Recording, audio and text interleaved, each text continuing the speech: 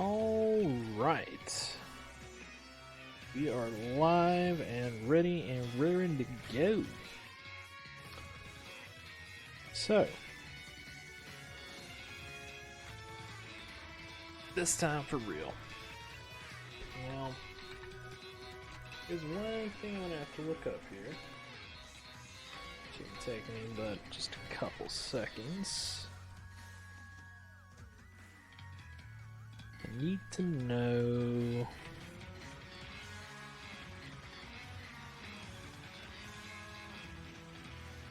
Oh, well, that's not correct. That's not correct at all. Okay. Fair enough, fair enough. Know everything I need to know now. So, sounds all good? Good.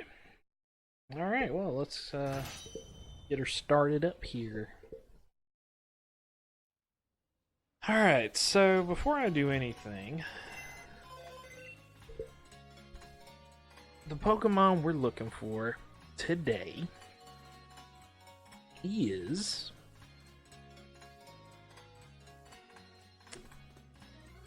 Hitmontop. Now, Hitmontop, I want a special Hitmontop. To do that, I'm gonna have to breed it from a Hitmonchan specifically. Reason being, Hitmonchan learns two moves that Hitmontop does not. And those moves are... Fix this. Dab it. Gab it. Got a green thing. There we go. Those two moves are Mach Punch and Bullet Punch. So, to make this Hitmonchan learn those, if I can stop hitting the name rater function, we're going to come to this guy and we're going to remember move. Hitmonchan learns Mach Punch at level 4, and you have to do the you have to remember a move because it just natively knows Bullet Punch. You just have to teach it to it. So we're gonna put Bullet Punch. Oh, it already knows Fake Out. Wonder if it'll auto pass that over because that's actually one of the moves I want too. Bullet Punch, and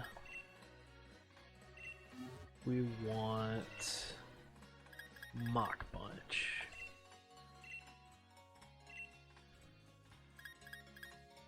You know, I'm kind of curious.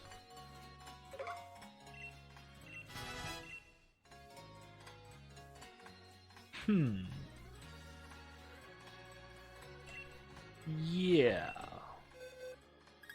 Now, it doesn't say anywhere that you can train this down, but I'm curious about Power Punch. So we're going to throw that one in there too. We're going to do some experimentation.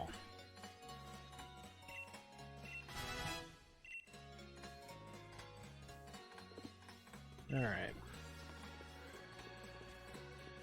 So, got our Hitmonchan ready and raring to go. Look at him. Look at him. Dancing too. He like, yeah, bring on that Ditto. He's gonna be in there for a while. So which Ditto do we want to use? So, the thing about using the Masuda method, I personally don't care about individual values, which are these right here. But some people do. And that's going to be kind of the hardest bit in general for for this little guy, like that might be okay, that one right there, because for Hitmontop specifically, you need to have equal attack and defense. So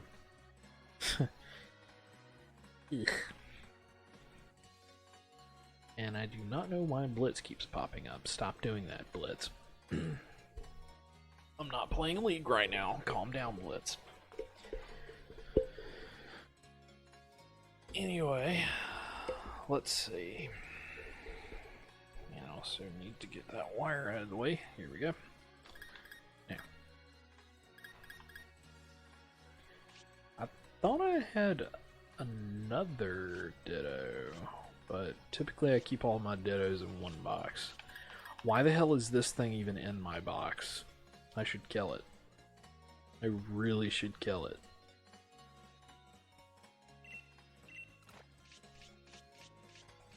What's the farthest box I could put you in?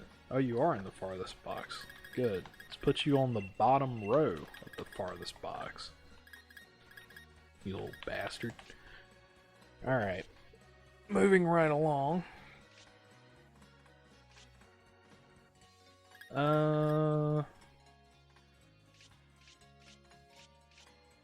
Yeah, I don't see any other Ditto, so I'm assuming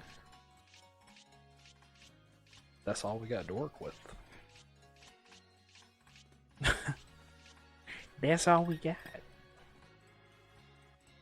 So,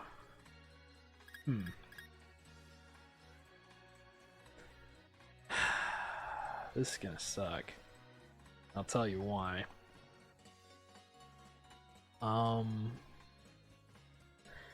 I've got to hope and pray that it either passes down a random stat to defense, or I keep trying to breed with this, which would take forever, and then eventually make another Hitmonchan or Hitmonlee or Hitmontop and breed with that. I don't want to do that. I just want to straight up breed. So probably what I'm going to do... Oh man, this is going to cost so much in caps, but well, it's worth it. It's worth it to have that shiny. So we'll put you two here. It would actually be beneficial, since we don't want him to have a stat that raises or lowers defense or attack, to give Hitmonchan here. Let's see. Under other items? Probably.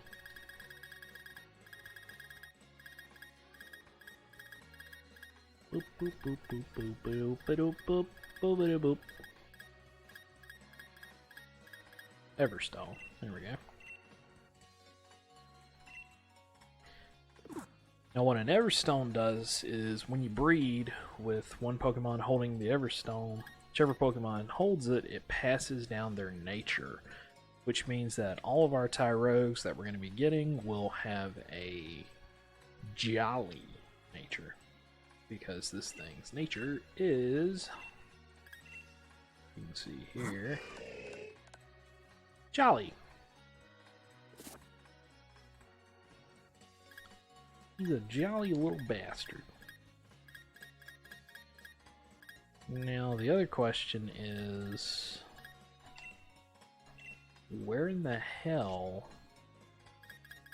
is my destiny knot?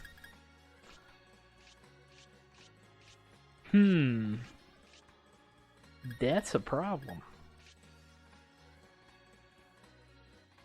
Alrighty. Thank you there, Avery. Just lurk away.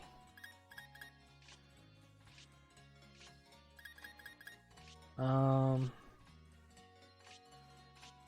my god.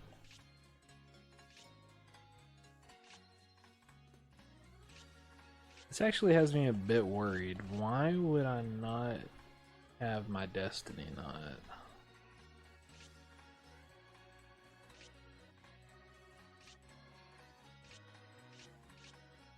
Uh-oh. Oh, I know why. I'm stupid. That's why.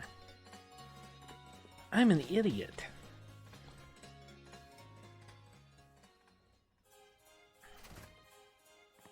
Okay. So what we're gonna do... where is it? Right over here. We's gonna fly on over to the nursery. Probably have a Pokemon in here, I think. No? Maybe the other one?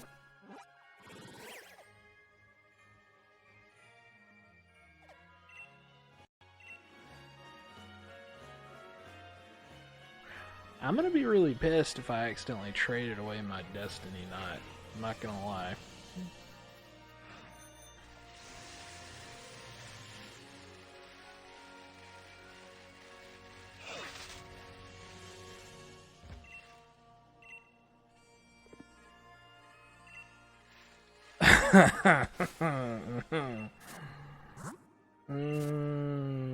We got a problem. Alright. Hold on. Maybe it's in my bag.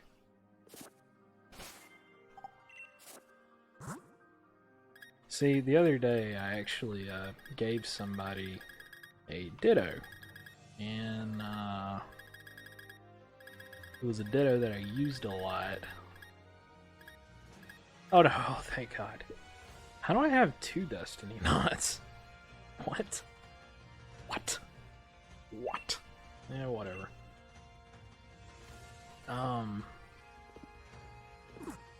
Okay. We'll go with it. Oh God, what gave me a heart attack there?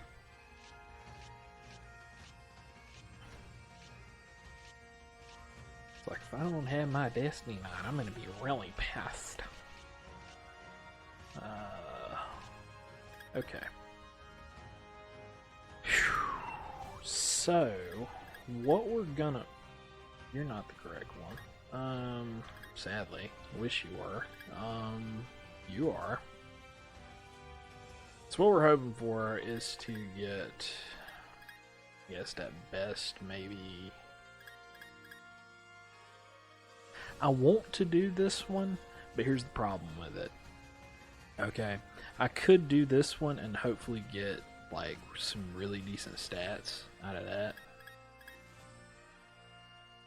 But because this one only has like 2 best. But the problem is, if this thing has like a 31, I'm gonna have to spend so much just to get its attack and defense evened out. It's gonna be a nightmare.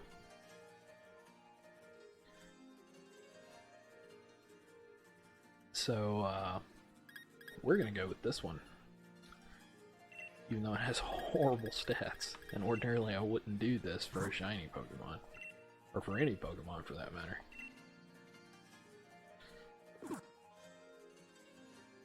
There's a lot of breeders that would be cringing right now at me doing this, but to me, this is the easiest way to get a Hitmontop. So we're going with the easy way. And this little fella is also important. Reason he's important, he's going to be hatching the eggs. So, for those that don't know, there are 2 abilities in the game that actually affect egg hatching. One is Flame Body, the other I believe is called Magma Armor. I think that's right, don't quote me on that. It's Something like that. I believe Mag Cargo had it.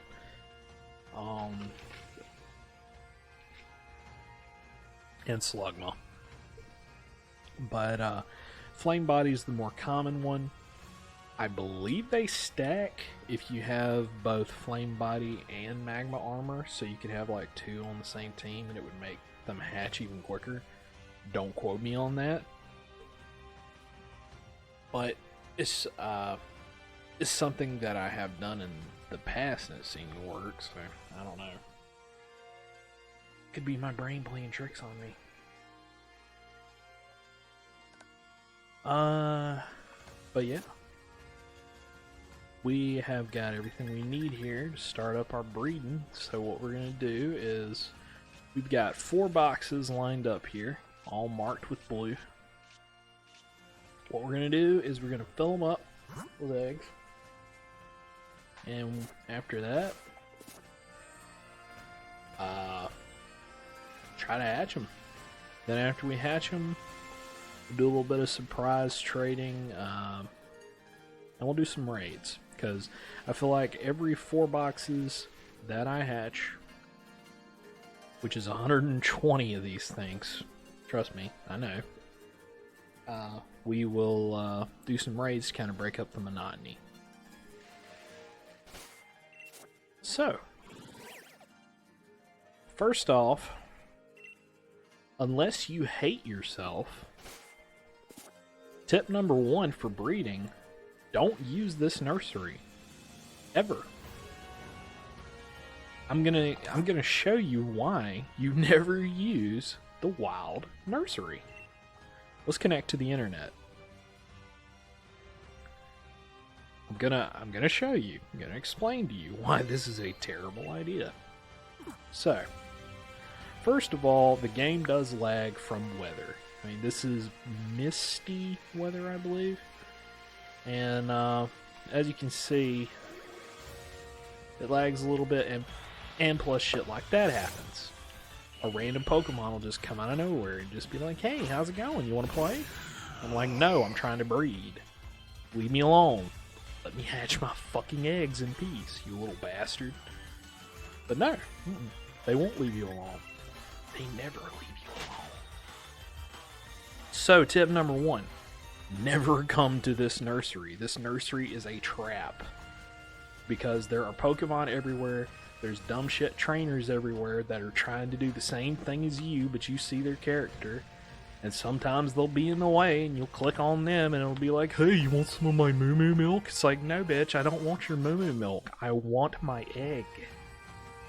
I don't want your fucking milk. Let's see, look. Do I really want this motherfucker's pack of sausages? No, I don't. I want my fucking egg. So no, don't use this nursery.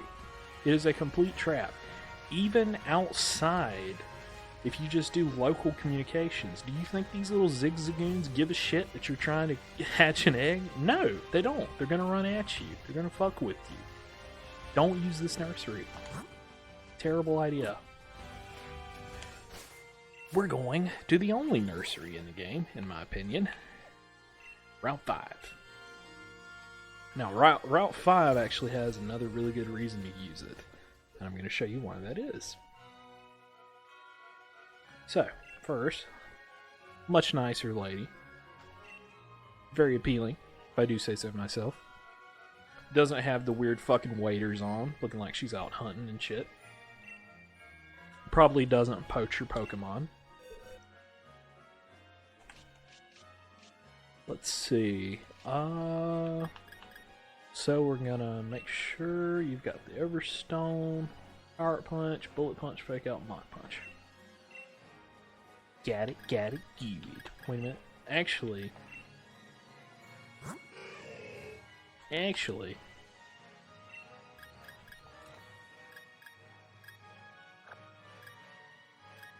this is just kind of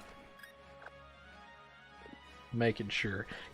There's this thing about order of moves sometimes. I want that Mach Punch and Bullet Punch at the top.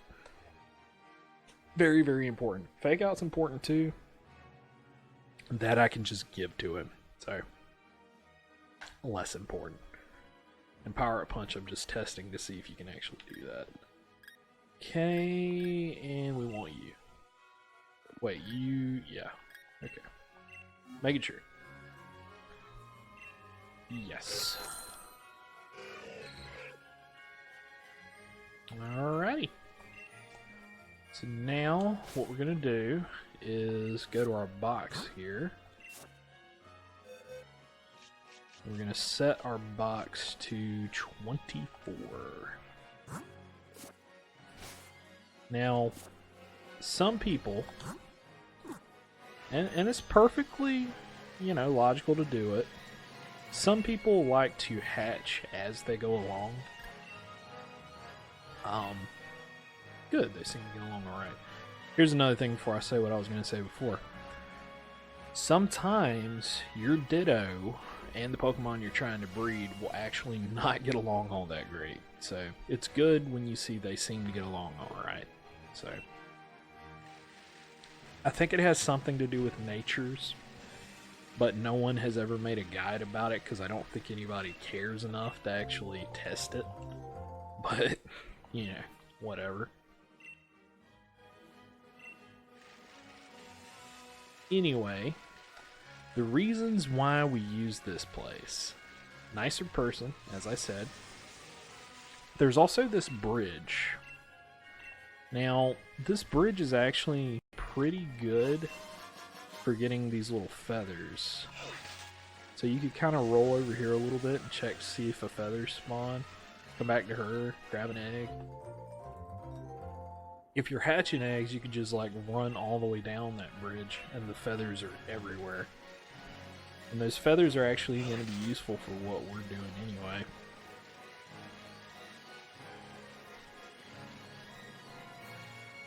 Oh boy, we're getting a little bit of lag there.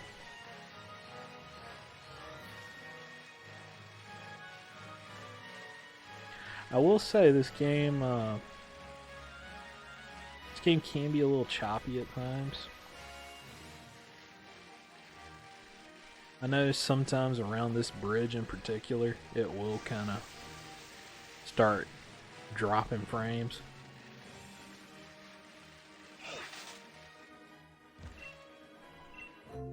And you know, what can you do? Alright.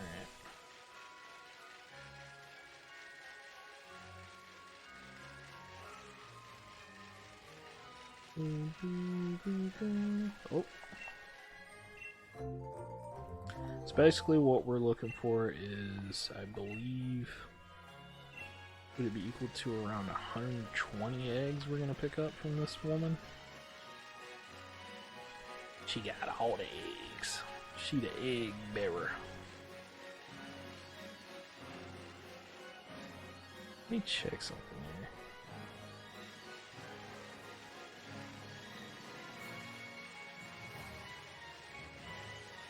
Huh.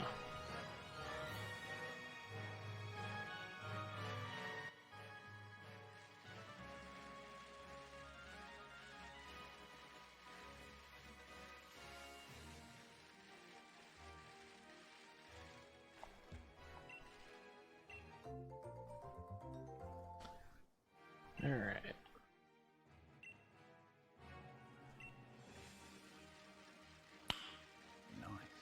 Nice. Thank you for the sporks. For the sporks.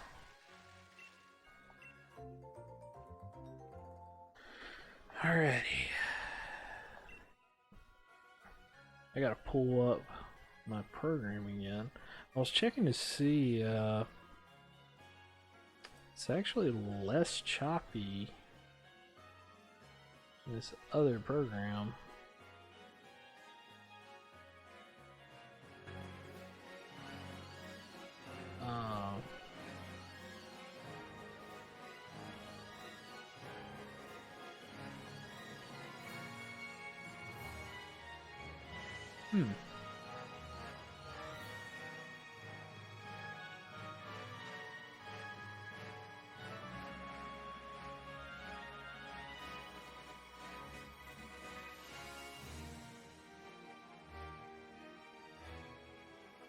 Weird. Anyway, moving right along. We'll just keep going.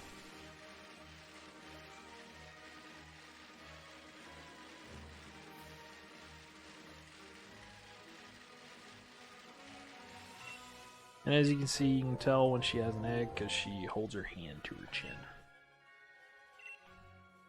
Oh boy, this is going to be a while.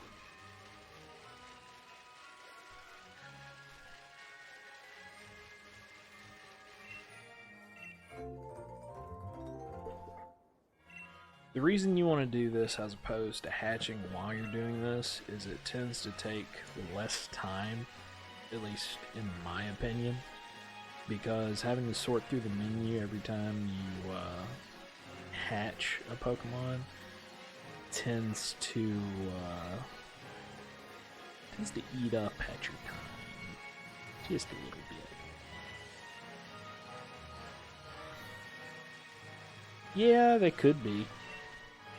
I would say that any kind of mix it up interaction game would be good, or like the little battle royale thing that you know, something like that would be neat, because this really is a long grind. This is seriously long grind, because some people, they can get it in like the first few eggs, others hours, hundreds. Typically you're unlucky if you go over 1,000 though, so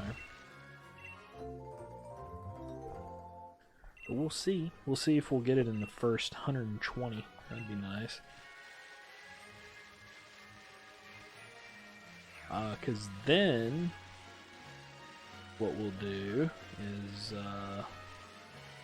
we will level up our little Tyrogue and see if we can get him to turn into Hitmontop. That's going to be fun. I believe he has to be level 20. No. Level 20.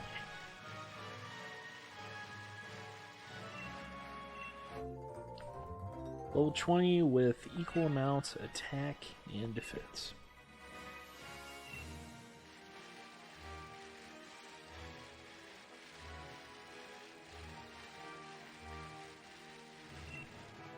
Luckily, this is the easy part, getting the eggs. Oh. Usually.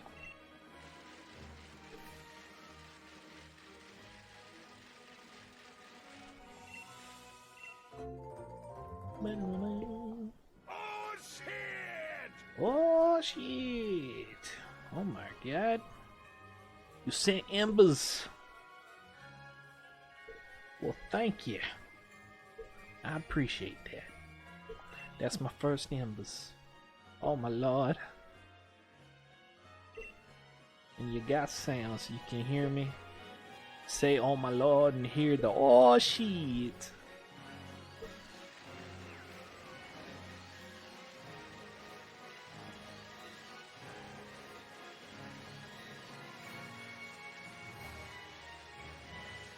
Boo. Oh shit. You know, there's a way, I was looking, you can stream directly from the Elgato capture stuff too.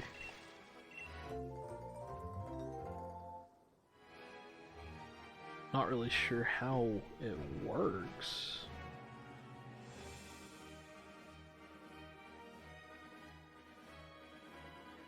I mean, there's mixer integration here.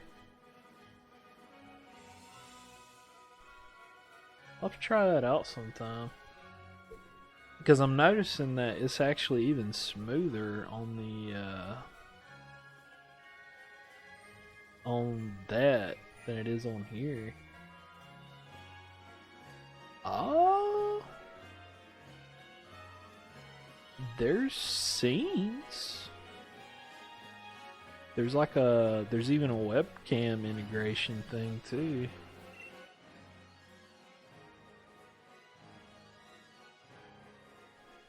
In fact, it turned on my webcam. Oh god, turn it off. Turn it off. Oh lord. And there went my sound. Because I shut off the entire program, which I don't want to do.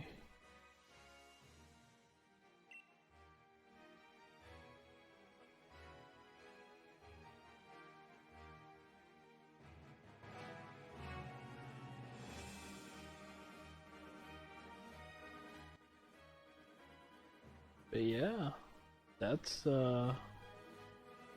it's almost exactly like OBS, except it's just Elgato stuff.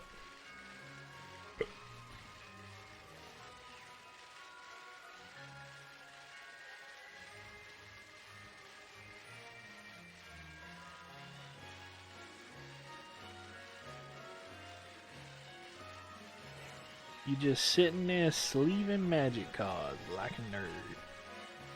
Why you gotta be nerdy like that? Why you gotta be that way? Why you gotta do this? Welcome whoever else is watching to me collecting hundreds of eggs and hoarding them. I'm gonna keep all the eggs. I'll have them all.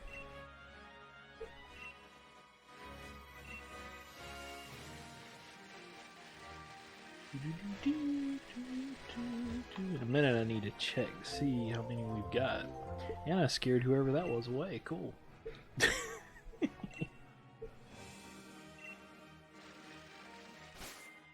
Alright, let's see how many eggs we've got so far. Wow. Pathetic. Not even a box. Work harder. Go faster.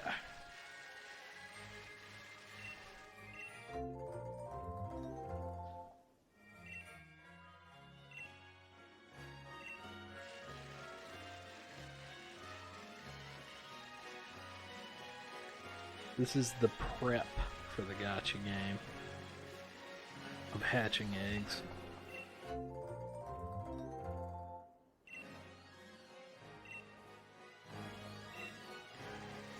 It literally is like a gacha game. Like, I'm not even really joking with you about that, because I mean, all you're doing is just hoping that you get that little purple pantsed bastard, you know, that's dancing over there, instead of the regular blue pants. That's all I'm looking for, is for a pair of purple pants and purple shoes.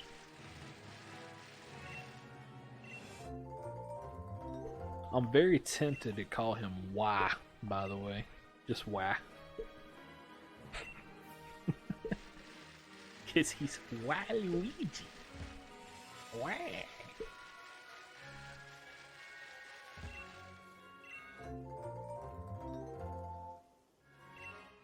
Y. Waluigi #1. Damn, I preemptively hit her like, you got that egg yet, bitch? She was like, nah, back up. Wait another 2 seconds. It ain't ready yet. Nah, it's ready. Take your egg. Fuck off.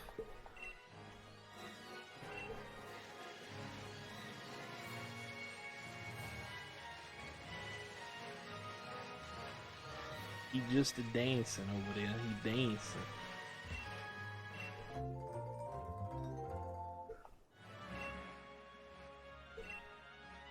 But getting this guy, and there's a couple of other ones that I want. A lot of people go for the Toxtricity shiny. And I mean, Toxtricity is a really strong Pokemon in general. You can use him in either doubles or singles. He's really strong. Same for Whimsicott. I mean, you can use that in either doubles or singles. Doesn't matter. Same for my Grimmsnarl I got. You can use him in either doubles or singles.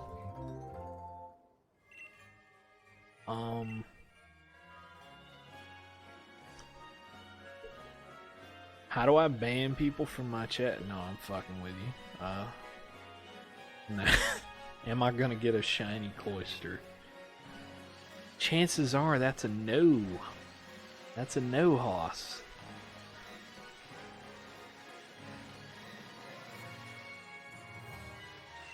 Although it would be hilarious to raise a shiny Cloyster just to release it as a statement on stream.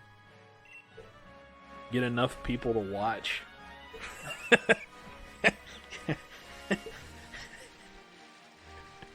Get a shiny Cloyster just to release it. That's some sick shit right there. That's some serious hatred. I need to work on that. I need to go to therapy for my hatred of Cloyster at this point.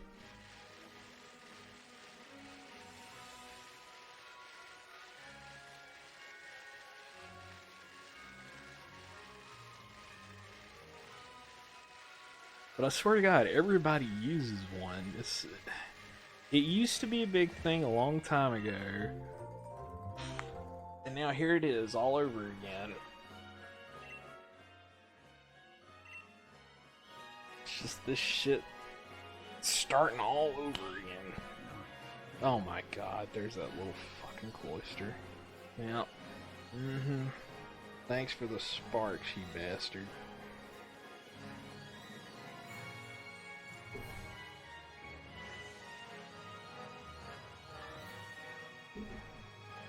Alright. Putting my stream open over here so I can check something. Does it look choppy to you at all? Just kind of curious.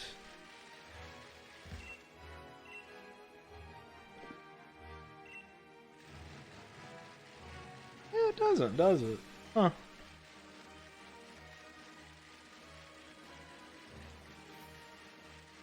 That is weird. Because I'm looking at it on my phone, it doesn't look choppy at all.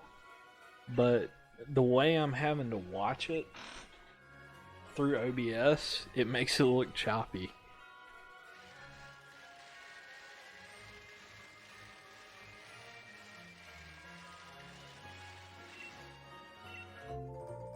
That is super weird.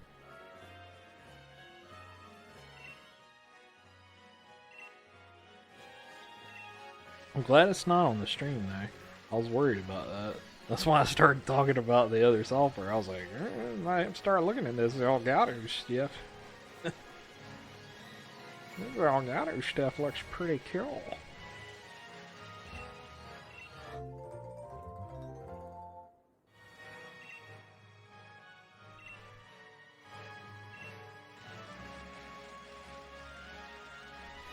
You're running out of sleeves. The problem is, just didn't have enough shirts.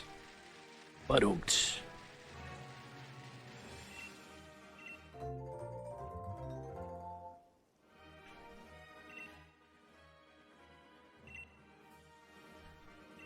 that's why I need a soundboard for stupid shit like that.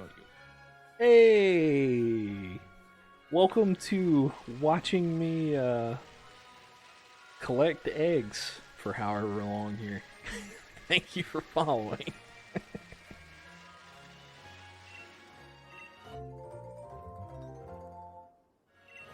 Yeah, we haven't started the counter yet.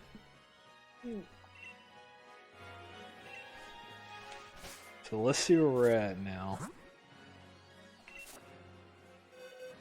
Okay. Not good. Not good. What's that? What was that? 37, I think?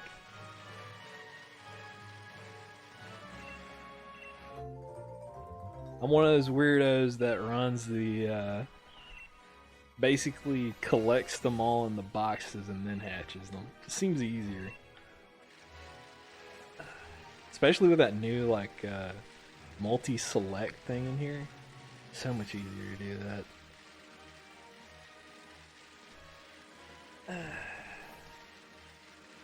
But nah. Fucking cloister. I swear, like, you throwing that cloister gif in here. Why you gotta be an asshole like that? Why you gotta do this to me? Bring back PTSD of all the ranked cloisters. I've been to the war against the clams, my dudes. It's not fun. It's not fun at all. The Grand Clam Slam. Yeah, that's pretty much it. God, it's even worse now probably because now... Because you know how people are. They see like a pro use something. It's just like League of Legends. They see a pro use something and then all of a sudden they're like, oh my god, that must be good. Let me use it. So now that that YouTuber has started using a cloister like that, everybody's gonna have a cloister like that in ranked. It's like my worst nightmare.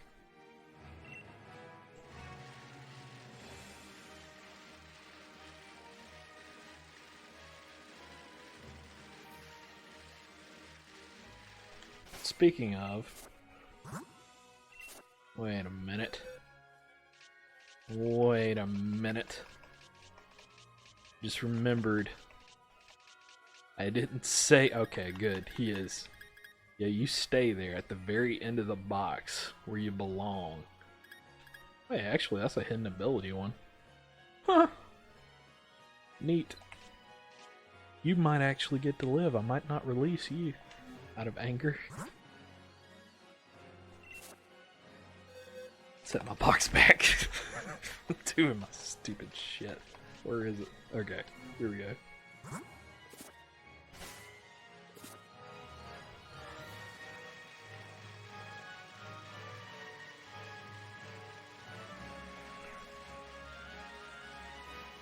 I mean, it's not that Cloister's really overpowered or anything either. It's really not. But it works so good in this current meta. Because the two things that you're going to see the most in singles is going to be a substitute, prankster, Whimsicott. They're going to run it for a stall team. And you're going to see a Mimikyu, typically. Maybe the Ice Skew, too. I think some people run it. Guess who beats all of those? Cloister. Pretty much anything that you can't focus sash it. You can't, like, have substitute to protect you. You can't have an ability like substitute to protect you. So you're just fucked. The best way to deal with it, which I'm gonna do probably in a couple of streams because I guarantee you I'm gonna run into some of them, is gonna be predict that they're gonna set up, let them outspeed you, and foul play them. That will break their sash. Then throw in another Pokemon, like our little buddy we're making here, and fake out Mach Punch him. There you go.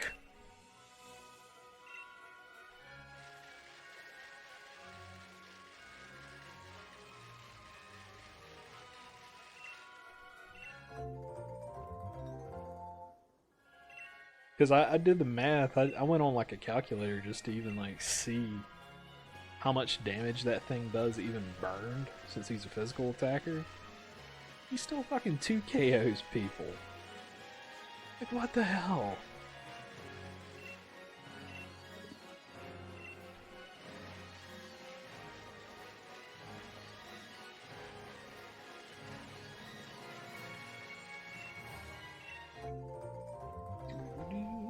And that's like 2 KO and defensive Pokemon, by the way. Not sweepers. Still OKO and sweepers.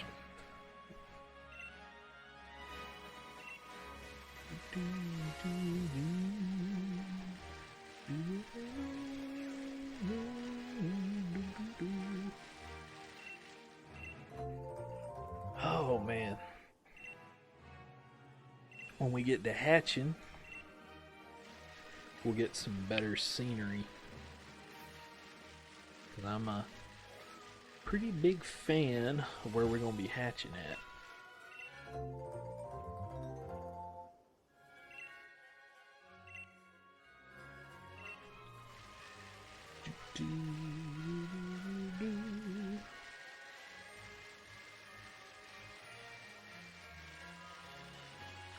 Trying to think of other Pokemon that are really annoying to deal with. Like,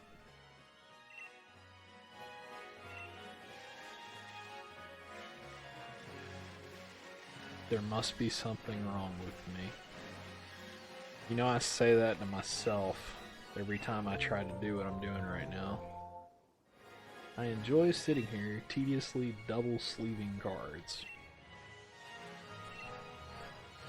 I enjoy sitting here tediously talking to the same woman over and over again. Or telling me how much she wants me to take care of an egg that I'm probably going to release as a little baby. And it's probably going to die a horrible death. Out in the wild.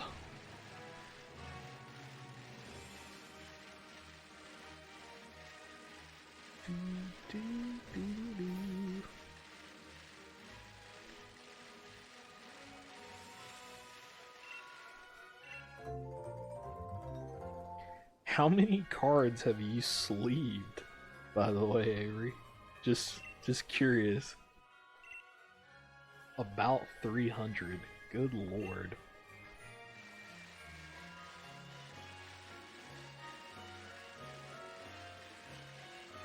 That is a lot of 1.1k to do total. Good luck with that. Then on the 17th, I'm getting about 600 more. Oof. That is a lot of cards.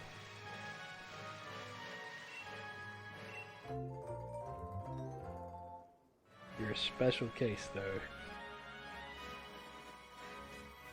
You trying to say you special? Are you special?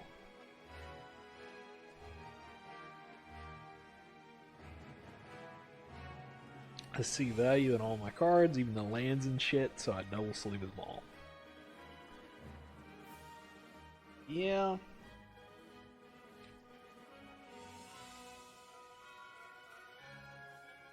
Taking a drink here.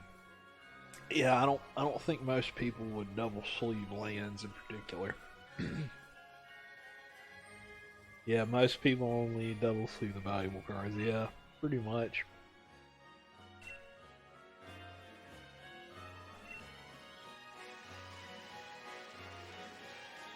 Even I know that little bit about Magic.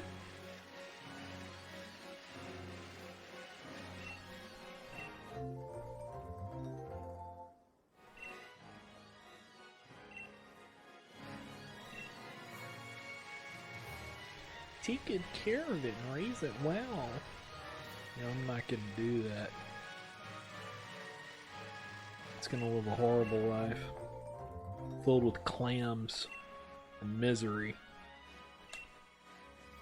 An extreme ranked rage. I prioritize lands last though. So I'll put all my lands aside until the rest are done. Sorry, I was looking at something there.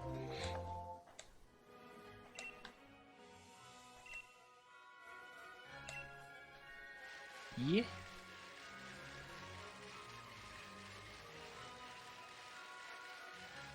I mean, as long as you enjoy doing it.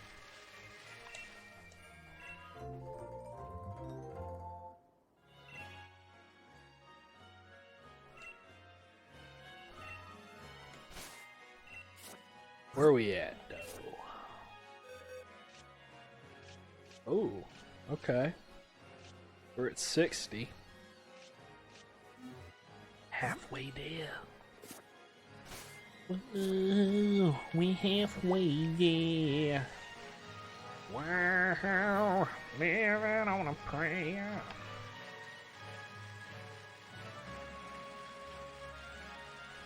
We are, in fact, living on a prayer. A prayer to get this shiny Tyrogue. As I said before, that's not even the worst part of this. The worst part is going to be actually evolving it. That may legit take resets. I'm not joking about that, because first you level it up to 20 and you see exactly how much you're off in terms of its stats for them to be like perfectly balanced. And if you're not off, good, you got a Hitmontop. If you're off, well, good luck doing the math in your head to figure out exactly how many EV points you need.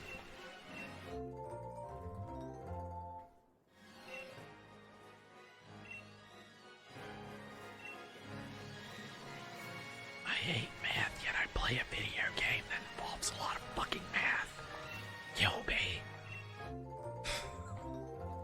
In my suffering.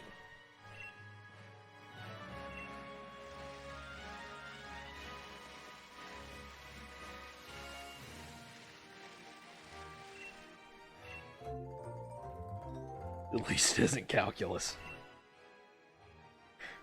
You'd be surprised. Some of these fucking calculations, dude. I'm gonna have to send you a link and let you fuck around with it one day, and you'll see just how wild Pokemon gets with some of its calculations sometimes. It's a lot more than you think it is. And that's why you've got people like that come to it that you really wouldn't expect playing it, like older people.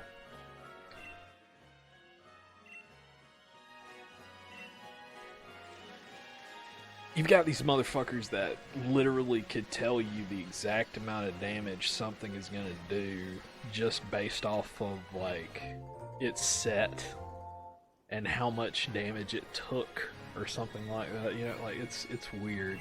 Like some of these pros, I don't know, man. They scare me a little bit.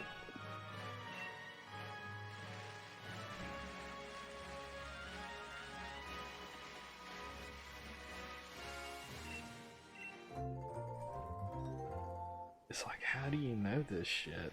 Like, why do you know this shit? Exactly how long have you been in the battle calculator?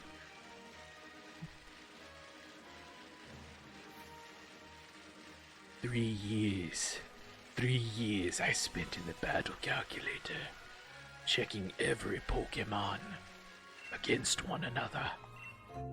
3 years.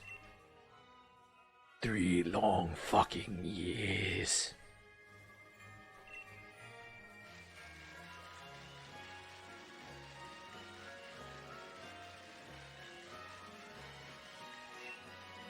It's like this grizzled old bastard who just has a Pokeball stuck in his beard. 3 years. 3 fucking years. Thank you for the Spox.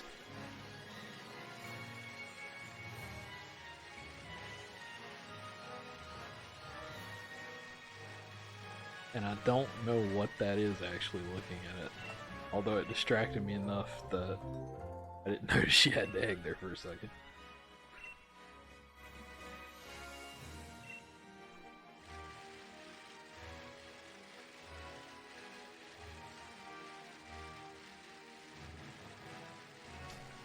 just a dancing. Hitmontop looks like he's wearing a jumpsuit.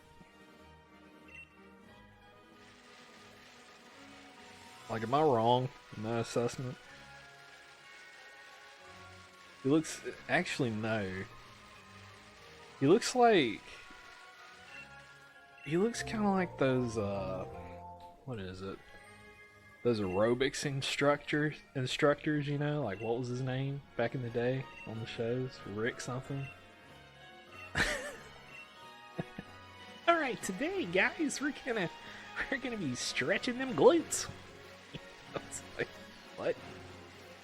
What?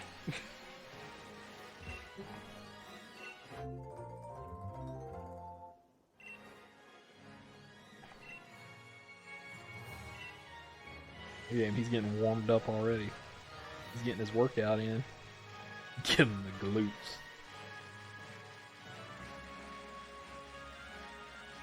Well, mine's not going to be doing that very much. He's going to be hitting them with those stubby little hands.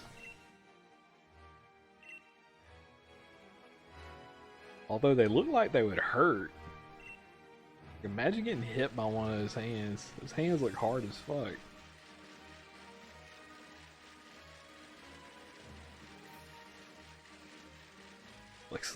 Like little rocks. Hit by this polygon here.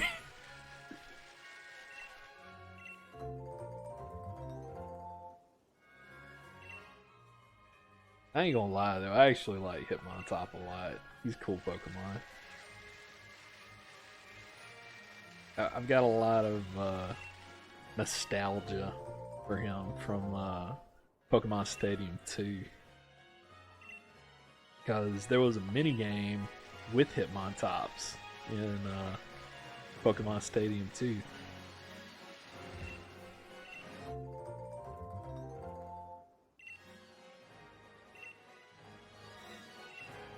I believe it was almost... Oh my god, now that I think about it, that was almost like the beginning of Beyblade.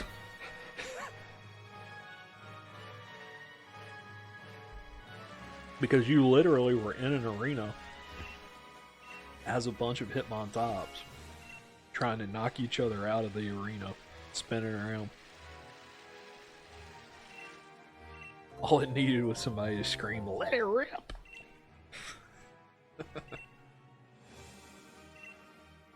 It's Beyblade. Bam, bam, bam, bam.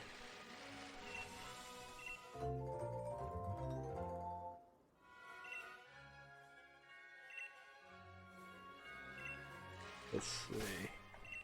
Where are we at now?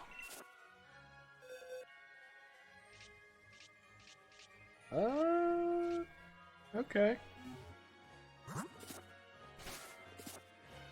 Making decent progress.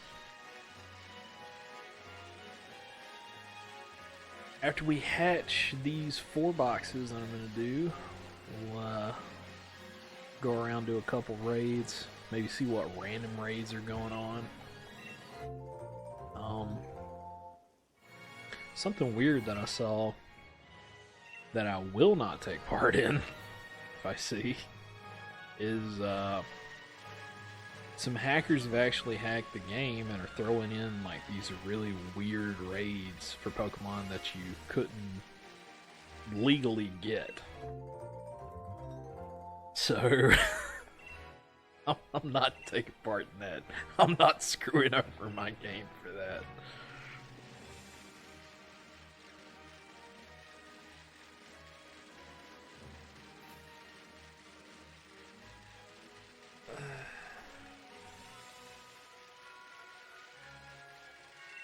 I'm still firmly in that camp too of like, why you gotta hack Pokemon?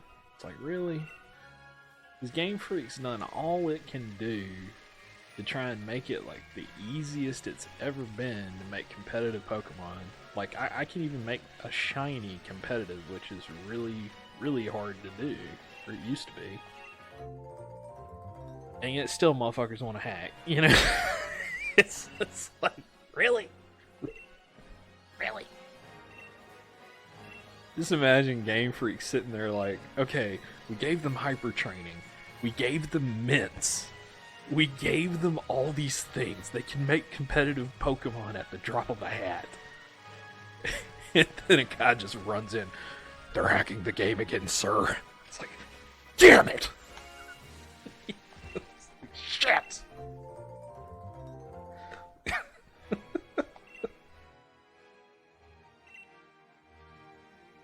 Just throws his papers everywhere. It's like, fuck! One guy just quits. He's like, I'm done at Game Freak. Fuck that shit. EA is hiring. I'm going to EA.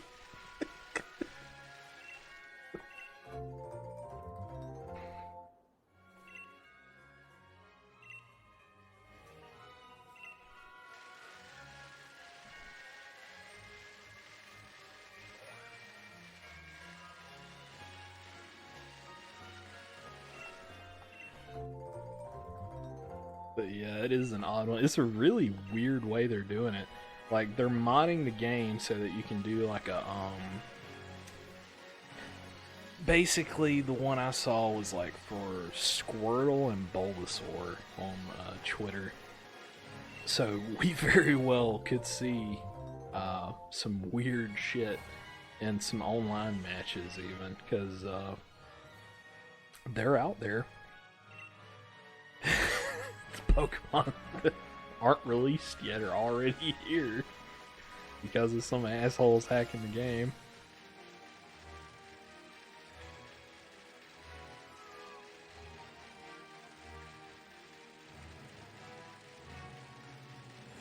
I don't know, I kind of like the surprise of how they were doing this, like throwing out random Pokemon every now and then, because I know what they're going to do with that home even, which is today? Yeah, today they're doing that Nintendo Direct.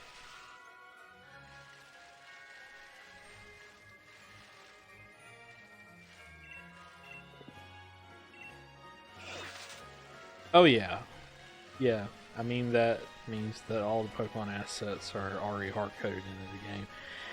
Yeah, some of them are. And some of them I think were brought in through updates. And I think that's what they really intended to do. Not all of them are, though. Like certain, I think the Alolan starters, and some of the Alolan Pokemon, and also like Bulbasaur and Charmander line, Bulbasaur and Squirtle, lines are in the game. But I think what they were planning to do with it is do like, basically like they did with the Magikarp Parade, and make it events, like special events, or some kind of event through Pokemon Home, which is probably going to be released tomorrow, if you want me to be honest with you, because I think that's what that Pokemon Direct's about.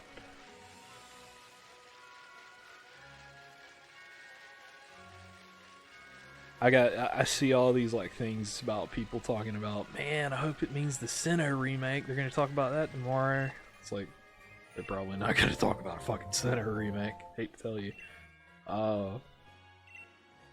If they were to say, one of the things that was like a really big out there one that people were wanting was them saying, I wish it would be a announcement for another mystery dungeon game.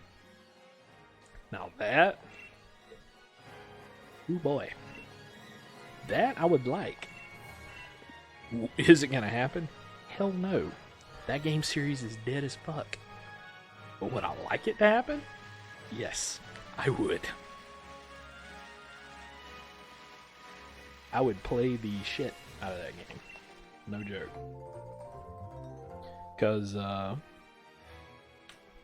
Mystery Dungeon, if you've never actually played that, Avery, that is a really, really good series.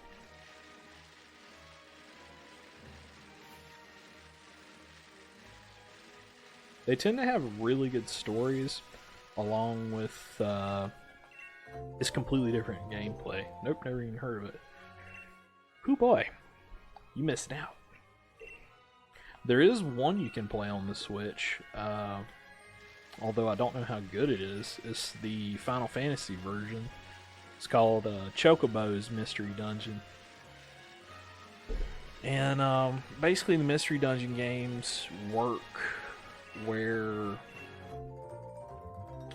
you go into randomized dungeons and fight, and it's turn-based, but it's turn-based in a way where, like, every single move you make through the dungeon, everything else moves too. So, it's pretty neat. The reason I love that so much is because it reminds me of one of my favorite PlayStation 1 games, which is called Azure Dreams. I love that game. That game, that's top notch, and nobody ever talks about it. So damn sad. Like, that game gets zero recognition, and yet it kind of like is one of the granddaddies of that genre.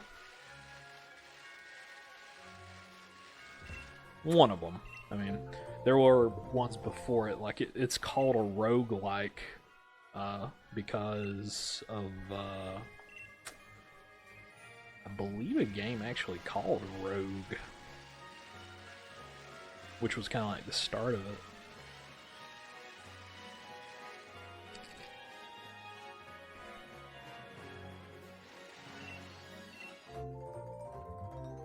But easily, that's one of my favorite types of video games because of Azure Dreams. That game was just wild.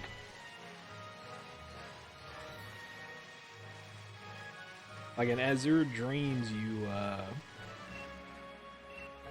you basically did some Pokemon shit in it, now that I think about it, because the whole idea was you go into this tower, you get up as high as you possibly can, and then you try to get out. But the things that make you the most money are monster eggs. But the thing is, do you want to hatch that egg and make it a monster that will fight for you, that's level and stats will not reset like yours do? Because when you leave the tower, your stats reset. It won't. So do you keep it, or do you sell it? And that's kind of like the whole gameplay mechanic with it. And also, you can kind of like build up the town, invest into things in the town. You can, in the Japanese version, you can get a wife, but in the English version, they took that out because I think the character's like 15. They were like, that's a little too much for America.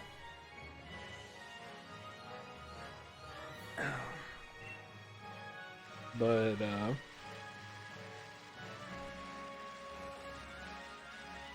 no, it's really good game. In fact, I could probably play that on stream, now that I think about it. I think I actually have it. All I'd need would be like a upscaler for my Elgato. That would be one that would have to be listed under other, because I guarantee you, or retro, because I guarantee you there is no listing for Azure Dreams for Mixer. I would be really shocked. I'd be like, what the fuck? Who has streamed this shit before? Is it me in another life? What the hell?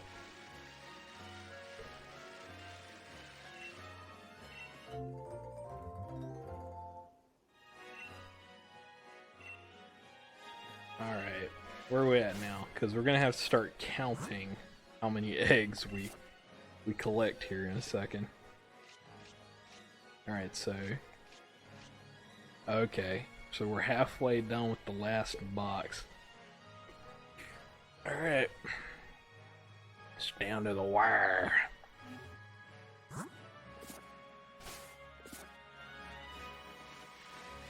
Then we can get to hatching.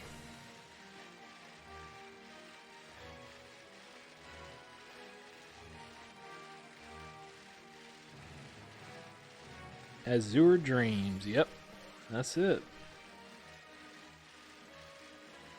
Oh my god. It actually... Are you shitting me? It has a listing on Mixer? There's no way. There's no fucking way. I don't believe you. I legit don't believe you. Who the fuck streamed that? And was it a female so I could marry her? Because damn, like nobody talks about that game ever. Hell, if it's a guy that streamed it, he might have just turned me gay. Shit. I need to know who streamed this on Mixer. Oh my lord.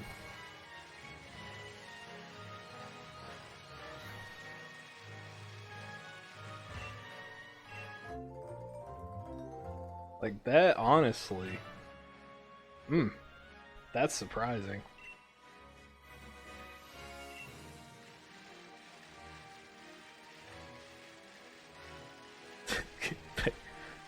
Thank you for the sparks.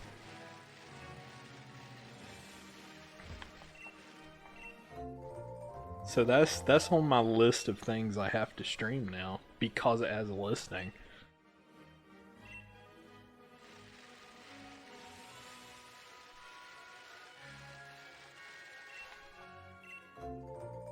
I think an upscaler is only like what, $13 too? Like it's really cheap.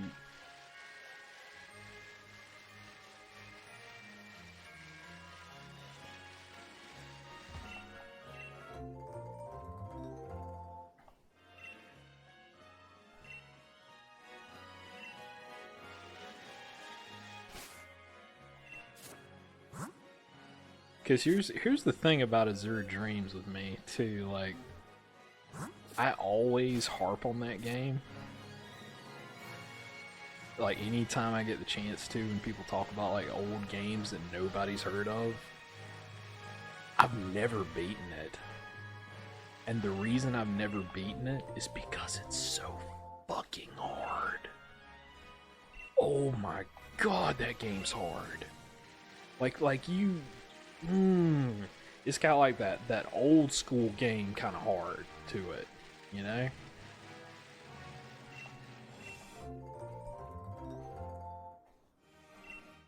Like you can beat it, but it's gonna take you so much time because you kind of have to like be really smart about how you play it.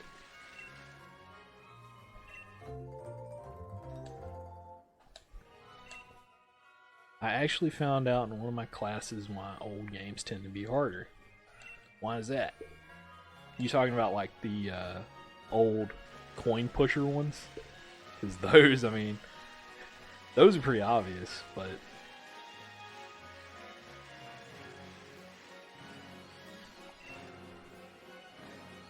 Nah, more like 90 to 05. Huh. Okay, I'm curious. What did it say in your class?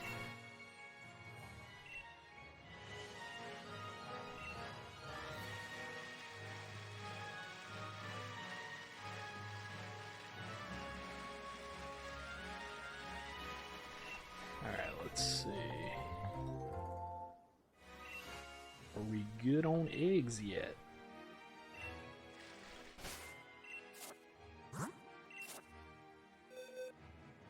Oh man, we got 5 left to go. Companies like Blockbuster and other rental services didn't want kids to be able to beat the game in one weekend, so they wanted more content or difficulty mountains. Oh.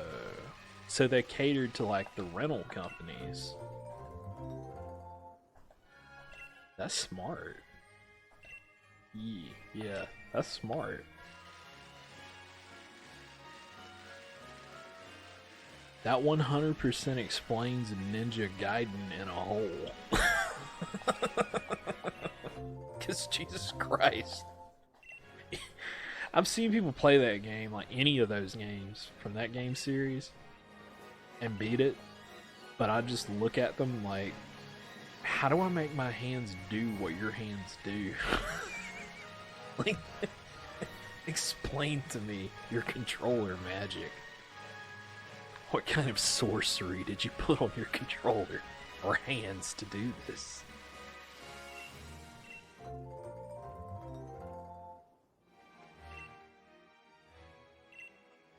Like, I tried to play, there's a couple that are actually listed on the Switch here that I could try for a couple streams, just to kind of like fuck around in one day. That are just insanely hard, like what is it? The Ghost and Goblin stuff, I think, is one of them. Stuff like, oh my god, I don't want to take one back. I want an egg. Need 2 eggs. Yeah, like Ghost and Goblins, Ninja Gaiden. I saw where on the Super Nintendo block they have released pretty much everything that I want. Everything I wanted them to have on it is on it now. AKA Kirby. That's all I need. Now, I would do a stream of just completely beating Kirby All-Star. I would do that in a heartbeat. I could beat that whole game in one sitting.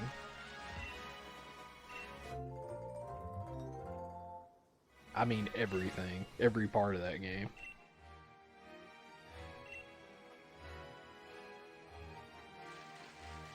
Okay, is that all my eggs now? I think that is. Might actually be more because I was half-ass paying attention. No, it's perfect. Alright, we got 4 boxes of eggs to hatch. Yeah. So now, let's hatch them. That's right. First off, let's take our buddies here. I'm stupid. There we go. I do stupid shit sometimes. Bam. That's how easy it is to throw like 5 eggs onto yourself. Okay, so let's see if we got any shinies. Alright, and we gotta go to my favorite place in the world. The only place where I can hatch my eggs. Good old Spikemuth.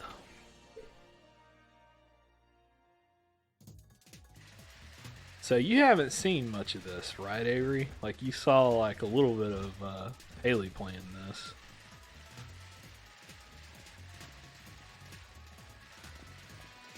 So this is probably going to be a little bit of a surprise for you seeing this. This is where the cool kids hang out. See? And there's your boy Piers up there.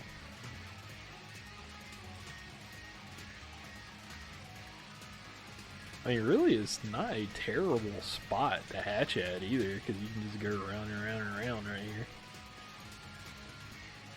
And I like the music.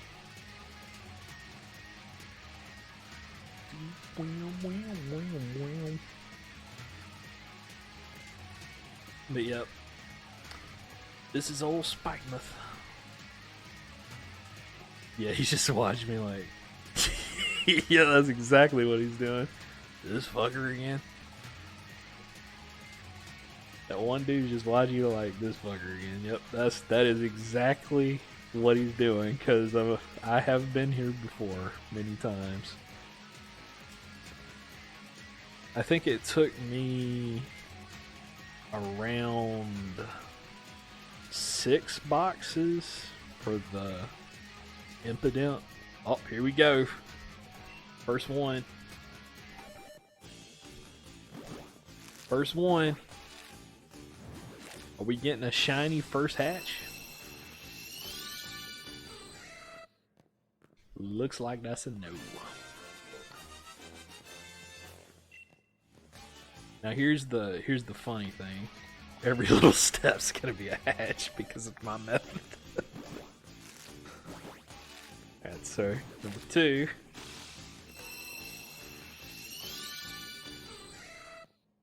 Nope.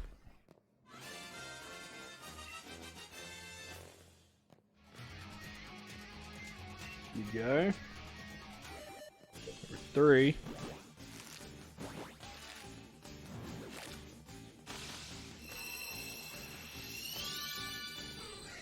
Nope.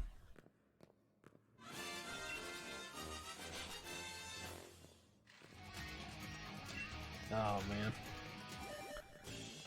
This is what we're waiting for. We're just rolling the dice, flipping the coin.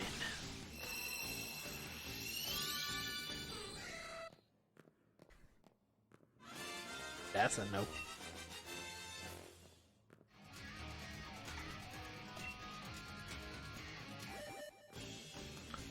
So we're at 5 now. I would be really surprised if we got him this early, because it takes a while. It takes a long while. But I do want to check something though. I want to see what actually is being passed down to them. So, Fake Out, Mach Punch, and Bullet Punch. Okay. So yeah, it's working. Because, as I said at the start, the only one out of their line that can actually learn Mach Punch and Bullet Punch is, let me check these two. Yeah, okay. They're not going to be great, but eh. The only one out of their line that can learn both Mach Punch and Bullet Punch is Hitmonchan. Hitmontop can't learn it, and I don't think Hitmonlee can either. But, I mean, it makes sense because it's punch moves, you know. Of course, the boxer is going to learn them. I think Hitmonlee has some special moves that he can learn that are like kick moves, and I know Hitmontop's special move is triple kick.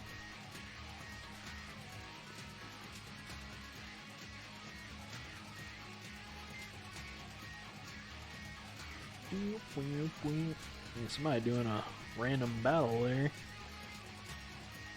Always love seeing the little stickers on the side. You can just kind of see like what people are up to.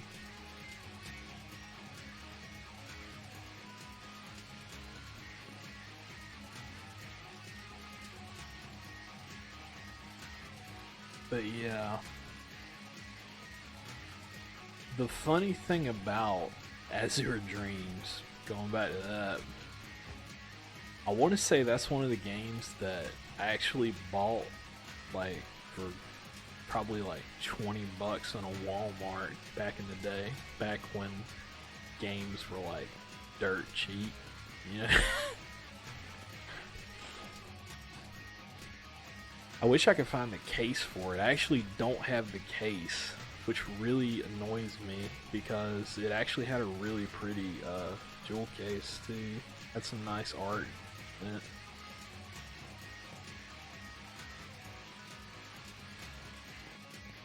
Oh, here we go. Number 6.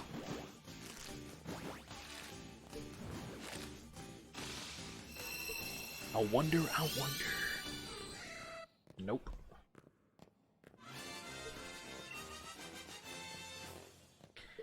If you happen to want a Tyrogue, I'm your man right now.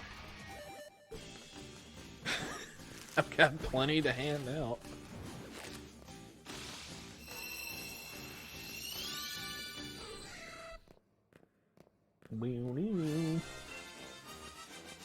I might do a couple of surprise trades just to kind of see what happens too with that.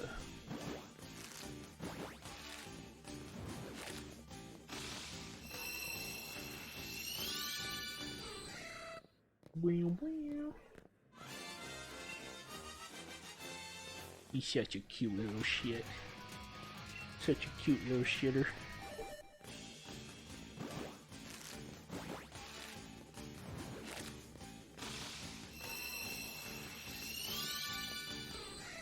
Meow, meow.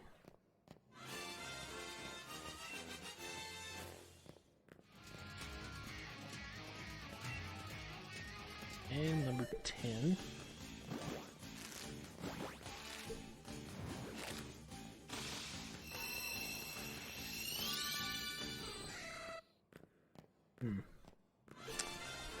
Well, not my first 10. We into double digits already. Why am I pressing every wrong button imaginable?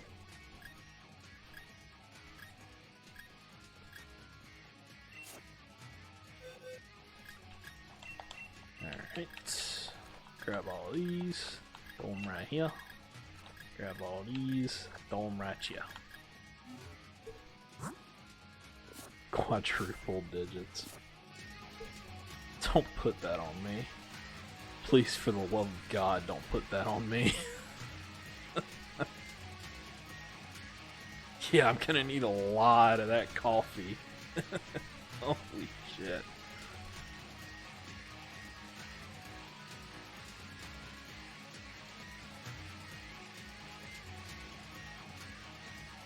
But,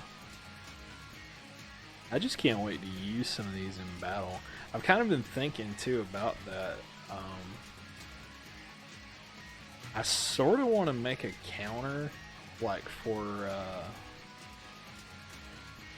battles, too. Because, I mean, I know that there is, like, the in-game counter for your wins and losses, but that's, like, overall. I kind of would want, like, a per-stream counter for when I do ranked battles of like how many losses and how many wins I get. You can just come into my stream, and if you see the losses like in the quadruple, you know I've had a really bad stream. Like, oh shit.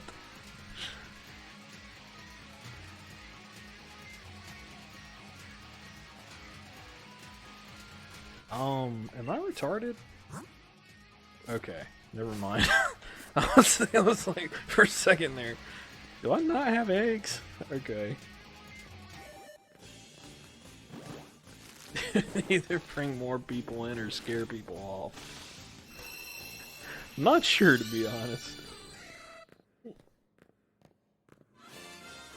Like, oh, 1 out of 100 wins? Let's leave. Or, let's poke at him. Probably the latter.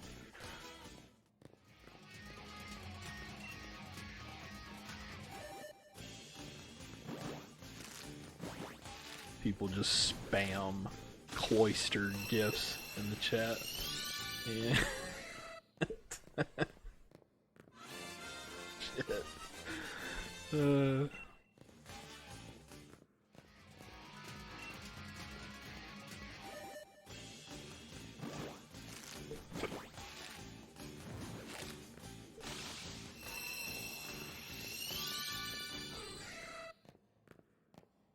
I mean, to be fair, I don't think I'm a terrible battler, but I'm definitely not a pro.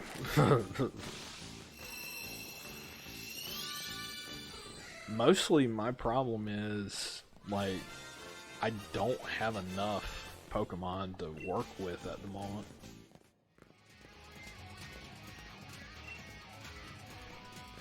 And that's why we're doing this. Because if you gotta make competitive Pokemon anyway, might as well make them shiny and completely hate yourself for hours on end. That's how that works, right?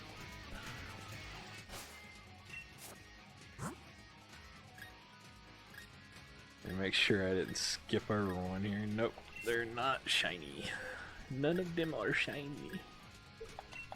Not shiny. Not shiny yet. So one neat thing is, I'll actually show you something before we get on to the next one. Go ahead and grab them. Just grab them first.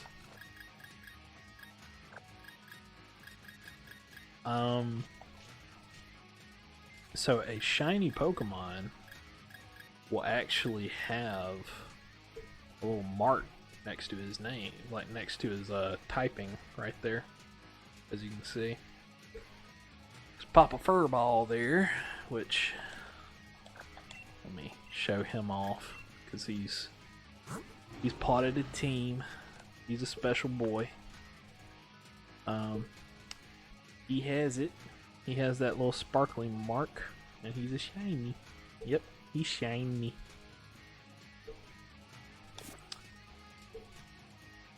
And as does Spur, which is my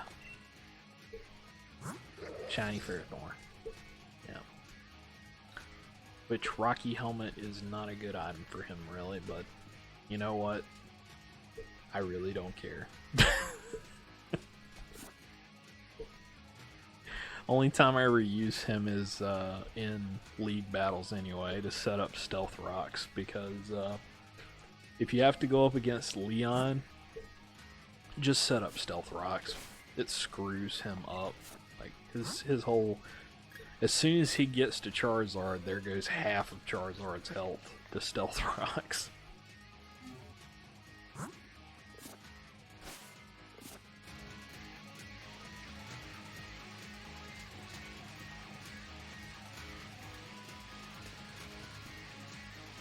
What the? Hold on. Hold on. What is that? Is that a Pichu?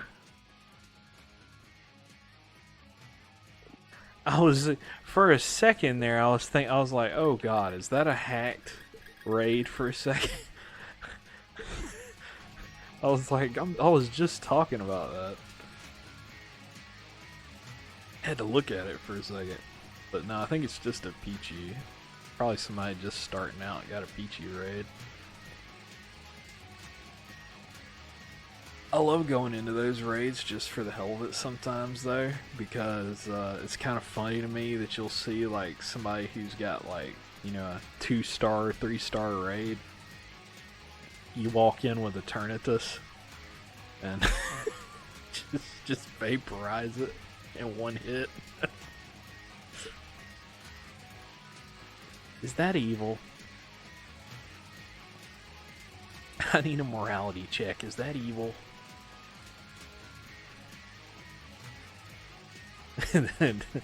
That's a flex. A little bit. I mean, candies are candies, bro. Gotta get them candies.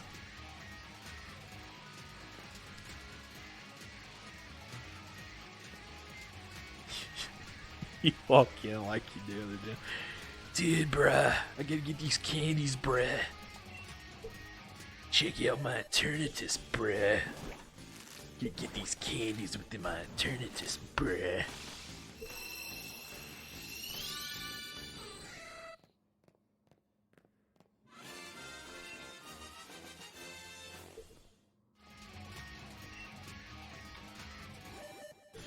Here we go. Number 17. Are you the lucky one? Are you the lucky boy? No. No, you're trash. You're garbage. You need to go back to the gym. He didn't hit leg day. You need the one that's hitting leg day. Are you trash? Yes, you're also trash. Just a little trash baby. No, that's gonna be the Garbodor we're going for. I've been thinking I legit might go for one of those because there's a pretty good synergy between Garbodor and Toxtricity on a team.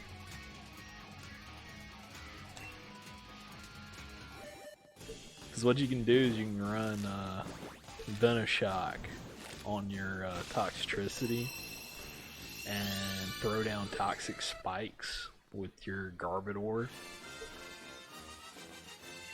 Oh yeah. Everybody get poisoned, everybody get hit hard. Hit them hard. Well, that's 20.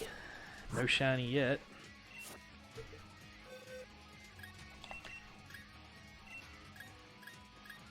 Yep, no shinies.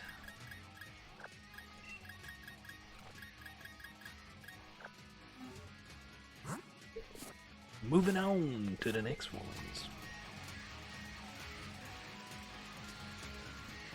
Or we could watch Piers for a bit. Yeah! Woo! Did you get to see Piers when Haley was playing? Or do you not even know what he looks like yet? Not yet, no. Do you want to see Piers? I can walk up to him.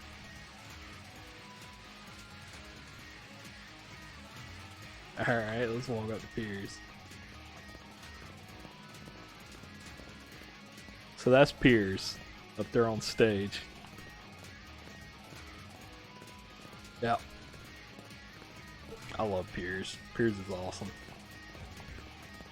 I love you, I'm sending cheers to you. No, cheers to you, Piers, for being the best character in this game. Like, for real. You'll understand why soon enough, Avery.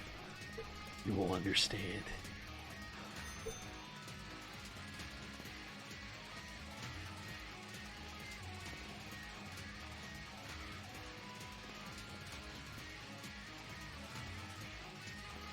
But yeah, like, Piers and Hop kind of redeems himself later in the game, because you're still at the part probably where Hop is an annoying little asshole. You know? He's just kind of there. I made the joke to one guy that hops, the reason he's called hops is because you need to drink something with hops in it to be able to just to, you know, fucking tolerate his stupid little ass. But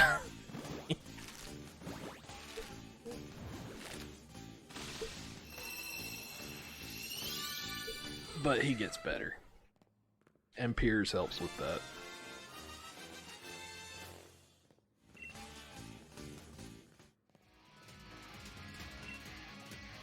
So here we go, the next 5.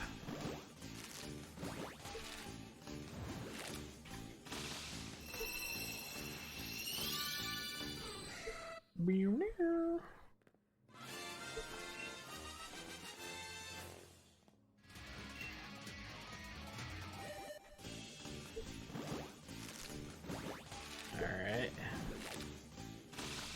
Now, even though we will probably have like leftover eggs, even if I have to like do several boxes of 4 just constantly, I'm still only gonna count how many are actually hatched.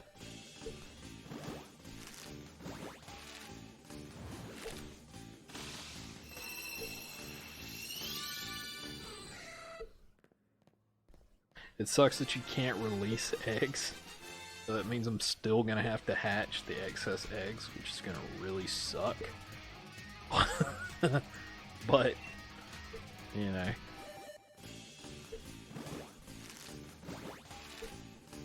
But I just like doing it this way more. At least it's just 4 boxes. 4 boxes hatching at a time isn't really that bad.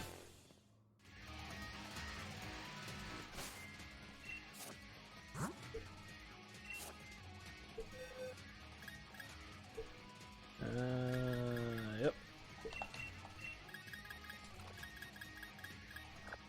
And this is the last one of this box.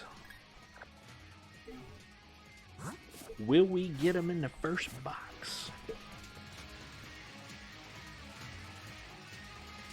I would say probably not.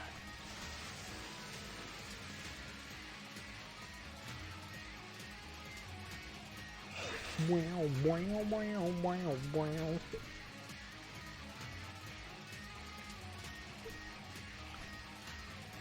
But yeah, the mystery dungeon games You know, I would love to see them announce another one at today's like direct. That would be crazy if they did. Like I highly doubt it. Just like I really doubt they're gonna announce Sinnoh remakes like people are begging for. If anything, they're gonna do like Pokemon Home and then announce the Toxtricity G-Max raid. And maybe like Bulbasaur and Squirrel raids. Just go ahead and throw them out there since people are hacking them anyway. But yeah, it would be cool if they did. I'd buy it. I'd play it.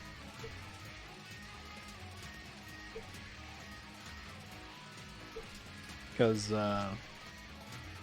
Mystery Dungeon, the weird thing about those games is they always start with a personality quiz, believe it or not. I need my fucking Metroid Prime 4. Yeah, a lot of people want that. You're definitely not alone in that one.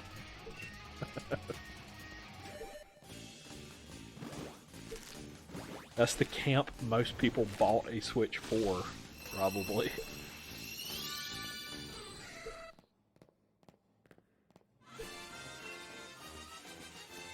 I'm in the camp of people who bought a Switch for this game, Fire Emblem, and Animal Crossing. Those are the 3 games that I was like, oh, and Xenoblade. Xenoblade's the other one that I did this for. Zelda got me to buy my Switch. Metroid Prime's just another cake on top of it. Yeah.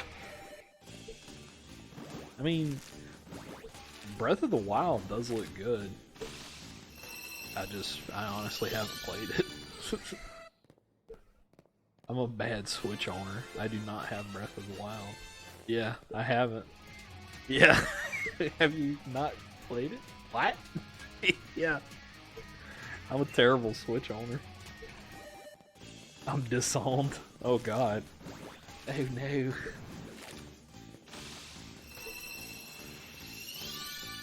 Oh no.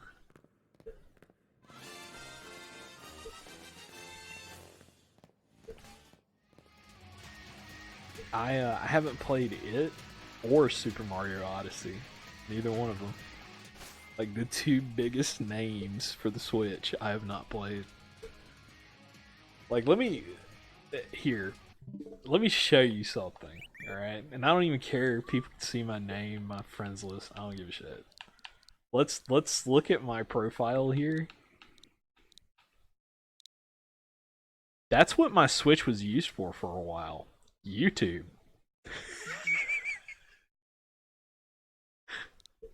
Pokemon Sword, 290 hours or more. Yeah. Let's go further. Let's go further here.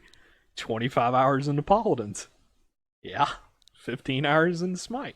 Yeah. David Ex Machina, the demo. I don't even have the game yet. That's how bad I want that game. 2 hours in the fucking demo. That game was fun. 35 hours in Generations Ultimate. Yeah, that's pretty accurate. Super Smash Brothers, 20 hours because I suck at it. 2 hours in Super Nintendo, yeah. 80 hours in Three Houses, yeah. 40 in Splatoon. Yep. You can kind of tell. Where's Xenoblade? Fortnite, a little while. Yeah. Probably like less than a minute. I downloaded it, thought about it, and was like, no. I'm really confused though, because where is oh, it only shows 20. So it doesn't even show my Xenoblade hours. My Xenoblade hours are probably like close to my Pokemon hours, to be perfectly honest with you. Because I probably had like about Probably 300 hours in that game. Like, no joke. I played that game a lot.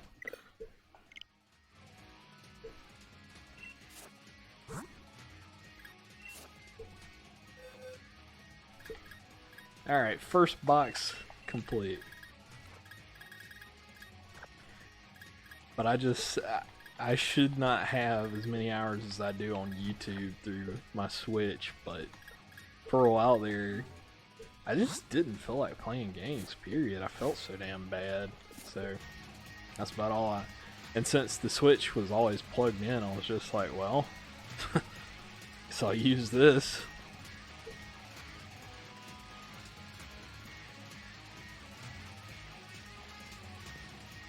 But you haven't played Mario either? What? You're just as bad of a Switch owner as me. No, because I've never played. I hadn't played either one of them. At least you played one. Yeah. Nah, only half as bad, yeah.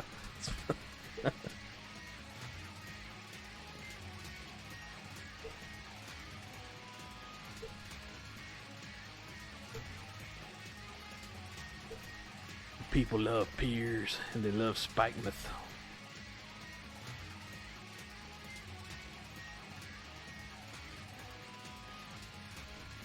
Oh man, I love the neon stuff in the back, like the Sableye back there.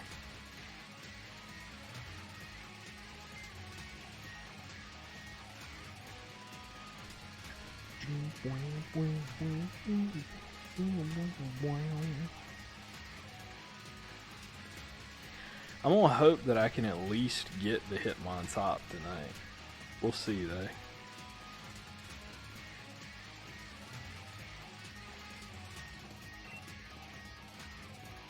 It's gonna take some wild luck.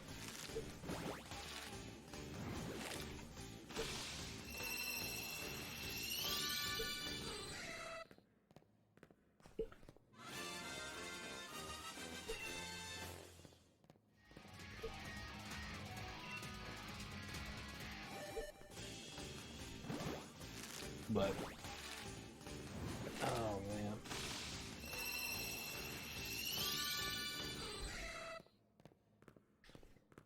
Hitmontop's always been a little bastard to get though, because, you know, they, even like the regular one, because think about playing Gen 2 and trying to figure out that you have to have their stats to be equal. Like, how the hell were you supposed to do that? Like in the in Gold and Silver,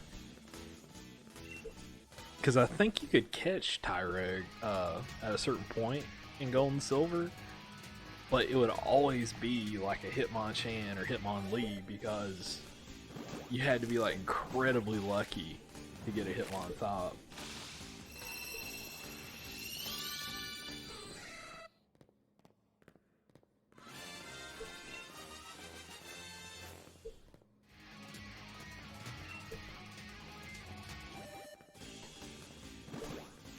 Oh man. But yeah, Fortnite, a little while. I want it to stay that way on my Switch. So what happens if you find a shiny and it doesn't have equal stats? Gone? No. So you can consider this cheating or not, but what I'm gonna do is basically let me move these first here. What I'm going to do is, if it doesn't have equal stats, I'll figure out which one is higher. Well, shit. I'll figure out which one is lower, and I will boost it up to the exact amount needed for it to be equal using effort values. Which I'll either have to use the stuff, you know, like Carbos, protein, and protein, iron are the two things that I might have to use. And also the resist feathers and shit like that. The feather things that I was talking about earlier from the bridge. Like, there we go. Iron. Some protein. Shit like that. Oh, actually. Okay. We're going to take a little break right here. Actually. Because I need to get those. Let me check this. Because I have not checked this yet. I meant to do this at the start of the stream. So at the end of every rank season, you actually get rewards. And okay, so I guess you have to actually view your thing first, which is what I thought. Thought connecting to the net would have done it, but go to rank battles. It's gonna obtain my data. A new season has started. Really? I had no idea. Please check your rank, as ranks have been updated due to season change. The result for single battles in the previous season was Rank Max, Master Ball tier. Your final standing was number 59,088. To commemorate this, you'll receive a gift. Please select mystery gift to receive it. The result for double battles in the previous season was Rank Max, Master Ball tier. Final standing was 25,774, so actually not as bad in doubles. Huh. That's funny. To commemorate this, you'll receive a gift. Please select mystery gift to receive it. And it brought me down to Great Ball. Makes sense why they would do that, because typically if they were to drop you down just one rank, it would leave you at Ultra, and Ultra would be kind of broken, because then you could just shoot right back up to max rank really quickly. But they did put me at Great Ball 9, which is right below Ultra, so interesting. Does it still show my... No, it completely takes out all of your old wins and losses too. So I've got till the end of the month to hit Master Ball again, which I'll do. But not now, because we got shinies to hunt. But I do want to see exactly how much stuff I get here. So we're taking a break to see our Battle Stadium rewards. So our item gift for the single season is...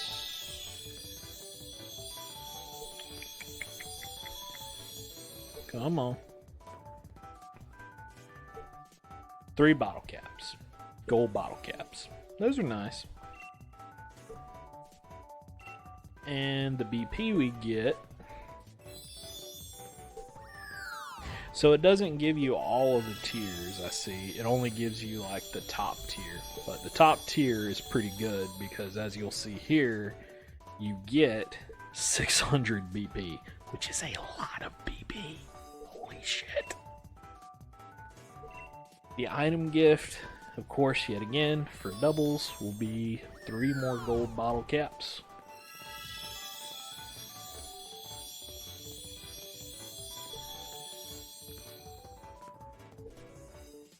Yep. And 600 more BP. So was it worth it for me to cry over doubles for as long as I did? I don't know. We'll find out. Depends on how much I can make with that BP, which, you know, the mints and shit are pretty expensive. And, I mean, they cost like 50 BP a pop, so. But generally, you're going to be breeding for your natures unless you're doing something like this, a Hitmontop. So, typically, you won't use those. The most you'd probably use them on are the bottle caps, which are 20 for the regular ones, I think. So, yeah.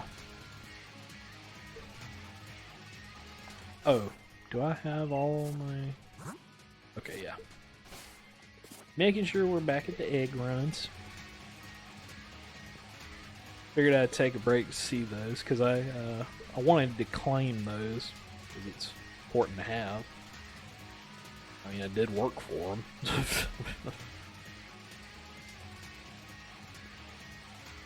Singles is a lot easier to get for me, I think, because you can typically,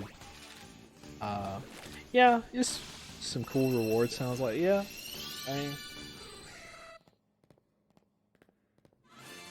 the gold bottle caps are used for hyper training.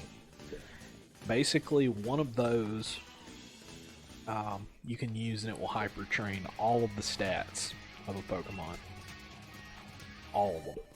So if you have like a really bad IV Pokemon, you can just throw a gold bottle cap at it and bam, it's perfect.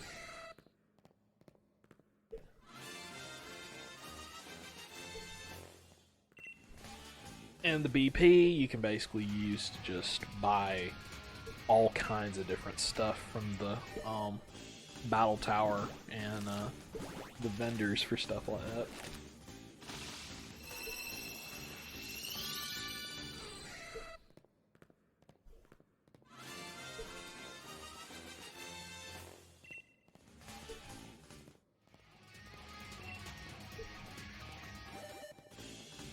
Like, you can also buy, if I'm not mistaken, you can buy some of like the evolution items too that you need for certain like Pokemon, like say Dusclops or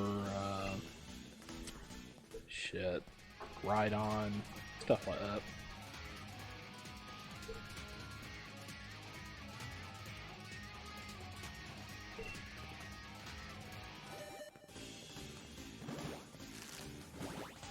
Okay, it's number 40.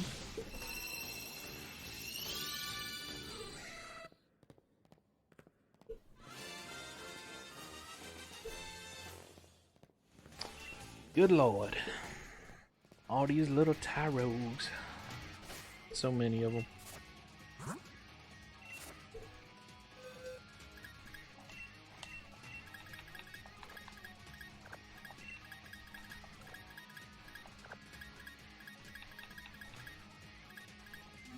Terrible IVs too, so probably one of those gold bottle caps is going to go straight to the Hitmontop. So glad I got them.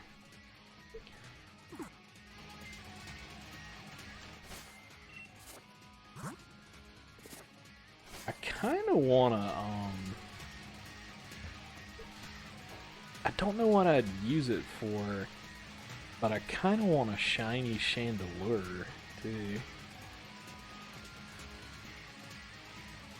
What would be a flex for like a breeder is to have a flame body Chandelure. Just always sitting there in your party. It's completely stupid to have, but I guess if you want to flex that.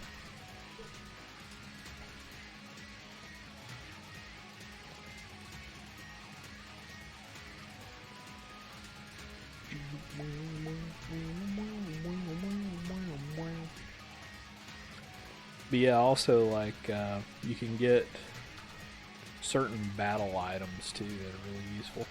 Flexing is always important. Eh.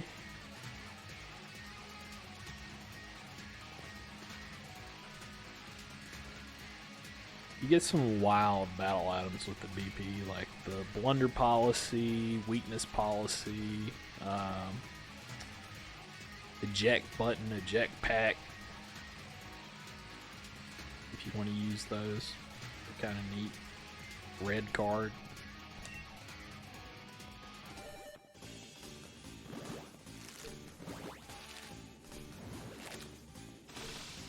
I might actually show you what some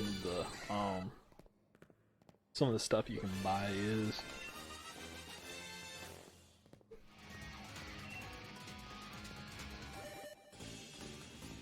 Soon as we're done with all the Hitmontops.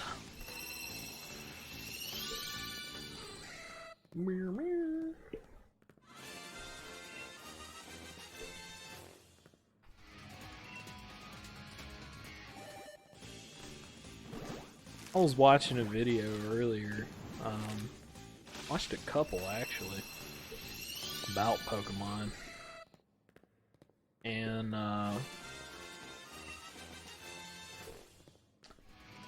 one was about the Galar region, where this guy was trying to make the case that one of the first Pokemon that Dynamaxed was a Toxtricity, and that's what the whole like sigil is that you see in that one town. Like it's a giant Toxtricity, a Gigantamax Toxtricity. But and the other one was about Gold and Silver. Those games. And my God, I actually forgot just how many mysteries were in Gold and Silver and Crystal. Crystal was the best of the three, because pretty much with all the Pokemon games, they always do like two that are, you know, good, but then their third one always adds more to the story, you know. Which with Sword and Shield, it's not going to be just one, it's going to be like, they're going to do just like what they did before, probably something like Ultra Sword, Ultra Shield. Do some shit like that. The dog now has a gun, you know. Gun doggo. The other one's just a tank. Give me Pokemon Gunblade. What, you didn't like the Pokemon tank mode idea? That's what Zamazenta turns into. He's just straight up a tank. Like, it doesn't even look like a dog anymore. It's just a fucking tank. And Zacian has a little pistol in his mouth.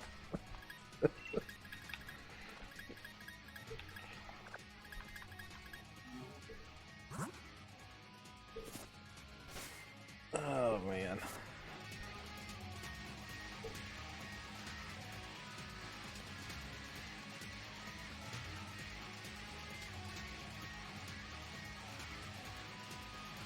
I legit want that game, Daemon X Machina, but I don't see anybody talking about it. Like, I just thought about that, because looking at my hours before, like, I legit played that demo for 2 fucking hours. Because that's how many times, like, I guess I've played it over.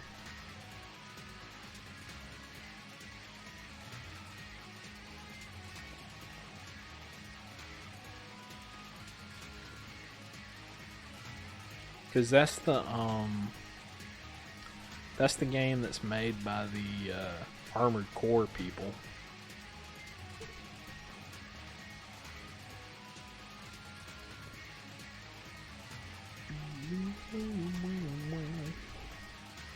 which I used to play a little bit of Armored Core, not a lot.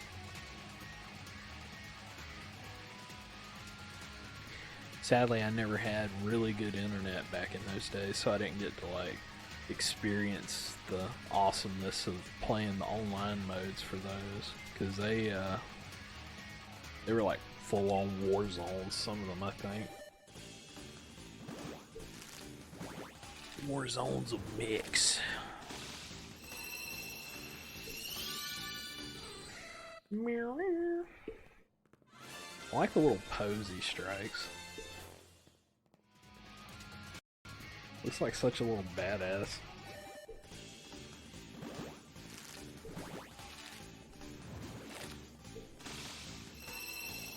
Like he reminds me of, like, you know that kid that you saw, like, you know, in school, that he was kind of like, he was shorter but had like a really big attitude, you know? That's what he looks like to me.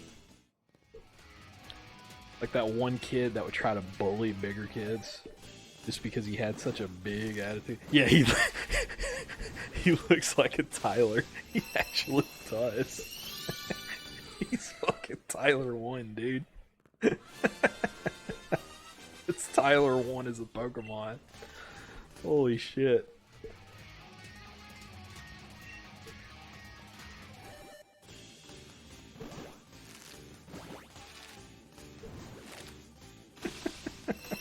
I was trying to figure out, why does this Pokemon look familiar to me?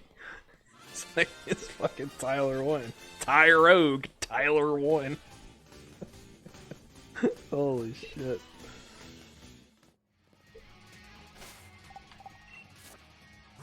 Oh my god. Made me miss a count there. Shit. Alright, move this chair. Getting good and comfy.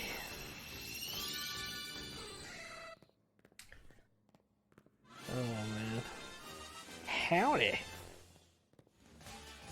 How's it going?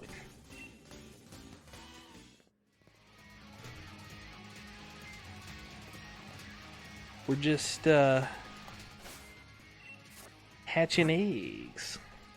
Loads and loads of eggs. Loads and loads of little Tyler 1s, as we've just found out, because I think Lit It there said it best. These do look like a Tyler. My god. My little army of Tyler 1s. 2 actually. One I got randomly, one I went for.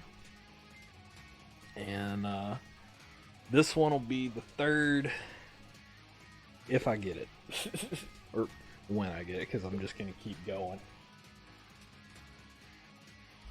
A Grimmsnarl and a Ferrothorn are the other two. Like, let me see. Crap. This thing. Got a little Ferrothorn. He just came out randomly. Like, that wasn't even a Masuda method, I don't think. That was before I had the charm, too. And then, of course, old Papa Furball. The shiny Grimmsnarl.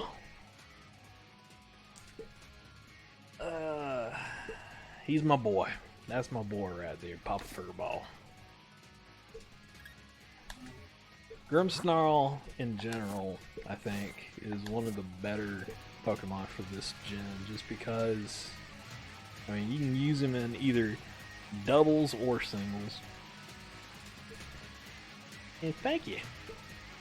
And you have 0 so far. Hey, you'll get there.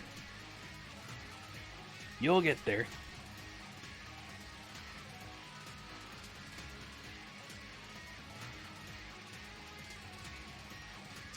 You will get there. Make sure I actually picked up. Yep. Jesus, man. That's a lot of shinies.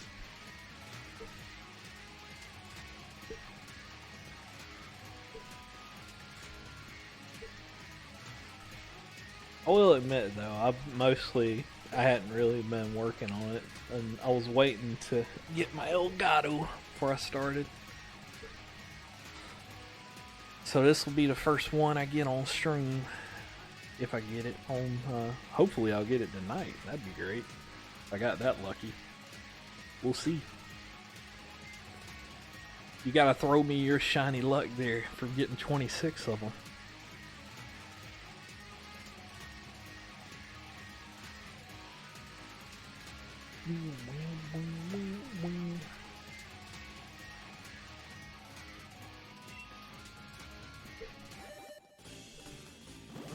Oh yeah, Hitmontop. I'll be honest with you though. Oh yeah, I'm gonna be for real. Okay, I have 26 so far. I like both those shinies. I'd go for the Hitmontop, but I don't want to mess up those all. I'm gonna be honest with you. How I'm gonna do that is, I probably am gonna save Scum for it. That's cheating, I know, but that is the best way without me doing calculus to try and figure out how much I need to give him. So basically what I'm going to do is I'm just going to use rare candies probably, level him up, see how his stats are, and then use feathers or protein and iron, depending on like how much he needs.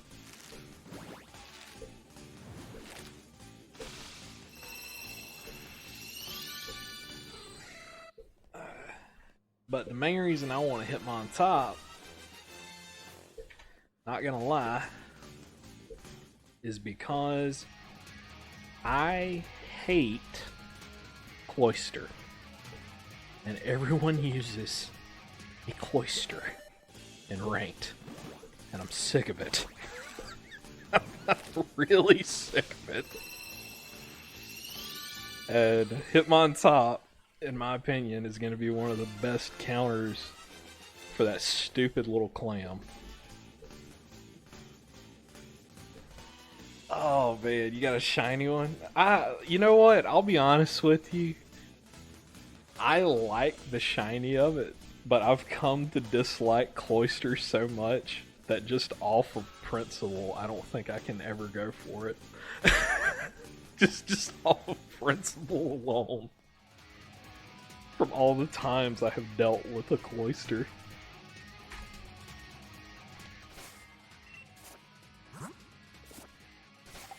Oh, you don't use it competitively? I mean, you definitely could. I mean, just make sure it has skill link. Skill link, shell smash, basic. I use a basic bitch trick room setup. Oh, okay. Oh man, those trick room teams. Those are fun, I gotta admit. And there's some good Pokemon for trick room teams in this gen too.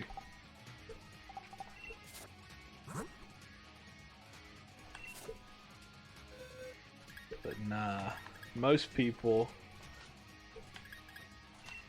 to be honest, I was thinking about it. That is also another really good counter for a Cloyster too, as a trick room team. Because I mean, the main thing you need then is just a special attacker. He's dead.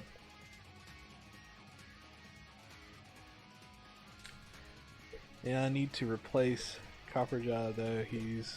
Yeah. The only thing I don't like about Copperjaw is I feel like they screwed up with him, because why did they give him like such low base defensive stats to be such like a big beefy looking guy? Like I just don't understand that. Like you'd think his stats would be something more like a Metagross or something like that, but you can't really take a hit.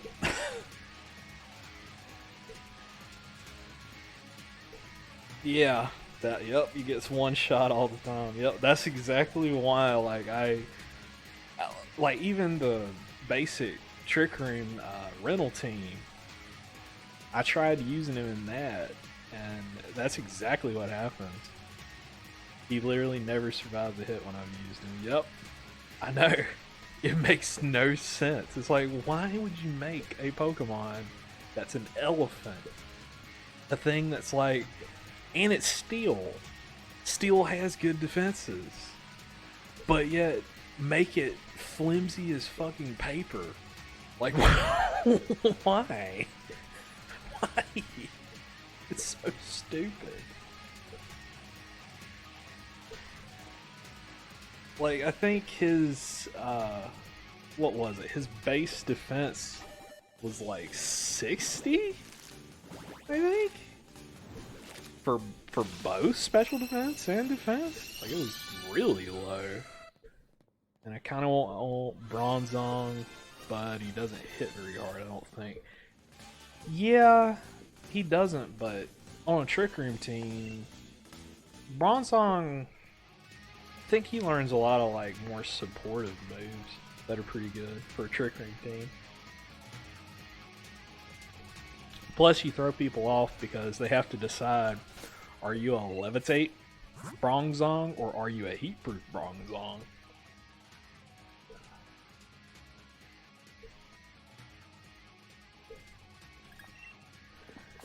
Making sure I only did one there. Yeah, I don't know too much about him, but I've seen him used in like a couple of Trick Room teams, and he looks fun. I've thought about going for one if I ever did a Trick Room team, but he can be a secondary Trick Room setter, and he learns Hypnosis. Oh yeah. Oh, and thank you for the follow. But yeah, I forgot about that. That he learns Hypnosis.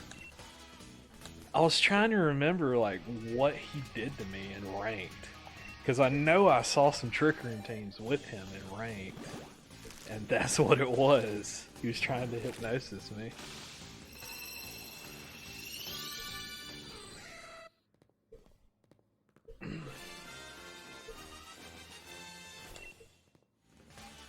God, now that I think about it, I'm really lucky because the ranked team I used to get to max, I'll admit it was a rental team, but I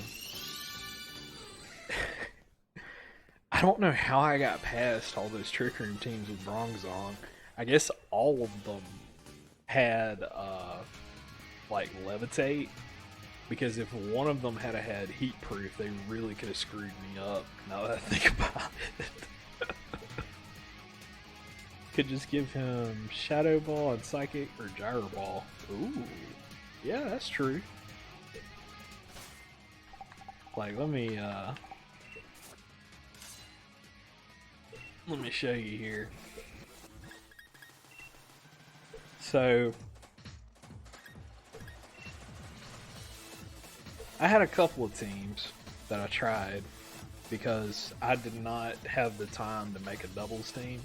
Like, I won singles max pretty easily just from my own sets that I had, but for doubles I had to get creative. And where is it? Oh, this team.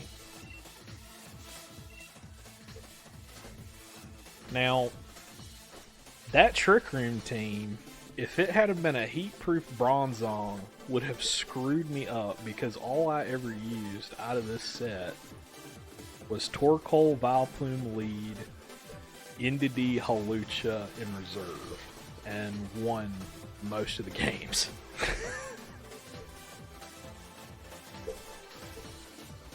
Like, if they had have just ran Heat-Proof Bronzong, it probably would have stopped me completely. Well, maybe not actually, because Torkoal... Well, yeah, because I would have been locked. I would have been locked into Eruption.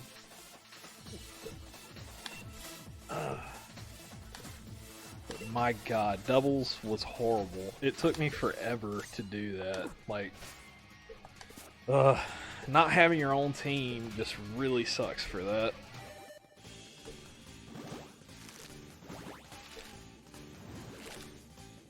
Because you have to do rentals, and then everybody's using the rental teams because nobody wants to make their own team.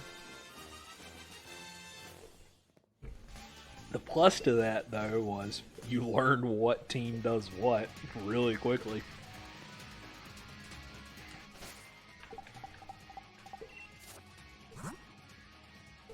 Oh boy.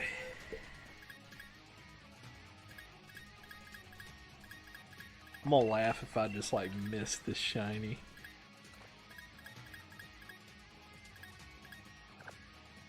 My shiny Darmanitan came out with Zen mode. I was kind of sad. Oh. Oh. Oh no.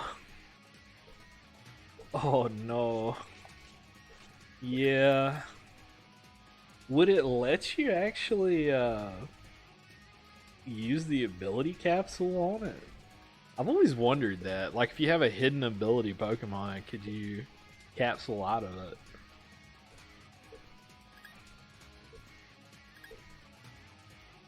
Cause I'm with you on the on this being superior, because this was one of the reasons. No, I don't think so. Man, that sucks. Because I'll be for real with you. I agree with you on the... don't mind the belly drum, by the way. That was from where I was trying to breed something. Typically, I was nice to a guy and I bred him belly drum ice cube. And one of the best ways to do it was Darmanitan. but yeah. That thing hits like a truck. Like, no doubt. That is a scary little monster. I really need to put U-turn on it, though. Make it even more nasty.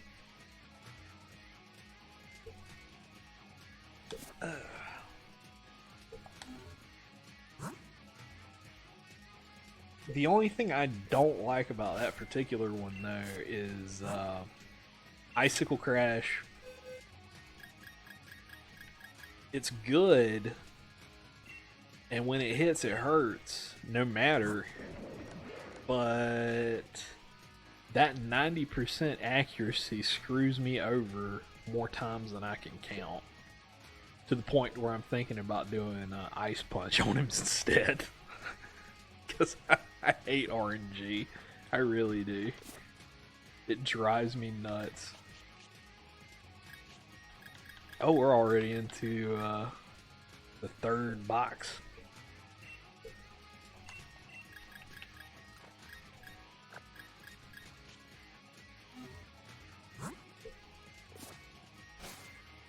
Yeah.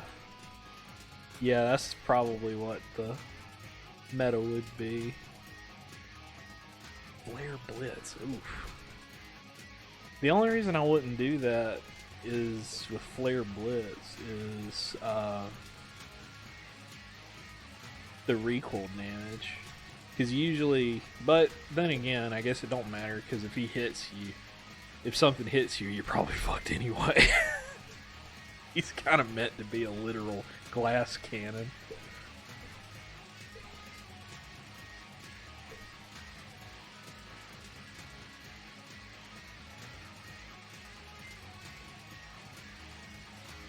So I could see that.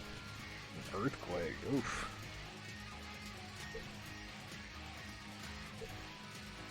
That would hit hard. I kind of want to go for a shiny Ice Cube and try to go with the belly drum set. I like my comp team to be all shiny. You see, hey, that's how I'm being right now. Because, I mean, I started with the Grimmsnarl because I was like, alright, Grimmsnarl I could use in singles or doubles. And then I was like, Hitmontop. Hitmontop's probably going to be good counter for Cloisters. So I could use him for singles or doubles. And some of the other ones that I'm gonna go for shiny hunting, I'm gonna probably they're all gonna be like for teams.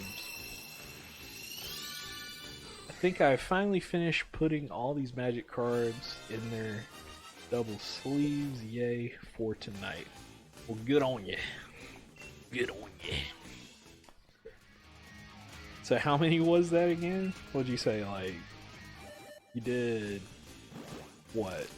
600 earlier? Oh, no. 450-ish. Oof. Oh man, my Joy-Cons got mad drift. Makes hatching really dumb. Oof. Oof, the Joy-Con drift.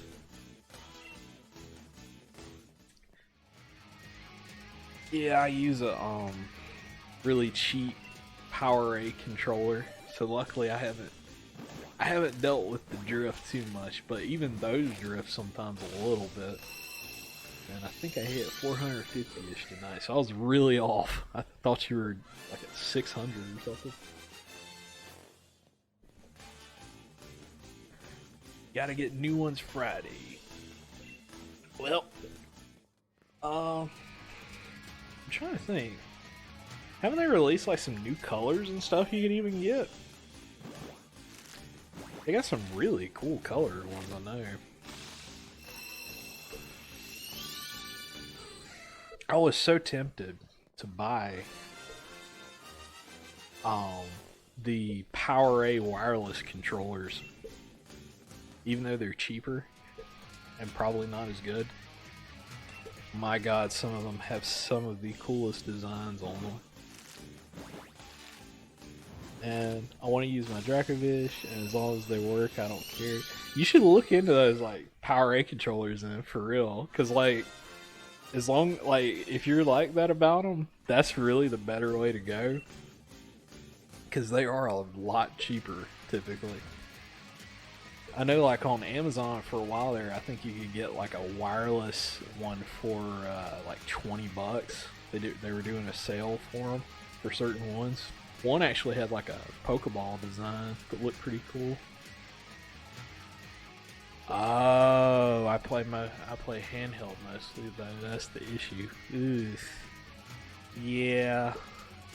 Then you pretty much stuck with the Joy-Cons. Ugh. That sucks. The turbo controller. Yeah, I think. Oh man, I think that actually. They do have turbo, don't they? The wireless ones. Because, like I said, I was looking into those. I saw them at like Walmart. I was like, man, these look really nice, but I don't know if I want to drop this kind of money on them. They do? Yeah? Oh, man. I can see that being useful in some stuff. Oh man, I remember back in the day, I had I've had 2 turbo controllers. They're $20 on Amazon. That's a pretty good deal, for real. My buddy just ordered one. I'm thinking about it. I'm seriously thinking about it. I've had like 2 turbo controllers over the years. I've had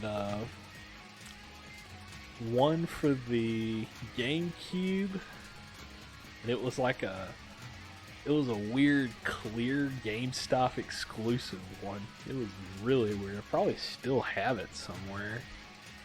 That, and my first ever one was I think it was, what was it, Mad Cats for like the Super Nintendo. It's like, what the hell? Like, I think it was Mad Cats even back then. Like, God, Mad Cats. That's an old company right there too. Like for knockoff controllers. Now that I think about it, God, that's nostalgic.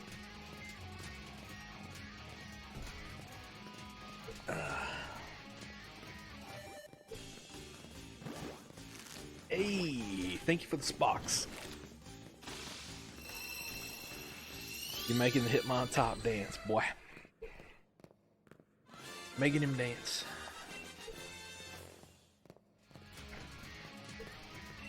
But you should have waited because we're coming up on that magic number. Oh, thank you for the follow, Coaster Kid 101. Yeah, let's see. 67. 68. What if the shiny's on 69? That's the ultimate shiny. What if it's also square? God, people freak out about those square shinies. I swear to God.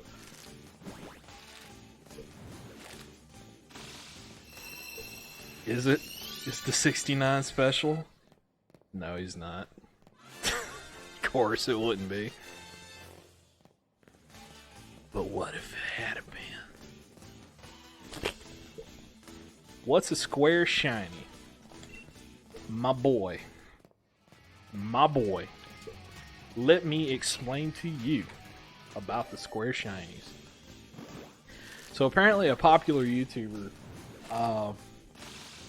started calling them like ultra shinies because there's a different variant of shiny in this game.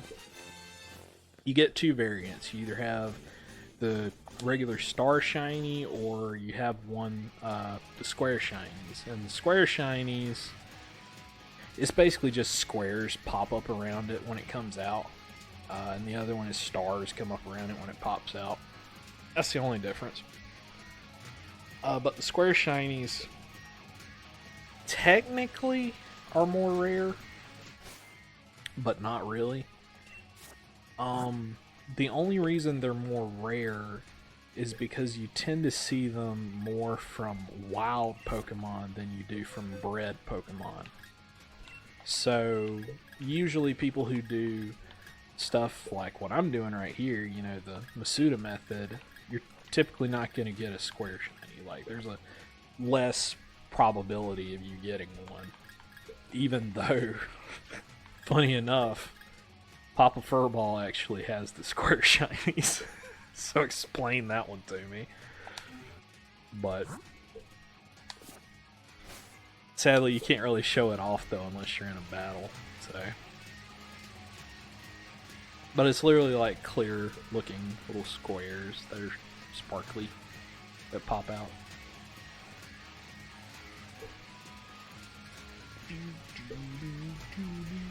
But people freak out about that, like, oh my god. I was in an amino where people were just, so basically a shiny. Kind of, yeah, because I mean, like I said, it's rare for shiny breeders, but if you're someone who does stuff like fish chaining, or God forbid if you're one of those people who actually try to do the encounter method, you'll probably run into one. Good God, the encounter method. That one makes me cry just thinking about it. Because, I mean, I'm not trying to make myself look good by saying this, but I saw a guy. Is there a shiny Solosis? Yeah. Actually, I think he's kind of blue looking. I actually want to try for one of those. Looks a little different. And I caught 3 shinies today. Man, that is a lot of shinies in a day. Ooh boy. Yep, every Pokemon does.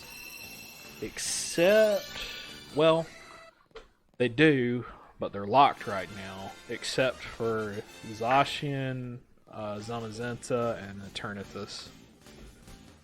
Because for some reason they're shiny locked in this game, which is stupid. So the people who like to soft reset for those can't do that. Although it would be neat, because I'd love to see what Eternatus looks like as a shiny. Oh man. Bronzong, Surfetched, and Lapras. Those are some good shinies.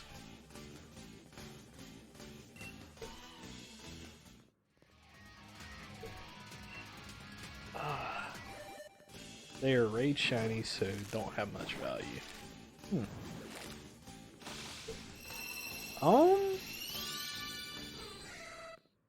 Are they like the wrong ability, or? And okay, because I've hatched 107 eggs and I've yet to get one. Oof. Yep, just gotta keep going, dude. Are you doing the Masuda method, where you have like a one foreign and one not? And just keep going, my dude. Yep, just gotta keep going. Just gotta keep hammering them out. You'd be surprised, man. Even with the Masuda method, I've seen people get up to like 1,300. Surfetched had the hidden ability. Now that's actually pretty nice. At least from what I've seen. My Impidimp took 1,000. Whoo! Whoo! Yep. Yep. It be like that sometimes. My Cottony took 700. Oof. Man, it's reminding me what I'm doing right now. Hearing that, it's like, oh Lord, Lord help me, Jesus. Hack Dracovish took 3,600 fossils. Good Lord.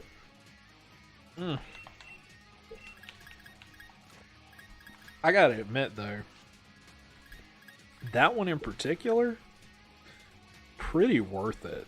I won't even lie to you about that, because Avery, like for real, Avery, look up Dracovish right now and look at the shiny on that. That is a good shiny. That's full odds though, so 1 in 4,096. You're actually lucky with that. You were about on track.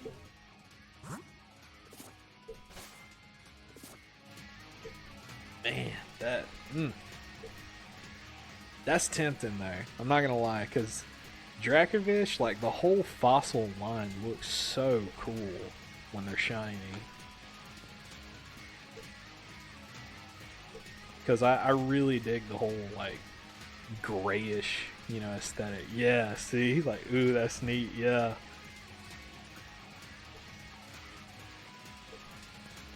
It looks even better in game. Like I've seen I've had to battle a couple of shiny Dracovishes before.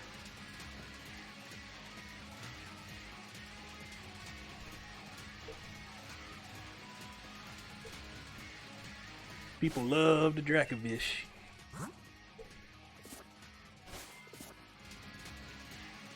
Him and what is it? Arctazult, I think, are the two better ones, if I remember right. If I'm getting his name right.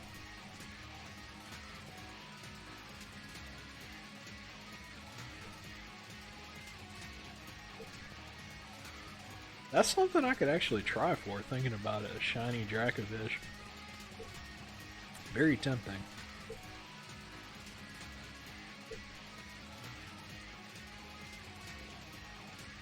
Yeah, they are. Yep.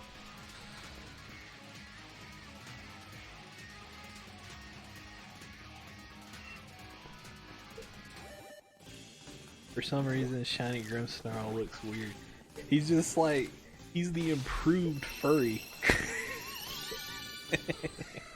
He's the better furry. I swear to God, it makes him look more fluffy.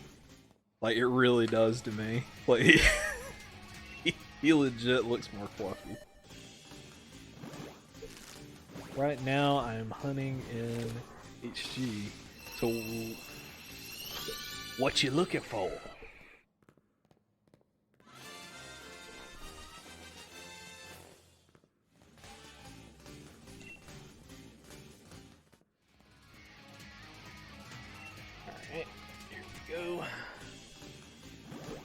heart gold.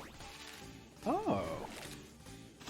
Starters. So you're doing the soft reset?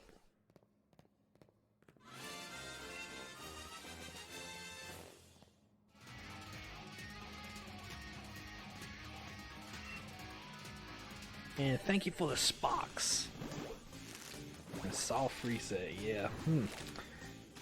I gotta admit, like, I've tried that some on, God, which game did I try that on? I think I tried that on, God, what was it? It was the game with Regigigas, because I really wanted a shiny Regigigas. And I tried to soft reset for him.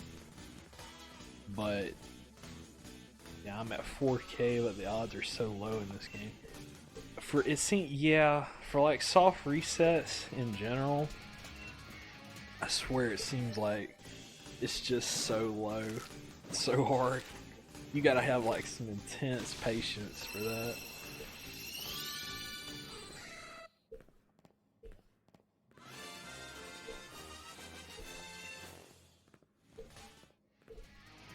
I've always wanted to try though, like for a shiny legendary of some sort. It's why I kind of hate that they're shiny locked in this game. Odds are 1 in 8,192. Whoo! Oh yeah! Oh yeah! That's low. That's low odds. Good lord.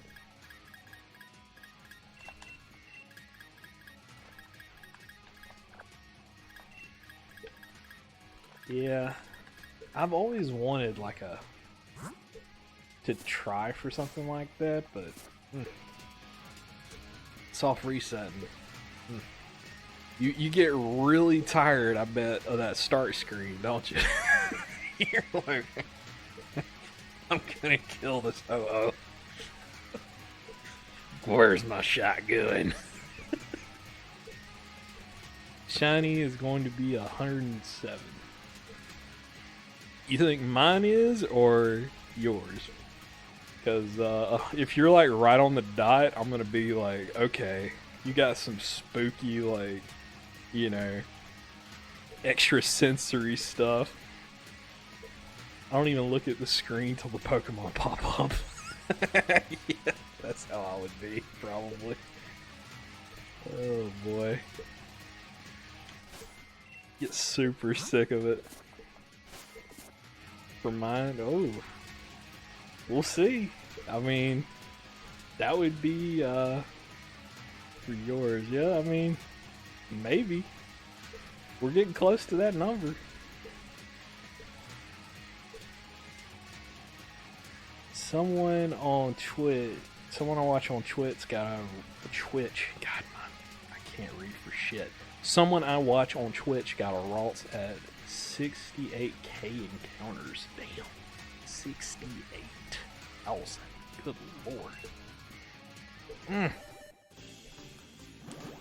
Whew. You know that man was tired. He was tired of seeing them little shits. He was like, nah, I'm done with these things.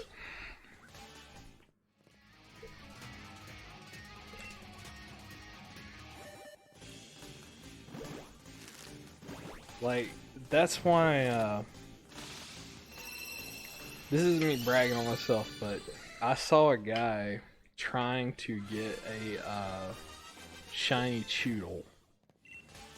And, he's a really nice guy here on Mixer.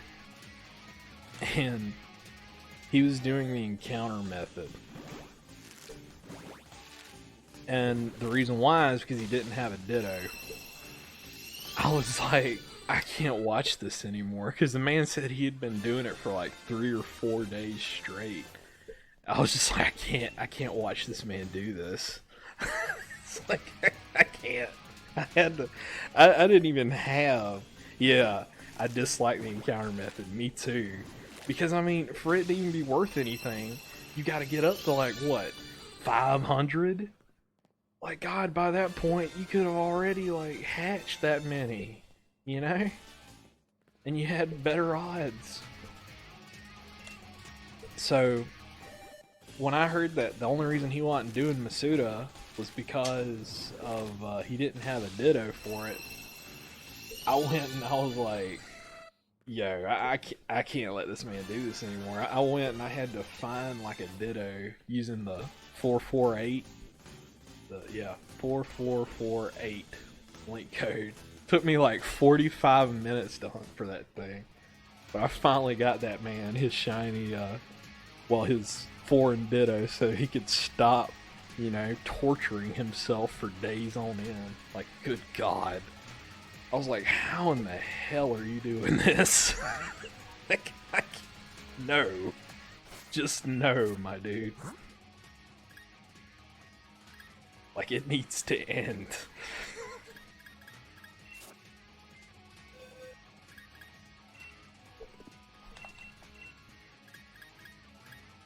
Oh man, a 6 IV4. That's nice.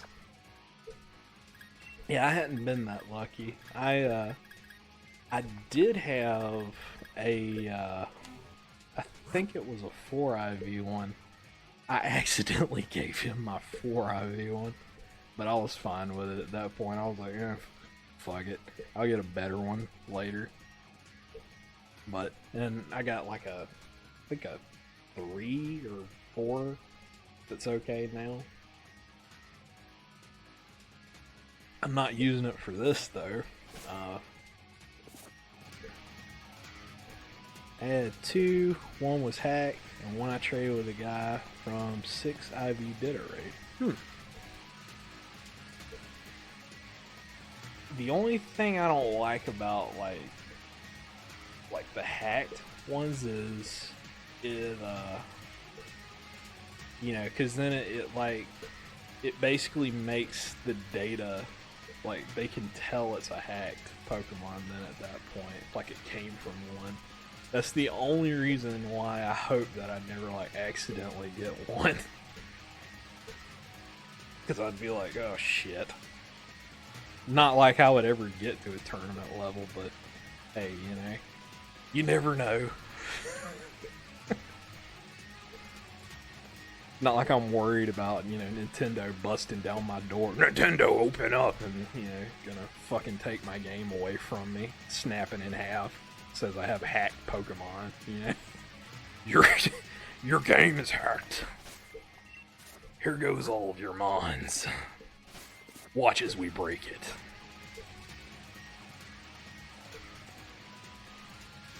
The game was easy, but when I went to go battle online, I experienced a whole new side. Yep.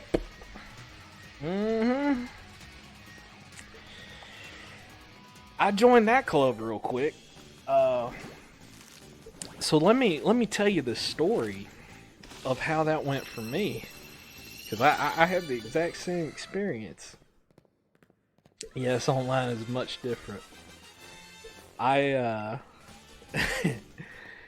So singles battles, I was like, all right, I'll make some strong Pokemon.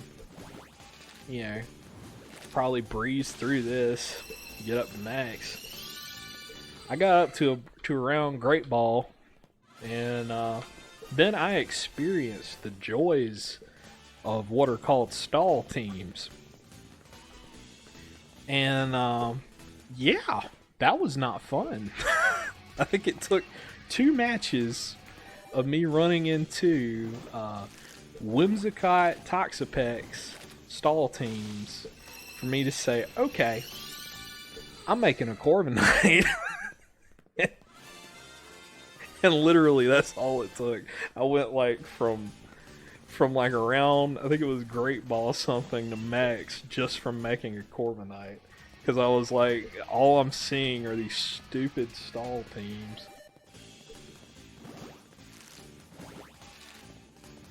And Corviknight is busted against stall teams. Good lord. But doubles was even worse. Good lord. Doubles? Okay, it took me around 47 battles, I think, in singles. And I had a positive win rate in ranked. Doubles? I want to say it was around... God, what was it? It was like probably over 120 battles, 150 maybe even, and I had like a negative win rate. It was so bad. Good God. Online doubles is just pain. Just pure pain. Singles I can handle. Doubles? Oh Lord. I learned real quick. I was out of my league.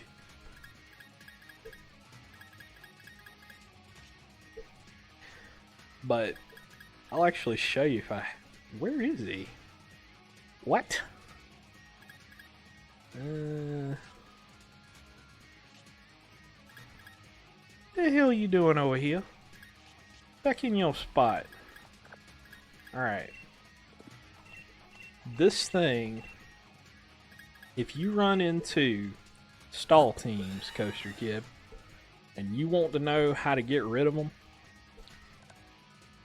make yourself one of these with HP Special Defense EVs. Technically, that's probably not even the best EV spread, to be honest with you, but you want your HP, and you do want boost. I still can't even beat a team. This thing would help you beat a team, period, honestly, though. Like, this isn't just for stalls. This thing's evil. So, Brave Bird, Taunt, Roost, and Bulk Up. You bulk up if they hit you enough, because most things in this meta are physical. They're physical attackers. So, 9 times out of 10, they're hitting your defense. The only reason this is special defense on him is just in case, I think. I can't even remember why I did the EVs like that. Maybe I'm just stupid. I don't know. Probably that. But Brave Bird, because it hits like a truck, especially after bulk up. Taunt if you run into Whimsicott or Toxapex or anything you think that might try to set up. Roost if you're hurt. That thing, I'm telling you, you make one of those, especially with mirror armor, because a lot of people like to run either Arcanine or Gyarados for Intimidate. Sometimes also they'll run, what is it? Shit, what's his name? The little scrafty feller with the little baggy pants. They run him with Intimidate too. Mirror armor. It'll save your ass.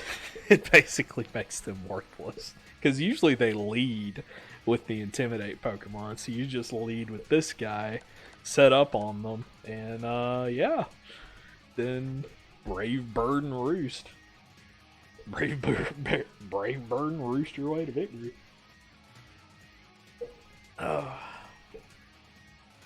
Poe is one evil little shit. I'm so tempted to make a shiny Corviknight just because of how strong that Pokemon is. Because I'm telling you, that is a monster of a Pokemon. I like the name. Thank you. It's very original, isn't it, though?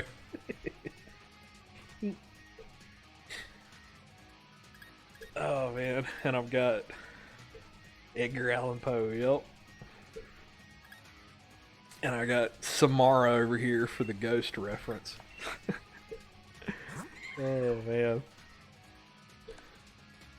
Basically, to win in singles, have a Corviknight.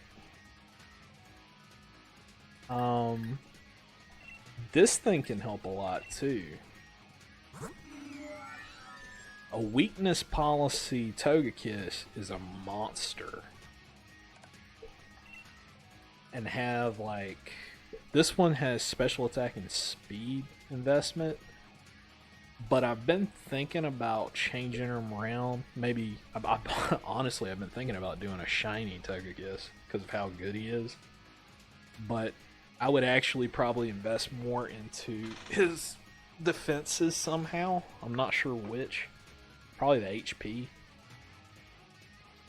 Um, because typically you want to take a hit, have a shiny Togekiss. You got an awesome Pokemon then, for real, because especially if it's got Serene Grace. Use it for my Trick Room team. I mean, it works. I'm sure it does. Because it. I mean, all you gotta do. Air slash your way to victory. To me, Togekiss, and this is my personal opinion, it's probably one of the best Pokemon to. Oh, yeah, for Follow Me. Oh, I forget about that, too. Yeah, it and Indeedee are the two that I really like for Follow Me. I think that set that I used before actually did that. Had Follow Me on Indeedee. But for me, that like if you go for an offensive one instead of a defensive one, or even like a mix, I swear this thing is one of the best things to Dynamax with, because you throw up your you just keep doing your speed. But in a Trick Room team, it wouldn't work. But you would do your speed if it wasn't a Trick Room team. Get outspeed everyone, and then if they hurt you any at all, Drain and Kiss. And of course, they're gonna try to hit you with something super effective, so they're gonna activate your weakness policy. So he's an evil little shit. He's got like some sneaky high special attack. It's crazy.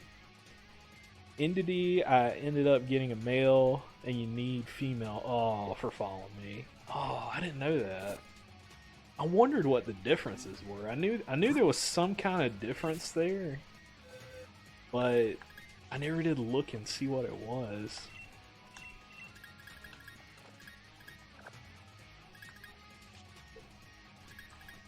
But yeah, like, oh,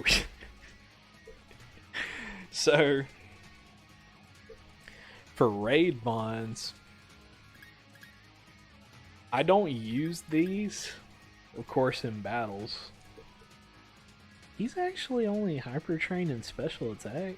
Huh. I thought I had him hyper trained all over. That's weird.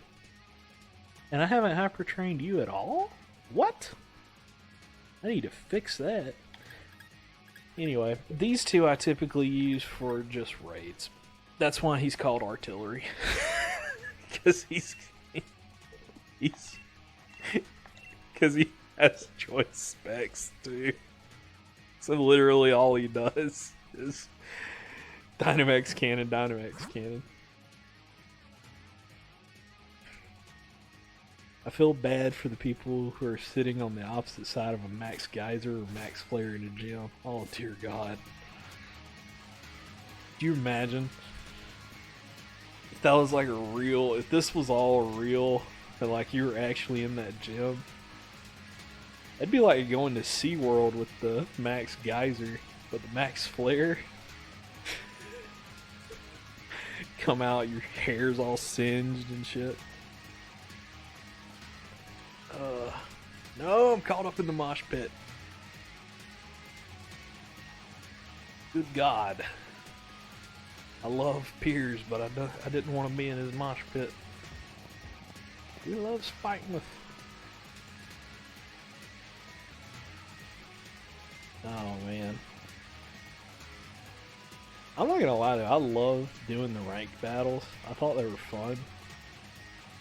And that's kind of what inspired me to really go for some decent shinies.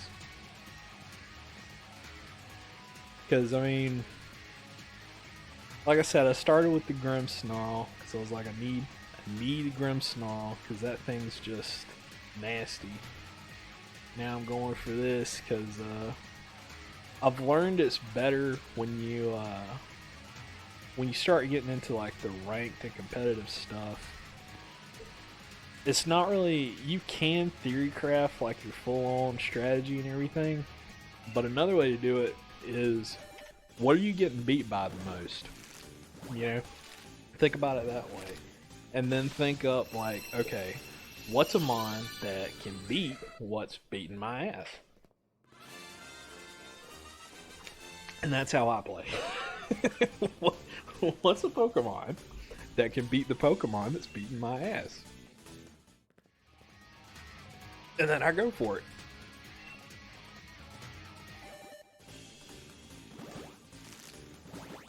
Although I am going to try a gimmicky doubles team, probably.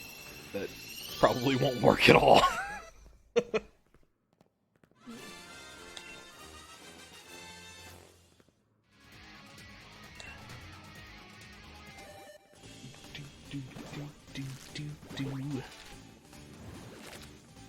I want to make a full Eevee team, no matter how unmeta it is. Believe it or not, an Eevee team is actually not as unmeta as you think it might be. Because, people, like, if you make it right, it can actually be pretty strong. I've seen a Eevee team completely destroy people just because it has Vaporeon. Believe it or not, Vaporeon can be a monster because of it learning Haze. And Haze screws over a lot of these Pokemon that are in this like setup meta right now. I believe it's Haze, isn't it? It takes away all stat ups. Oh man. Your Quagsire knows Haze. Old Quaggy. Good night. Sorry I didn't stay that long. I'm just very tired. Oh, it's no problem, man. Thanks for stopping by. And have a good night.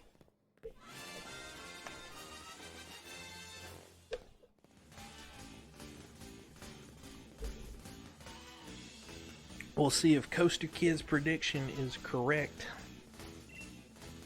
Because we're getting real close to that number. It was 107.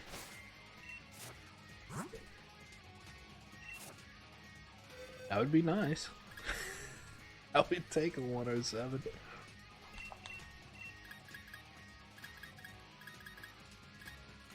Alright. Let's go. Yeah, because we're at our last box here. I'm going to surprise trade a few of these off. Once we get to that point. Ugh, I'm about to quit these starters. Yeah, I can't blame you. Like I said, when I was trying to soft reset for that Regigigas that time, I went on for like probably a couple days, just off and on. And I finally was just like, this shit ain't worth it. It's like, this is too much. I was also worried because I was getting like so like sick of it that I would accidentally like, you know, reset on like him actually being shiny, which would have pissed me off.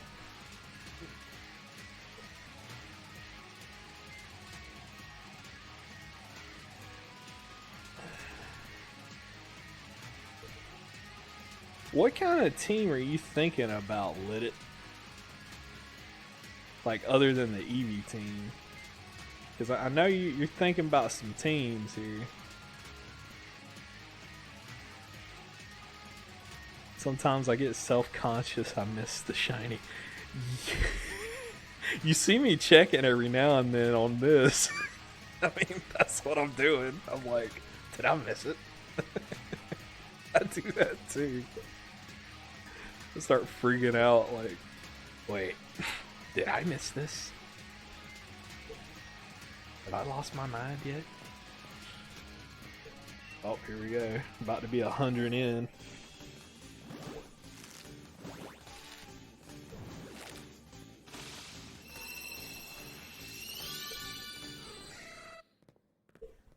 Nope.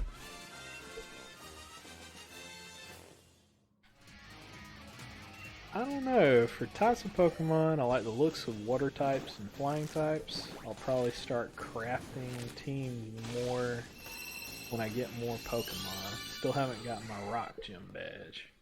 Yeah, so you're still pretty early on. You got a while. I got Hatena on 4 eggs and Shelmet on 6 eggs though. Oh my god. The luck. The luck. God, I need that luck.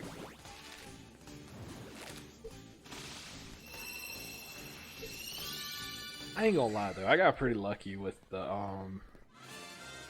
Grimmsnarl, because I mean my Impidimp I think took I want to say it was probably about 5 boxes, maybe? Something like that.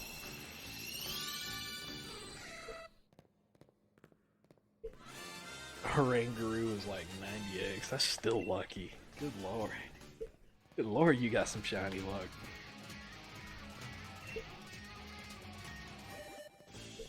Alright, we in the triple digits. In them triple digits.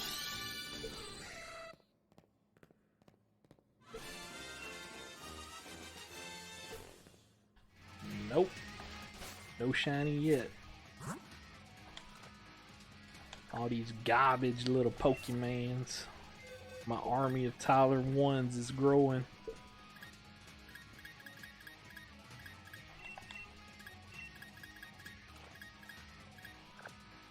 Alright.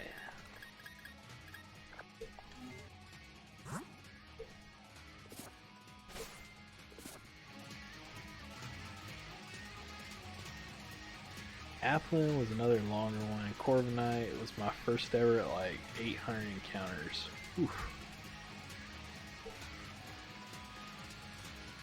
Applin, I keep like looking at both Appleton and Flapple, and I keep thinking like there's some trickery to be had there with some teams. Is that Ripen ability? Seems like you could really do some nasty stuff with it, especially with it knowing Recycle.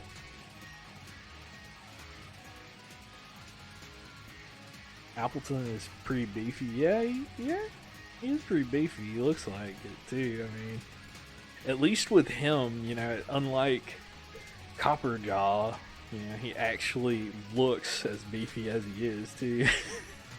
You know? My Appleton has Ripen, Citrus Berry, Recycle. That's pretty legit. You basically just full on like heal up to max and have it back. I feel like Leech Seed and Apple Acid. Oh my god, that's a nasty little Pokemon.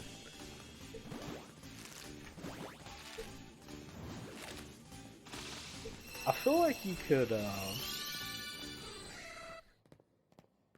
I don't know how much synergy there would be there, but I keep thinking too, speaking of like Pokemon that do berries, that you could do some kind of weird combination in doubles with Poltegeist and something like that, because Poltegeist with the whole tea time thing seems like it would be good, but I've never really seen anybody try to use it yet.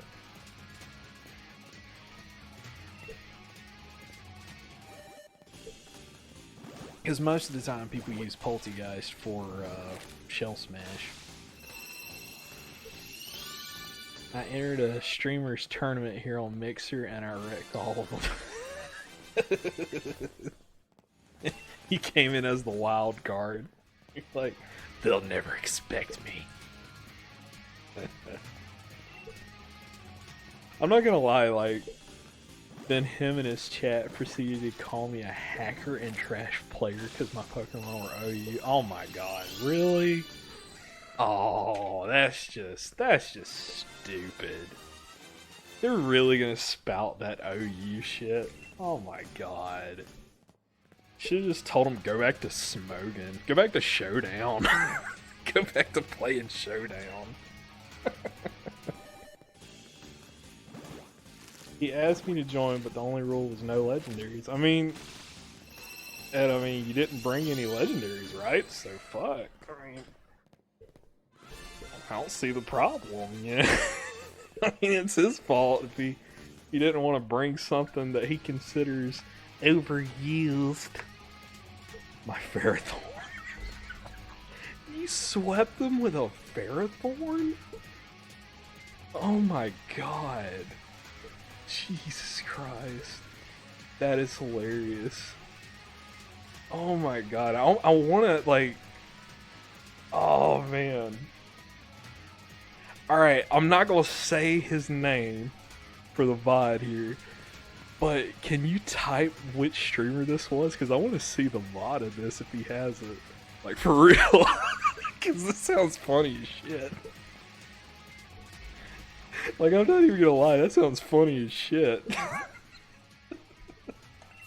Because just gonna get pissed off, say like, oh you! It's like, psh, take your ass back to smoking. Alright, I'll have to look him up later. Check it out. Oh my god. Oh, that's great. Oh man. I'm not gonna lie though. He acted like a straight child. I don't doubt it. I mean, here's the thing. Like, I'm the kind of person, like, I don't care that people do screw around with smoking and everything, but typically, from what I've learned and seen, like from Pokemon boards and shit, the people that really follow smoking rule sets like that, like hardcore, usually act like that. I was like, I don't know why you're so upset, and he's like, I'm not, I just don't know why you bring OU to a friendly tournament. Fucking idiot. It's like, it's a tournament. Smoking a bunch of crybabies. You're not wrong. You are not wrong. Like, they would get mad. They banned Darmanitan in a week. That was some funny shit. They tried to ban Dynamaxing, which was even funnier to me.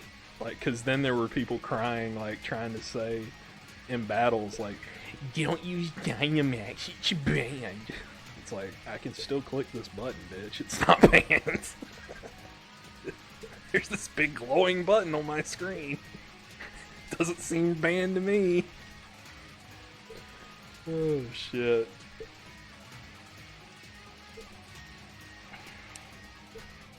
That's hilarious, though. They did. They legit...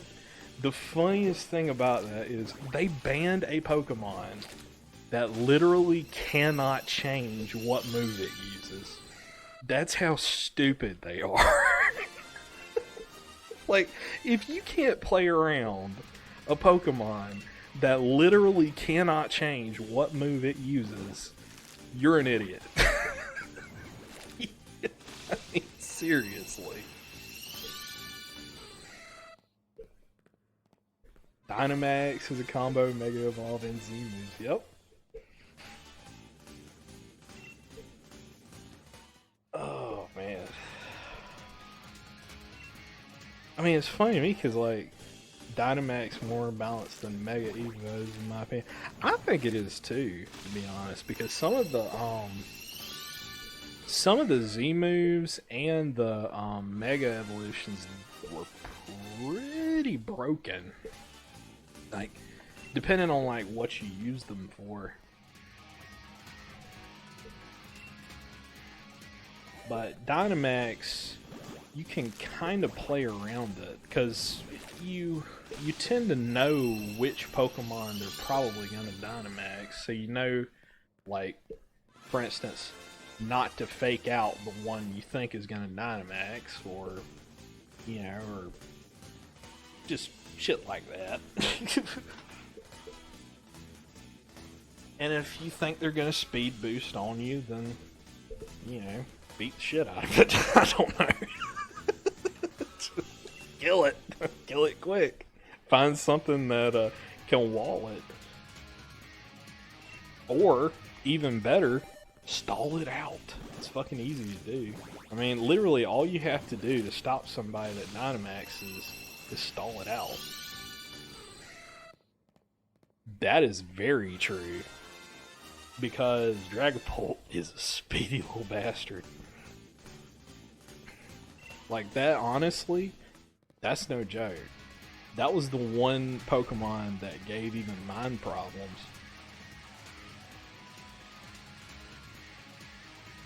Galadar Manatee usually countered by Dragapult special attack. That is so true. Like, Cause shit, like Dragapult, yeah, 2-turn moves like Phantom Force or Dive and Dig easy stall out D-Max and Protect as well. Yep, you're right. I mean, one thing that I like to do even is you stall them out as long as you can, and if you have to sack one for it, you then throw in a Pokemon that is good for Dynamaxing, that has something like Protect, or a move that could be Protect. And by the way, I think I'm running around with... Yep, I'm an idiot. It wasn't 107 either, so he was wrong. Dang it, I was hoping he was Psychic. But what I would usually do is... I would then throw in a Pokemon that's good for Dynamax, max guard to kind of like finish stalling out their Dynamax, and then start my sweep. And I've done that a lot actually, and it works really well. Because then it's like, what are they gonna do? You've got a Dynamax now.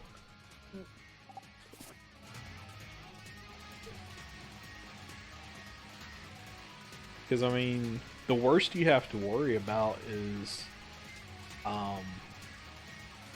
like them getting either faster than you, which those moves do a lot of damage, or trying to up their attack, which if they do that, they're not really doing that much damage because it's only like a 95 base move, I think is the highest you can get max Knuckle. It's not really that big of a deal. I mean, that's why Togekiss is so fucking broken, because it's like, that's why I gave him the advice about the Togekiss, because it's like, that max airstream on Togekiss makes him so fucking strong. And Smogon should stick to their little league cup or whatever. Yep. That's, they really should.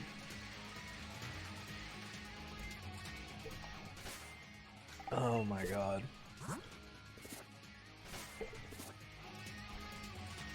I mean, I don't know why they have to try and make the game so unfun. Like, they take out all the things that are, like, interesting, that you have to kind of, like, play around. Like, for instance, they hate stall teams. Okay. Make a Pokemon that, you know, beats the fucking stall teams. There you go. They hate hypnosis users. Okay, use a Pokemon that has fucking insomnia. I mean, that's what the counters are there for. Like, some of these Pokemon that are typically not used on their platform Showdown, the only reason they're not being used is because Smogon breaks them up into tiers. If they didn't break them up into tiers, they would be used more by the people who actually have a little bit higher intelligence. Yeah. Like, people who actually fucking think about it. That's what makes ranked so crazy to me, like in this game, because you really see kind of, you see a meta, but then you also see the people kind of doing the anti-meta, and it swaps back and forth and just gets all wild and crazy and shit.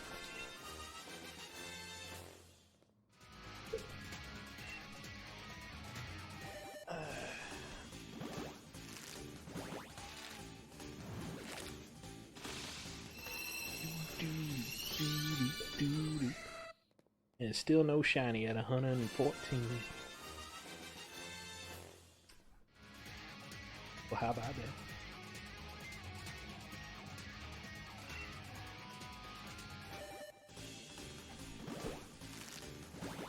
How about it? Oh man. Man, they really wouldn't have liked my ass if I had went to that tournament. But I've seen some people that I think I know that guy that you're talking about too, because I think I saw him streaming and he was doing some shit like that. And I remember him saying some stuff that I was like a little sketchy about, like, is this motherfucker smoking night?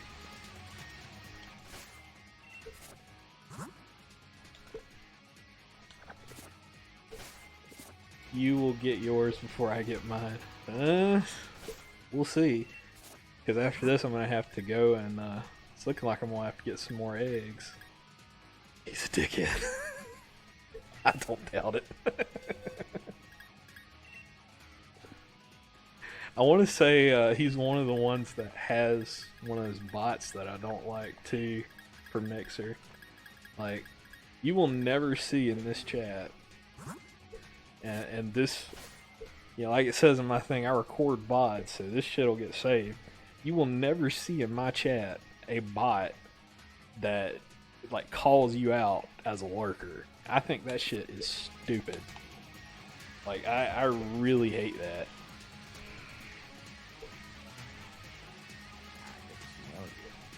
Skint Equation 12, thank you for the follow.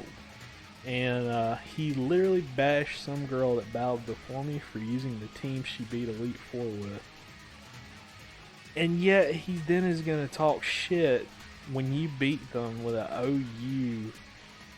Oh my god, that is so stupid. Oh my god. He was like, I want a friendly competition. So she's like, okay, I'll bring my friendly, you know, casual team. And he bashes her. So you're like, okay, I'll bring my fucking competition, my comp team. And then he gets pissed. Like, what the fuck? What do you want from me? I know there was no in between. Yep, pretty much. And I dislike Restream Bot. I do too. Like, I like the whole concept of I like the part of it where you can talk between all the platforms. That's kind of neat. But the ones that use the bot that just flat out call out lurkers, that is stupid as hell. I cannot understand that. Because all that's going to do, it makes chat look hell ugly. It really does. Like, even Restream Bot with all the different platforms makes it look ugly too. But to me, I feel like it. The ones that call out lurkers, like when you first come into chat, it just flat scares some people off. Because some people are like, shit, I don't want you calling my ass out. I'm here to watch. I ain't here to be talking. Yeah. I'll off to the lurk for the most part. See, that's me too. Like, there's a couple people that I'll talk to here on Mixer, but most of the time, I ain't going into a stream to talk. I'm here to just watch some chill gameplay and probably, to be honest, probably taking a shit while I'm doing it. Like, that's the honest truth. I ain't talking to nobody while I'm taking a shit on my phone. Come on. Besides, Mixer hard as hell on a phone sometimes.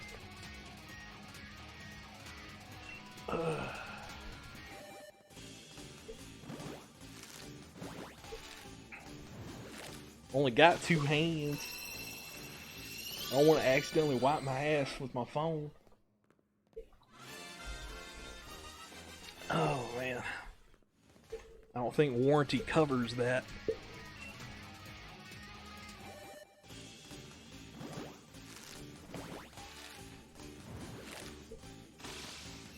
Oh boy. 120. Damn.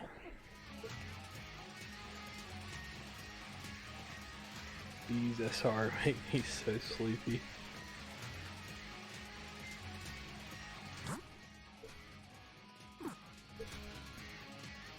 I'm getting sleepy too. From all these damn Tyrogues. These Tyler one little shits. There's so many of them. And there's only gonna be more. The army's just gonna keep growing. I was so tempted, not gonna lie, to do basically what you did too. Like go into some of these guys who do these like tournament streams, because I notice a lot of the people on Mixer are more casual, and yet they want to act like they're competitive. And I mean, I'm no like pro. Don't get me wrong. I just know a few things, a few basic things, but I watch them fight and I'm like, I think I could fucking beat this guy. You know, it's like I think I could really whoop his ass. And if I got Chikorita, I'll be kind of upset. Yeah. Because, I mean, the Feraligatr shiny and the Typhlosion shiny. Ooh, those are good ones. But the Bayleaf kind of useless. Like, I feel so bad about that, too, because it's like, I love Chikorita. And then the second form, oh god, oh no, it's Meganium as its third. But the first and second look okay, but then Meganium just kind of, I don't know, it looks fucking weird to me. I don't know why. Just never was a big fan of it. Let's see, I'm going through making sure. It's looking like 120 are definitely no shinies. Well, shit. Means I gotta get 4 more boxes of eggs. Good lord. These have horrible IVs. At least I got those gold bottle caps. I know where one of them's going, that's for sure.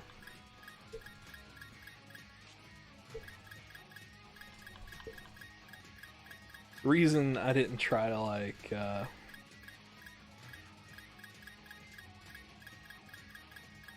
oh yeah, that's right. I'm stupid. You're smart. See, you need to be the one streaming this, not me. Cause that's actually the smarter way. Shit. And I'm so stupid that I went past it. I went past it again, didn't I? Goddamn. Motherfucker. Here we go. Yeah, no shiny. Because you're right, it shows the shiny. I forget. Yeah, it will say if you got the shiny. Yeah, I forget that it does that. I made it 200 hours into the game without knowing I could access my box from the menu. I was still going to the PCs. That's a fair thing, though, because they, like, threw that shit on you so quick. Like, I'm not gonna lie to you, like, it was like one box of text that were like, oh, by the way, you can open your box now from here. What? What? I actually want to see what this looks like, because I did not know it did that in the Pokédex, actually show you when you have a shiny. So let me go to, let's go to Homeboy.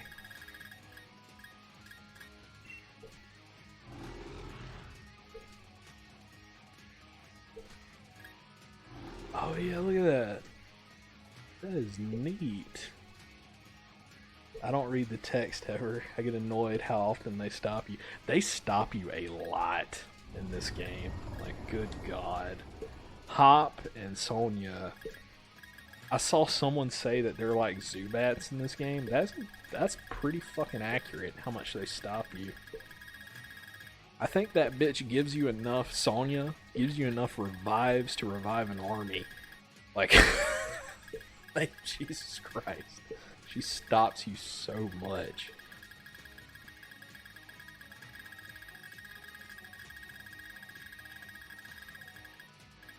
Literally the only one that I liked to like read their text was Piers. Like that was it. Because I mean, and it makes sense why I would be hatching my eggs here because of that. But because he was the only one that actually had funny dialogue to me. Like usually when Piers would say something, it'd be something that would at least get a chuckle out of me.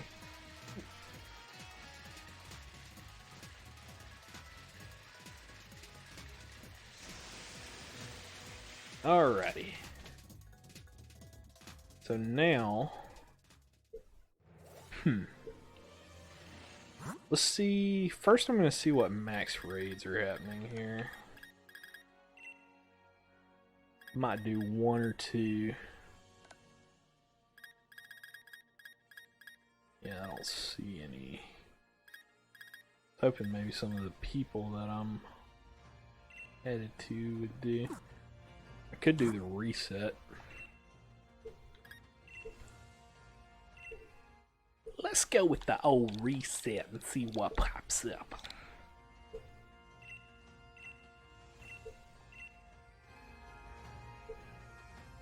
Somebody named Daddy. Surprise trading.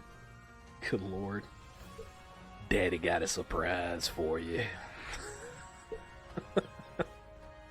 I don't think I want a surprise trade with Daddy. No, Daddy. I don't want the surprise. Alright, that should be good enough. Still not a single damn thing. Wait. No, that was just that. Well.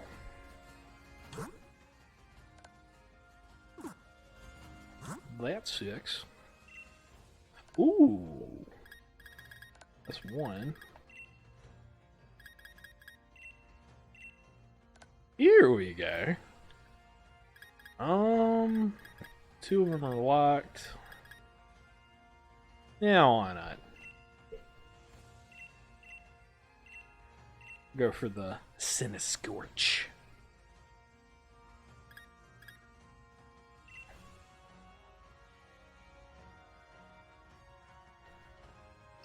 See if we can get in on this.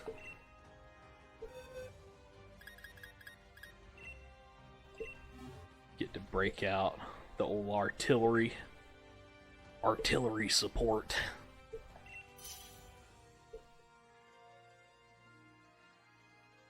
It cracks me up when people actually bring water types to this, because they always forget that he knows Power Whip.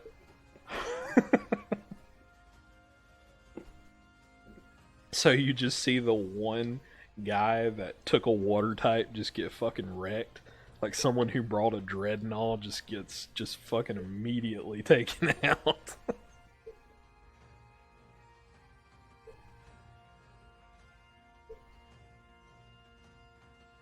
Man, I'm surprised more people aren't going for this.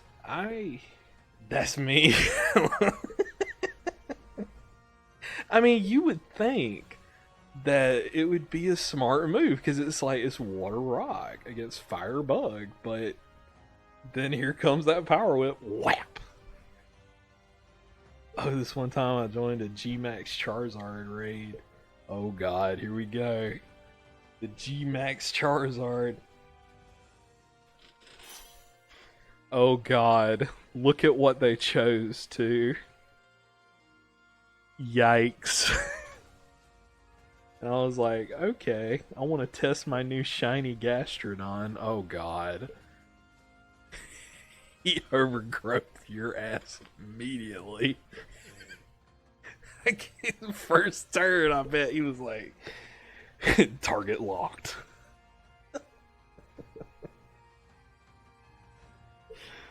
Firing the big ass seeds that Charizard should not have.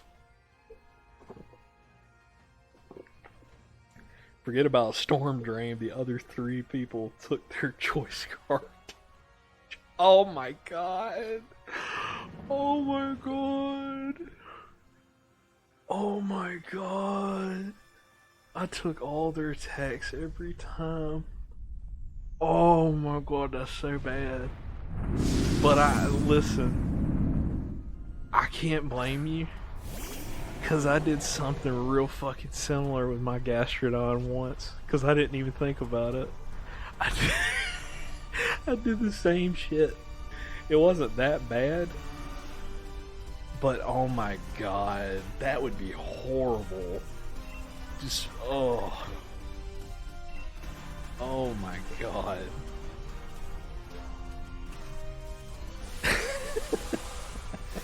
that's still pretty funny though.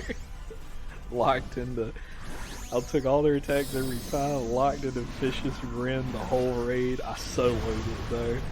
Man, that's epic. That's a fucking story and a half. Soloed a G-Max Charizard raid with a Gastrodon. Hell, I mean, at that point, you probably could have with all that fucking special attack they gave you. You were +6 for sure. You probably hitting as hard as my fucking Eternatus does over that.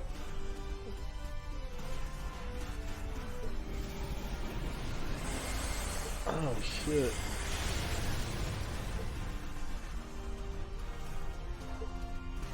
Yep, here it comes. Max Overdrive. Damn.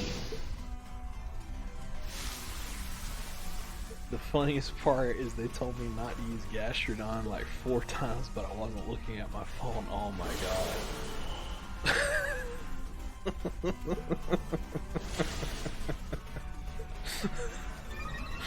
Oh shit.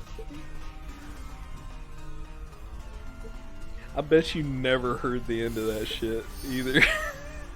Like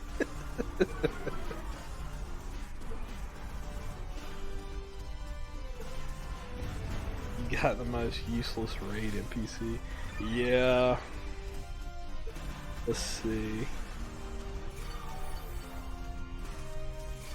Yeah, he's not good. Let's see. Togepi and him. Eh. I wish the NPCs were better, to be honest. The funniest thing, Martin Solrat used Cosmic Power. The funniest thing, people don't believe me when I tell them that one of the better ones to actually have is the fucking Magic Art. They don't believe me. But I mean, really he is, because I mean, he's got Focus Sash, and he can use Hydro Pump. Like, hey, at least he can take 2 hits.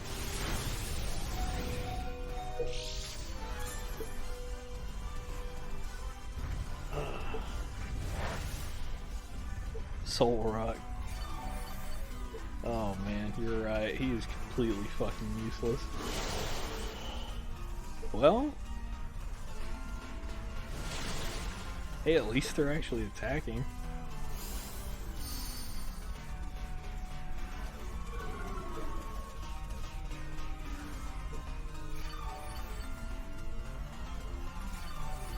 I'm actually shocked. Did this? Okay. Oh my god, Cinescore. Okay, I'm confused. I completely missed Cinescorch not killing Inteleon.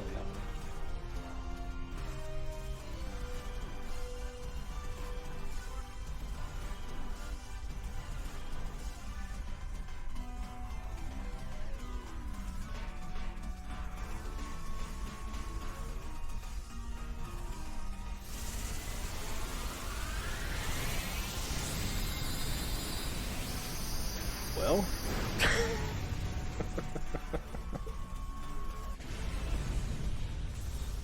fair enough.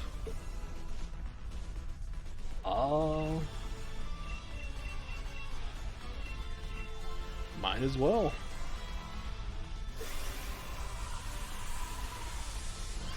Give it a shot. think I already have like a pretty good G-Max Cinescorch, but I was hoping it'd be a shiny. If it hadn't been a shiny, there would have went my Master Ball.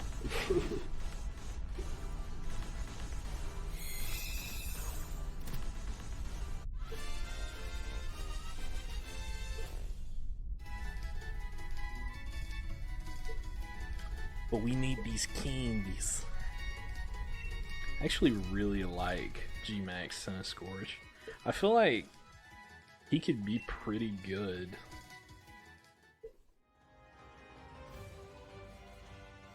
Traded one for a flame orb.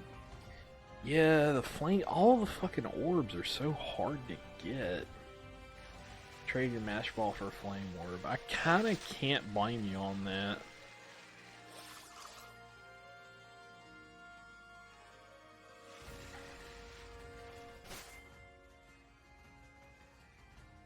Then today, when I got in a G-Max Lapras raid, I was like, oh fuck, I don't have my Master Ball. Ouch. But you still managed to catch it though, right? Because you said you caught one earlier. So I guess, yeah, worked out. But god, that was, oh, I bet you were sweating. Sweating fucking bullets.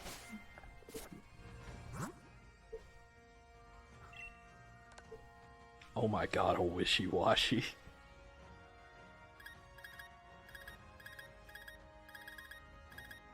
Ooh. Oh, that's fucking lock. I hate when people lock shit like that. Nice.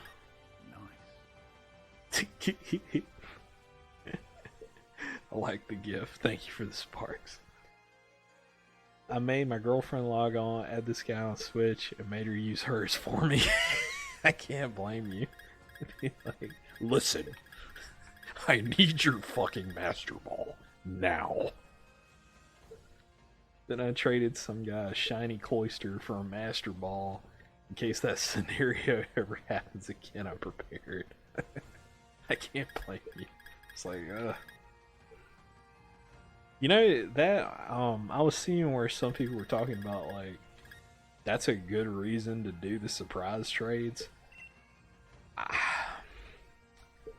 I still, like, even though I have so much shit that, I've traded for, let's help this little guy out. Nah, well, never mind. I waited too long. Even though I have so much shit from surprise trade, I've never gotten like a perfect Master Ball from that. And yeah, I feel you on that too. Let's see. Yeah, I called her and made her stop what she was doing and do that for me. Yeah, see, I need all the box room I can get for eggs. That's me too. That's why, like, you know, I keep 4 for eggs, and I feel like that's pretty decent rotation. I kind of hate I didn't get into that one match. That oof, because I actually need I would have went for that regenerator Toxapex, but is this guy a flash fire? He's flame body. Eh. See, I feel like this guy could be good if you went flash fire and you predicted like a fire hit on you for some reason, because then like G-Max him with his like wildfire shit like Charizard, that'd probably hurt. It would probably hurt a lot. I have boxes 12 to 31 for eggs. Damn, that's a lot of eggs.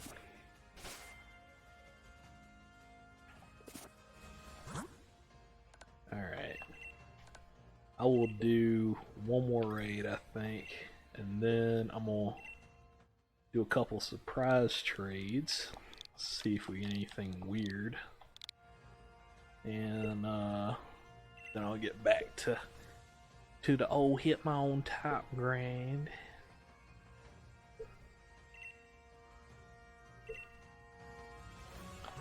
Oh, there we go. There's a Garbodor.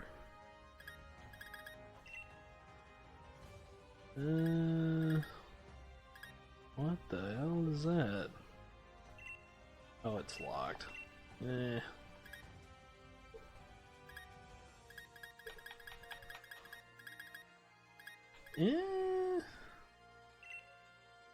I wish that was a G-Max. Can't tell if it is or not.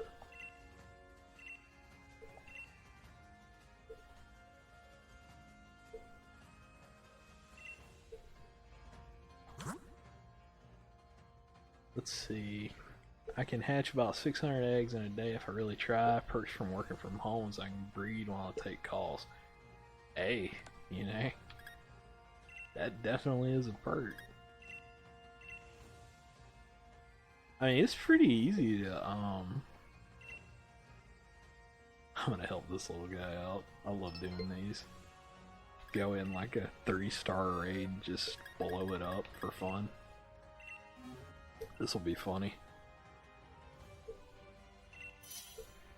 But, yeah, I mean, like, doing it on the side, it's really not that hard, because, I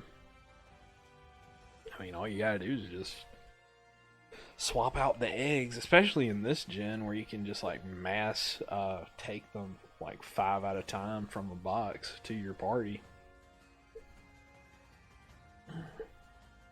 I really like that. That's why I tend to, like, get the eggs first, and then hatch them.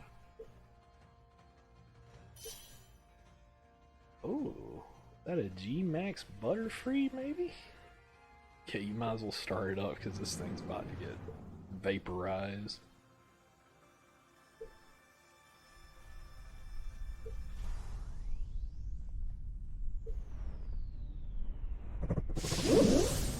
Ooh. That was loud in my ear.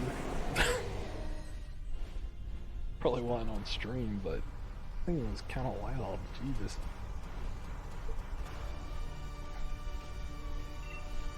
Alright. Vaporize this bird. This bird ain't about to be tranquil anymore.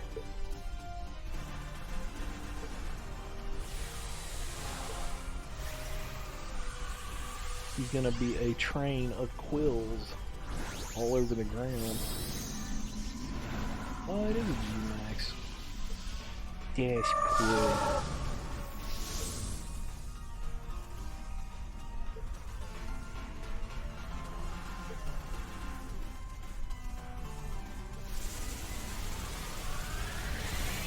And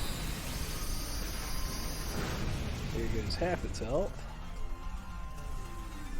Because it has to go down to the stupid shield.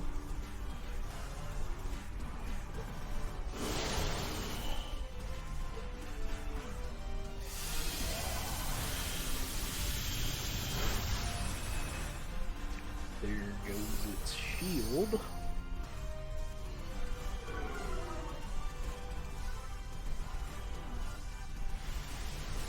There's literally no like do these really. I mean, I guess I can get I can always take like the nuggets and stuff for money, but I just like blowing up stuff.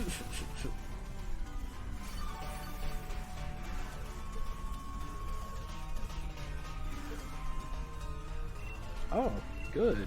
I get to finish it off. Yay.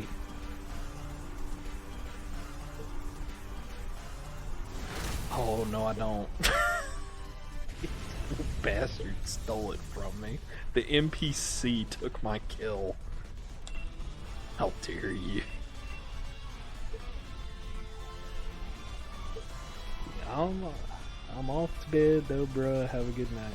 You have a good night too, man, and thank you for following too and hanging out. Like I said, I'll have to check out that video you sweeping them with a ferrothorn. I gotta see that. That's gotta be some funny shit.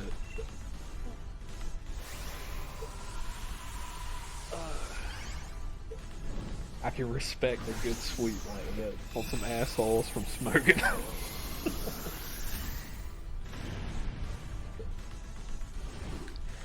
Alright, I'll be streaming. I'll definitely be around. Trying to get more shinies.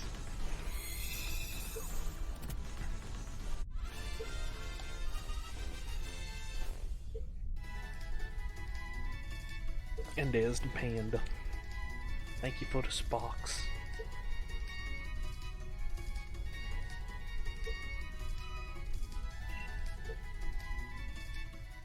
Got some good candies for that, though.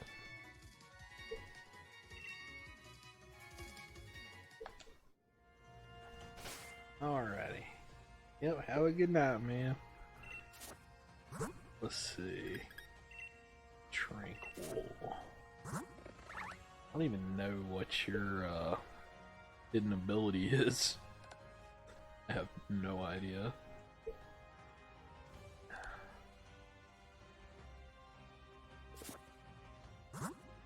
I actually never used one of those. They're cool looking Pokemon, just never used them.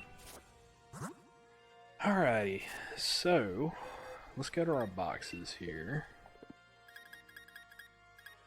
Did a couple raids.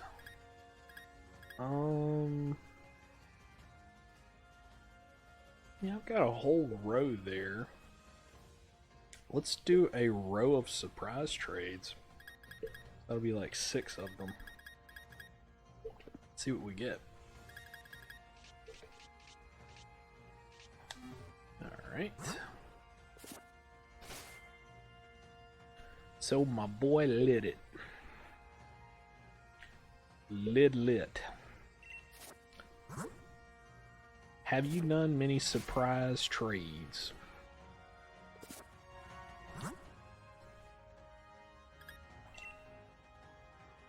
Not even one. Man, that surprises me.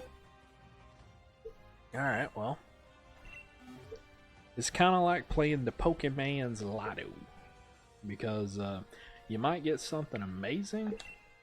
You might get complete shit. 9 times out of 10, it's complete shit.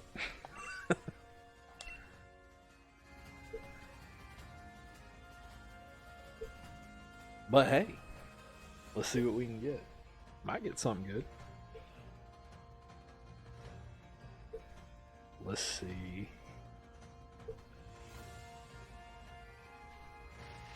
While we're waiting. Oh, well, there we go. Sending one of our little Tyrogues off. And we get a Cramorant in return.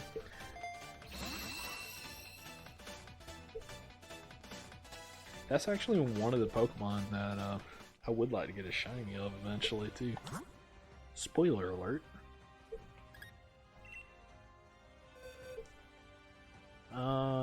Oh yeah, it's someone breeding one too. What does he have on him? Oh, he's going for the stockpile, swallow, and spit up probably. He's going for a cool shit there. Pretty cool shit. Don't know what he's doing with his nature though, unless he's just random breeding to try to get the nature he wants. Anyway, next one. The thing about surprise trading though, when you get level 1s like that, typically it's something that a breeder has sent out. Because I mean, look at what I'm doing.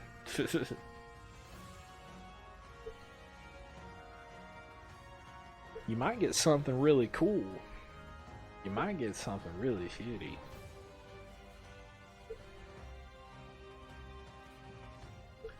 The coolest thing that I got from surprise trade, other than a foreign Ditto, was Boon Windu. My little Darmanitan guy, because he had some really... He was in a cool ball, he was in the heavy ball, and he had like some really weird moves on him. Ooh. Ooh.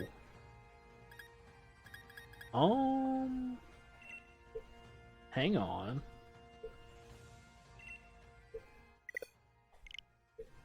Of course.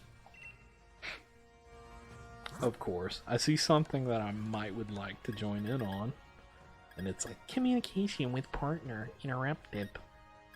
Well, fuck you too, game. I'll be right back. Alright, let it. Alright, let's do some more. We got a whole row here. So this guy was breeding ferrothorns. What moves does it have? Tackle and harden. So nothing special. It was by the guy though. Boone Windu. Alright. Sending out another Tyrogue.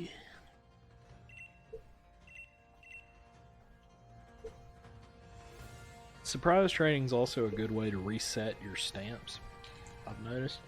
So if you like doing surprise trading, sometimes that can be the better way to do it instead of doing like a fake link trade. Trade complete. Let's see. To Royal. Cool name. And a cool Pokemon. Lapras. Okay. So what kind of Lapras is this? We'll check and make sure. I don't really care about G-Max Dreadnought. What are you? Ooh. See, this is what I'm talking about. You sometimes get some interesting stuff, like this Lapras is in a, I believe that's a Love Ball?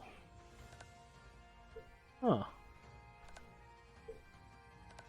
Pretty neat.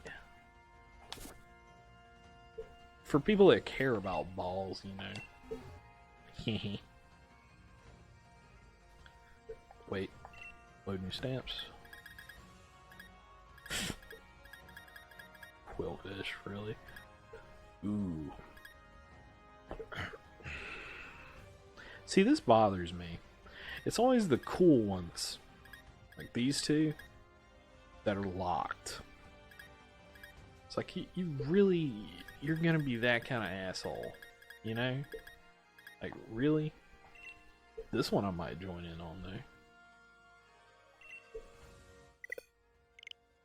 But I can't because it's cancelled. Oh well. Moving on. Another Tyrogue.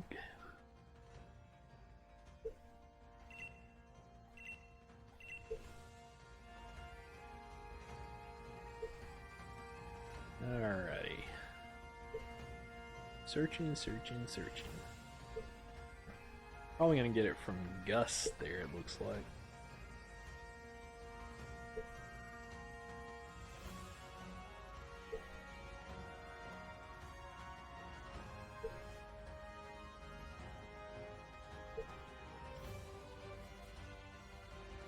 If it'll ever load.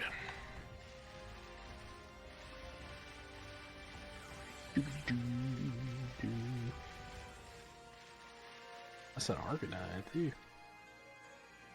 Oh yeah. Hey, you hit 10 followers. Congrats. Hey, I didn't even realize that. I did. Hey. 10 follower hype.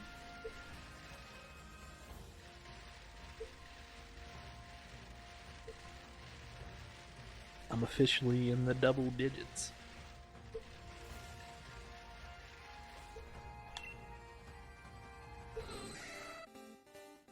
Sending Tyrogue to Jesse.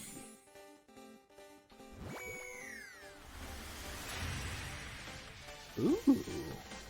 Isn't it a cool ball? And it's a great ball. But still. Interesting.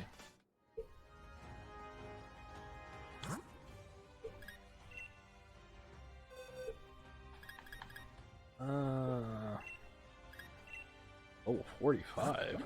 Good lord.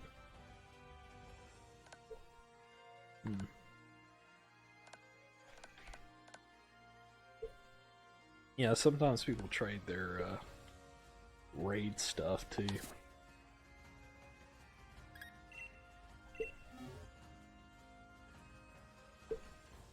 Like that one came from a raid for sure. What in the hell? Is that just a regular Snorlax? God, I rarely see those.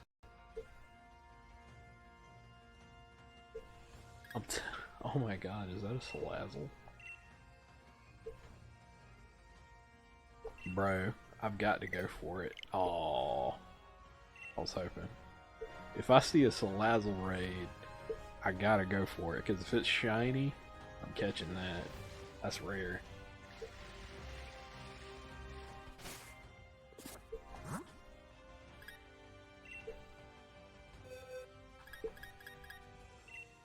Moving on to the next Tyrogue here. We'll see what we get.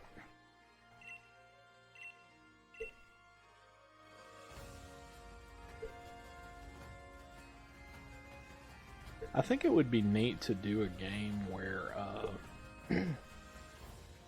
and people do this, it's called Wonder Lock, where you basically trade out until you have a full team of Pokemon you got from the surprise trade, or back in the day it was called Wonder Trade, and you try to beat the game with that.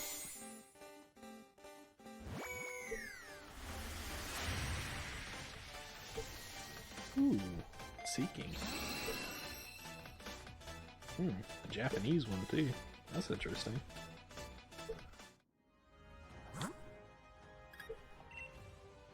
And we got one more we'll do.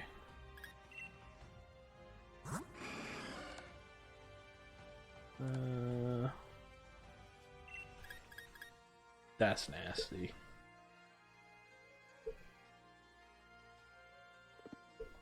I mean, at least it couldn't use it in the raid he was in. I don't think. But... or was this in a raid? That was not a raid mod. Never, I don't think. No, it wasn't. Huh. Ooh.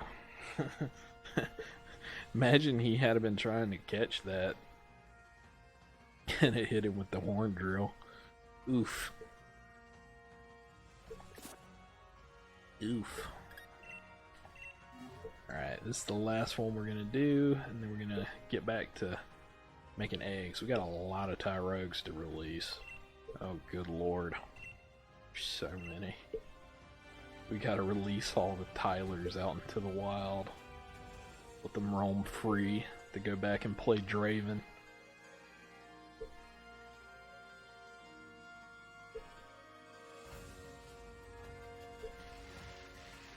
And snap a keyboard in half for fun.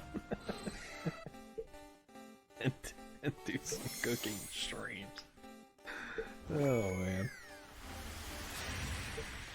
Hey! And the other thing I get from surprise trade is I got crabs. Great. Fantastic.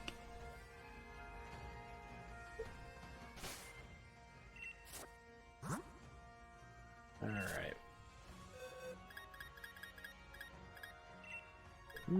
Can't tell if he's a raid mod or not.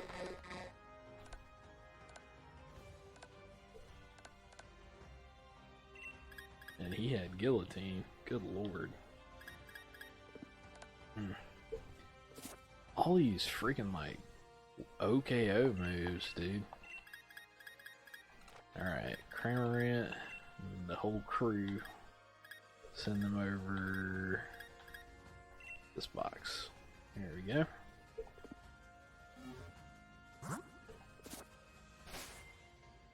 Alright. Let's go to... where do I want to go here? Yeah. That's where we go. Turffield. Couple things I want to do here. One is get off this bike. Alright. So... let's try the Lotto ID.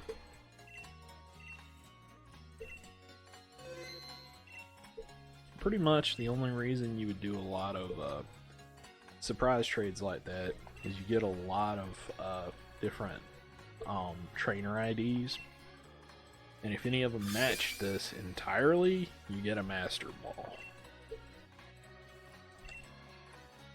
But as you can see, matching all the numbers typically doesn't happen. But the last two, you know, typically do for me. And got a PP up, which ain't bad. Everybody won't stay PP up.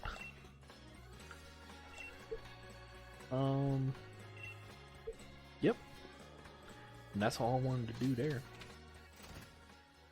Guess I could heal up. Heal up these poor Pokemon I've got in my party. The two pathetic Pokemon I got from raids.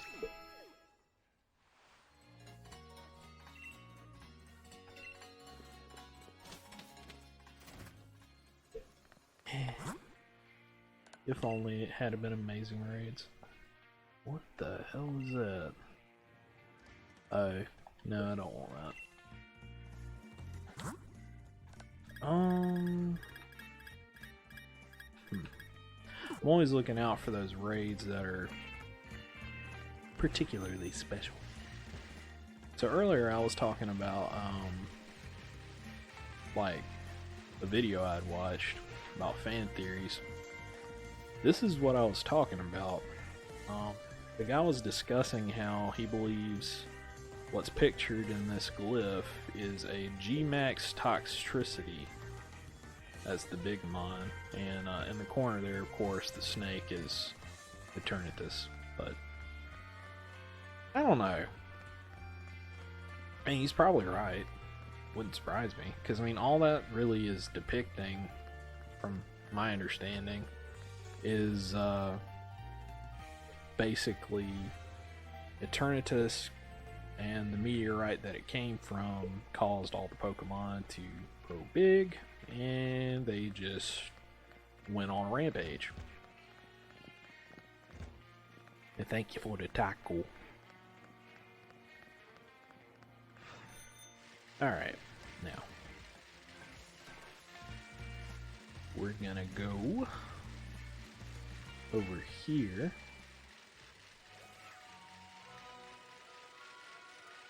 And as you can see, she already got eggs for us. But we got a lot of releasing to do before we're gonna be messing with her. Alrighty.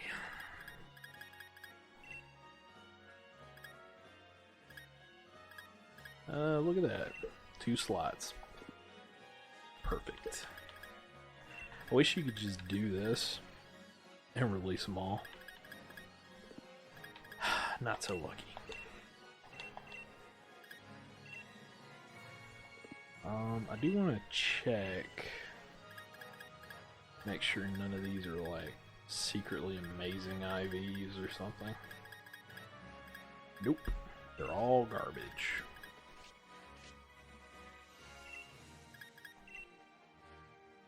Release them to the wild. Let the Tylers run free.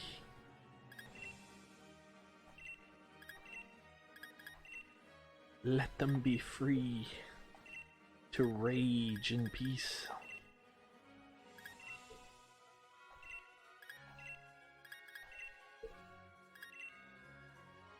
This is why I only do 4 boxes though, because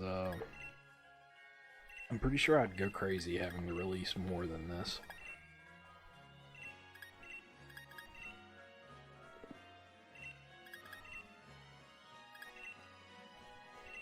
And like I said, I mean, you saw you could surprise trade them off, but my god, that would take you forever.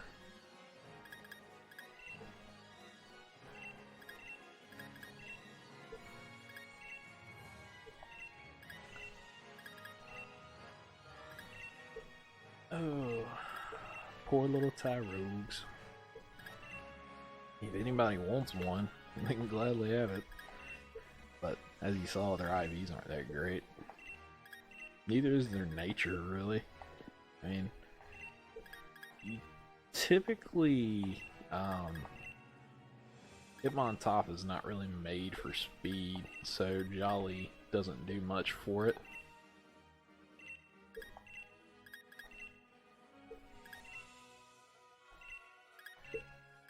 His poor little body is not made for aerodynamics.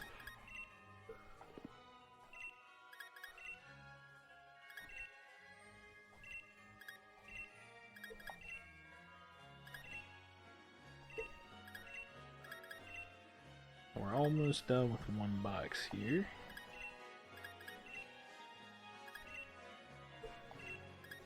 They're all going off into the wild.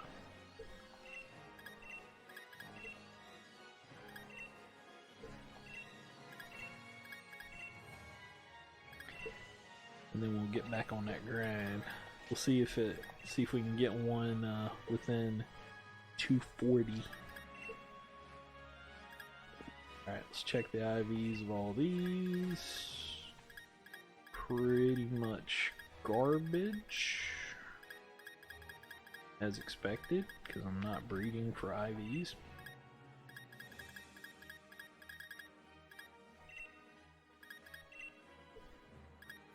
So off they go.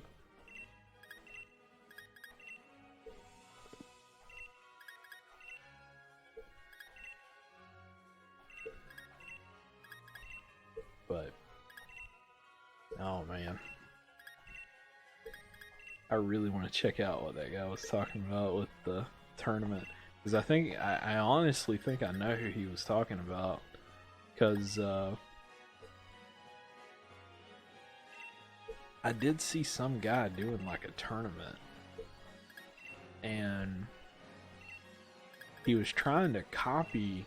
It was kind of funny because his overlay,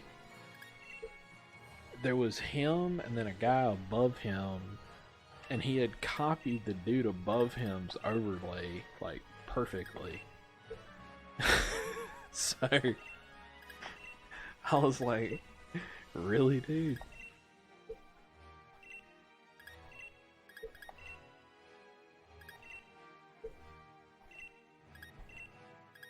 So I mean, apparently not only was he an asshole to the people that was watching him, but he also wasn't original.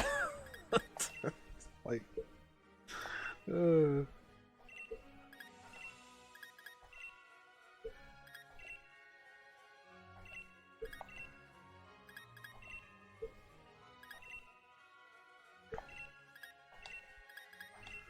that's sad to me though, man. You gonna try to make a tournament and stuff, and then you gonna be like pissy to people in your tournament. Don't do that. That's stupid. It's your friendly tournament. Haha, your dumbass brought your casual team you beat the game with. You a stupid fuck. Somebody comes in with like a fully decked out like ranked team. You an asshole. You use OU Pokemons. The fuck?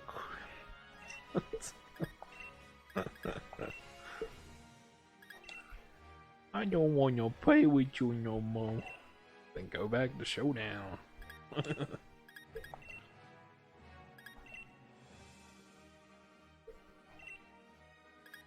Oh man.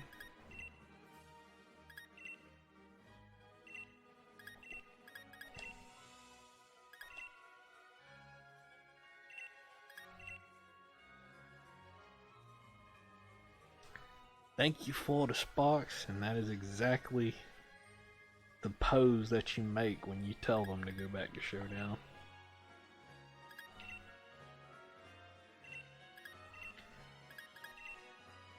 I need to lower my spark limit on my things too. Just noticed that. I didn't realize there was some stuff for like 4,000. Damn.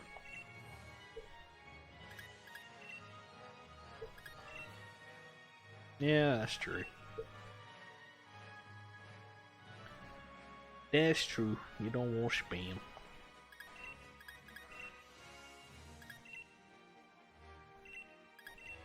Oh, these poor Tyrogues.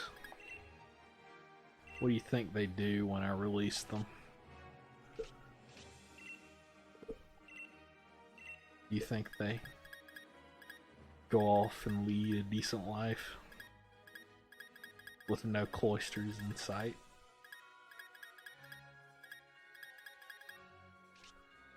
I'm just gonna check all of these right now. Probably fight each other to the death. Actually, that's probably more accurate, to be honest. They probably all meet like in a giant circle and just decide like who's the best TIE rogue. Just have like this huge mosh pit, just these little angry shits fighting each other.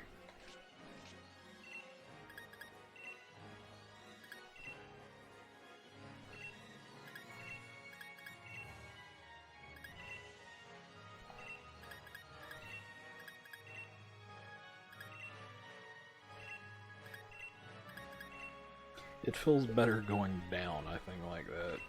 Let's do that. Let's try this method.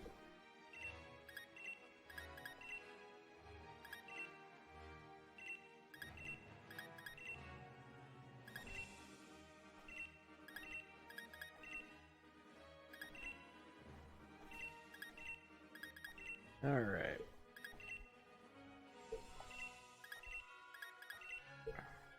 Yeah, like, there's a couple of Gigantamax Pokemon that I wish I had, like, as shinies, but going for a shiny Gigantamax, you don't really go for them, you just kind of hope that they happen. I mean, I guess you could, like, you had like a bunch of wishing pieces, you could probably just try and pray you get one, but God, they're rare.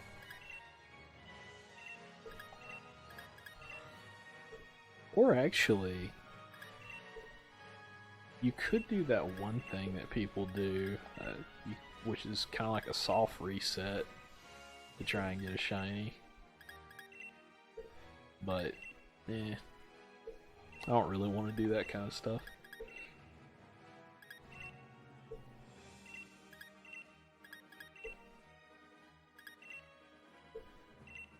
That would take a while, because it's like, anything with soft reset is like, restart the game, do the thing, load the game, listen to your Switch try to kill itself. Yeah. Oh my god, have you heard your Switch when you go through that start screen for Sword or Shield? Just listen to it. Just get up real close to it and listen to it. Yeah, vroom. Vroom is right. Sounds like that son of a bitch about to take off.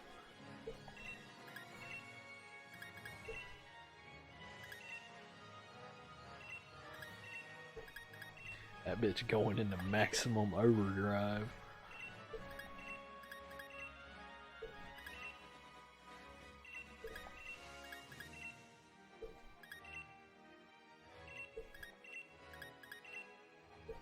Alright.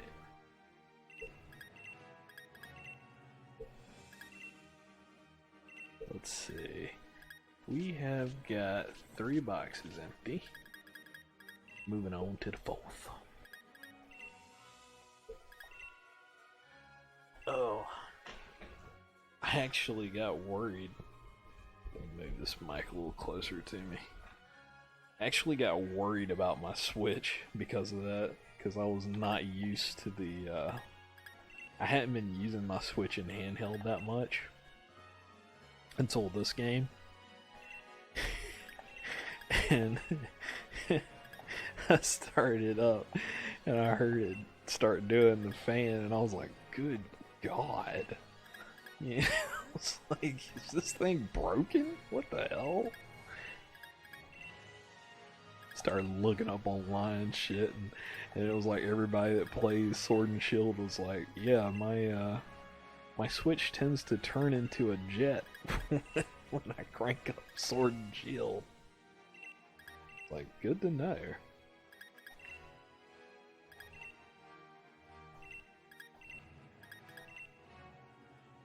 just can't handle all them Pokemons.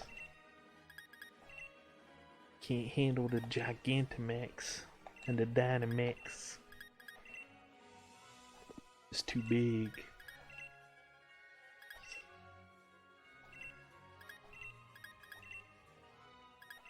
Alright. So I'm thinking that I'm going to do one full round here again of Tyrogues, and I might do a couple more raids, and then I'm gonna call it. So yeah, that's gonna be a long time, but still.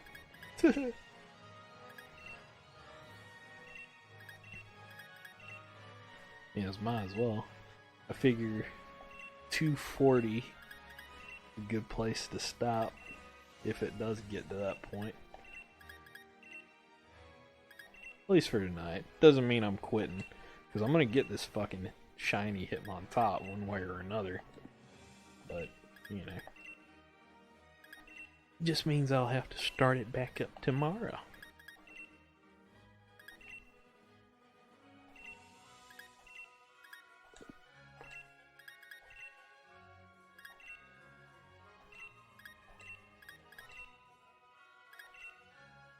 But I'm trying to think, like, what all I need to really, like, be comfortably competitive.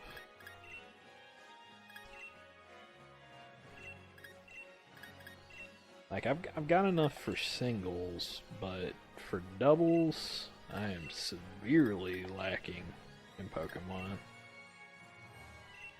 So that's why I'm thinking my next one after Hitmontop is gonna have to be something more meant for doubles.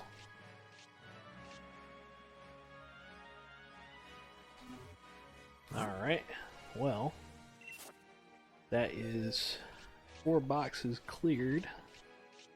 We're back where we started. Let's grab the squad here. And grab some eggs. And I'm a dumbass because I forgot to swap my box back. So that went straight into my completed mods box. Fuck. Okay, there we go. Now we're set back right.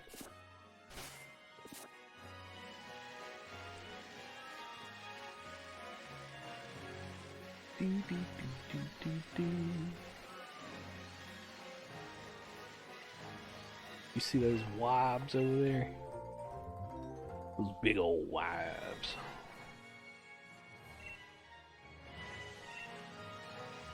Look at these old wibes. Oh, yep, there's a wibe. I fucking love Wobbuffet. He's such a derpy Pokemon. I love it. One day I need to make like a full-on derp squad. Like a full derp team. Because there's some really derpy Pokemon. I mean, you'd have to have like Slurpuff, Quagsire, Wobbuffet. Yeah, like you said, Quagsire. Shit. I'm trying to think, where's some other really derpy ones?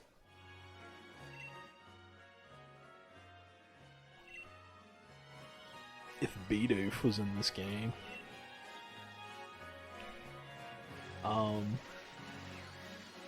I gotta admit, Greedent is pretty derpy. I mean, he kind of looks like a Looney Tunes character.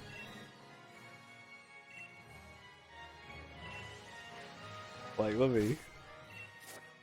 Like, you probably hadn't even seen a Greedent.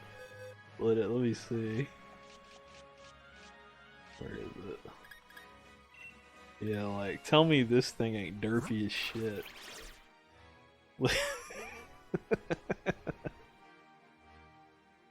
He's so happy.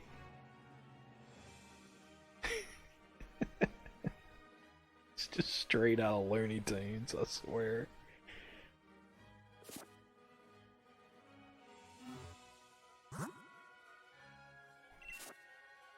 The Rock.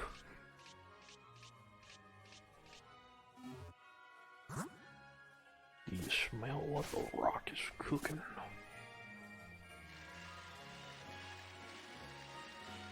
Cause I sure don't.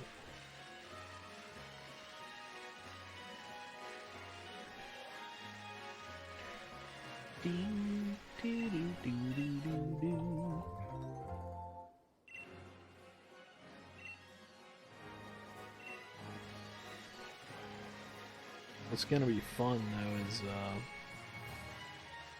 trying to grind my rank back up, because now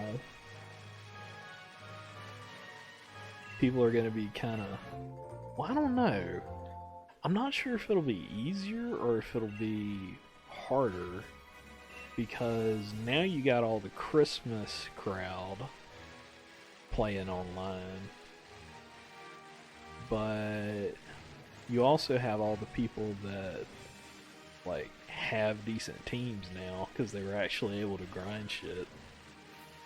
Ooh, hold up. Hold up. There's some motherfuckers Lego. Shit.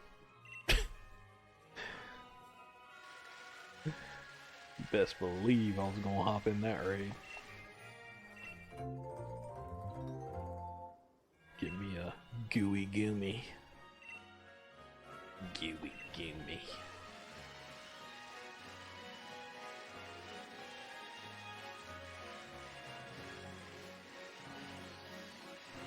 Gotta watch them raids. Every now and then something cool pops up.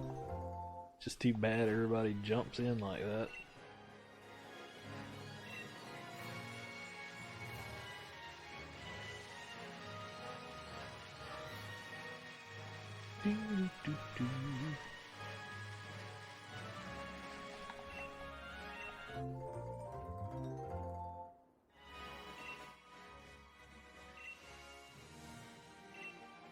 Take good care of it and raise it well, and it'll become a great Timer 1.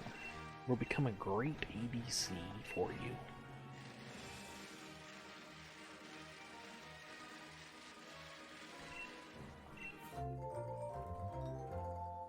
Until it gets pissed. And intentionally feeds. Then you're fucked.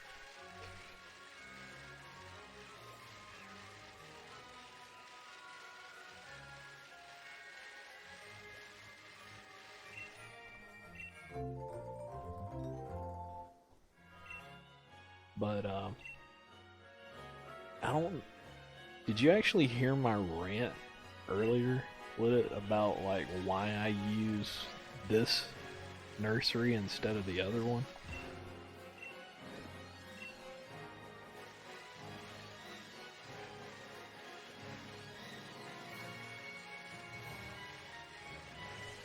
Because there actually is a good reason why.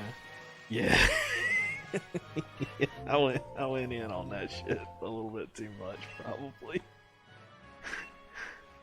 I mean, but for real. I mean, shit. It lags. The woman there is literally in waiters. You know, you got all the, if you're online, you got all those people swarming her. It's not good. And then you got the Pokemon to deal with too. It'll pop up out of nowhere just to say hi. Like, nah, screw that. Hang out over here with the chill lady. But then you come down here and you realize they're here too.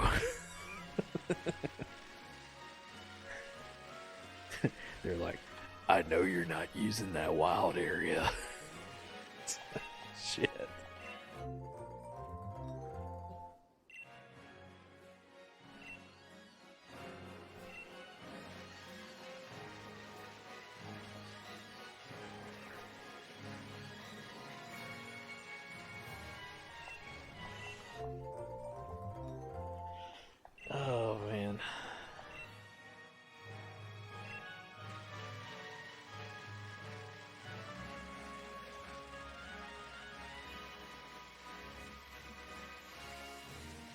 I do kind of wish there's one thing in this game that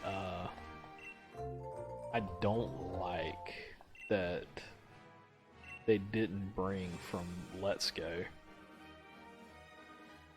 Because I mean, I'm gonna be honest with you, they just straight up brought like the overworld sprites only because of Let's Go. I mean, if Let's Go Pikachu and Eevee hadn't been a thing, there probably would not have been overworld sprites. I want Pokemon following us. Yeah, that's one thing. But the other thing is I want you to be able to tell if an overworld mon is shiny or not. Because you actually can't. You won't know until you get into the battle with them, because it doesn't show their sprite as a shiny outside of the battle.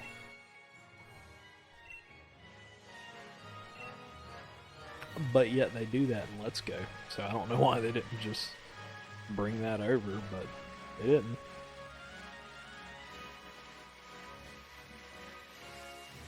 Because I mean, that would be really cool, because you could, you know, you'd be riding around and suddenly you see a shiny. You're like, oh shit. Better stop and catch that.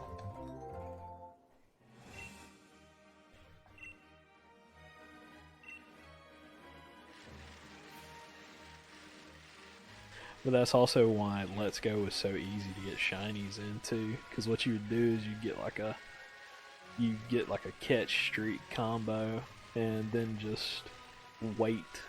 You get like to the certain point where you're the combo's high enough that you don't really have to go any higher. You just sit there and wait.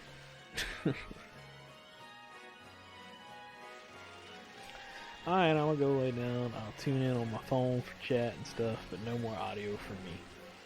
Alright then, take it easy. Get some sleep.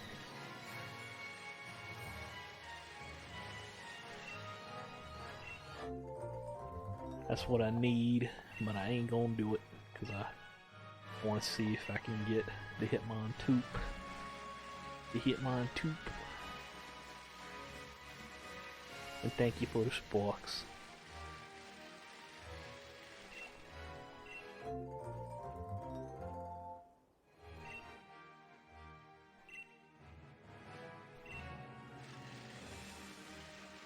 We're just gonna keep going. Now we'll talk about all kinds of random shit.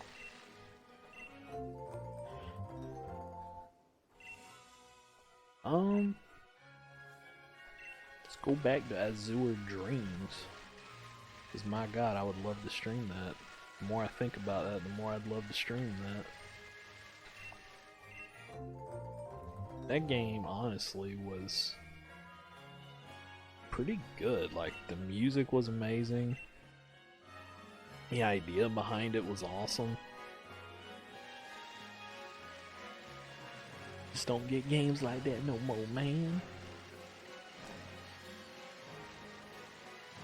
But I'm surprised that there is a listing for it. It means that at some point somebody big must have streamed Azure Dreams on Mixer, and I want to know who.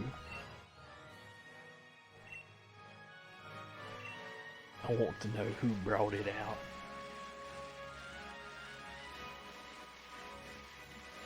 I'd love to stream those and probably whip out oh man, this is going way back. There's like 2 Digimon games that I really like from PS1. Digimon World 2 and Digimon World 3. The first Digimon game was really good too, but the whole like roguelike stuff in Digimon World 2, I was down for that. And the whole story in Digimon World 3 was awesome. I know it's like heresy to talk about Digimon with Pokemon stuff, but I don't know, I like both. And man, Digimon Survive looking sick too. Can't wait for that.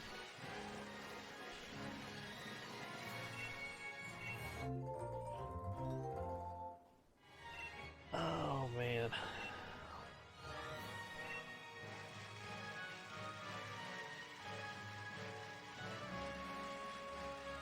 See where we're at on our eggs.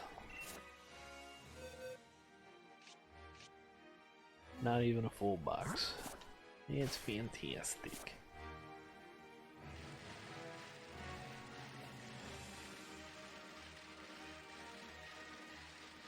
Oh shit. God, I'm getting so tired I can't even tell that she's... Tell you what. Let's see, how many with 2 boxes? Bring me out to... I'd like to hit that 200 mark, at least. So we'll do 3 more boxes. How about that? That'll bring us up to 210.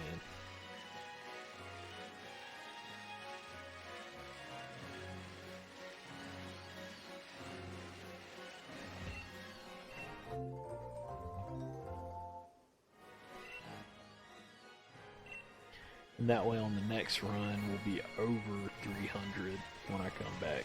If I haven't, you know, gotten the shiny by then.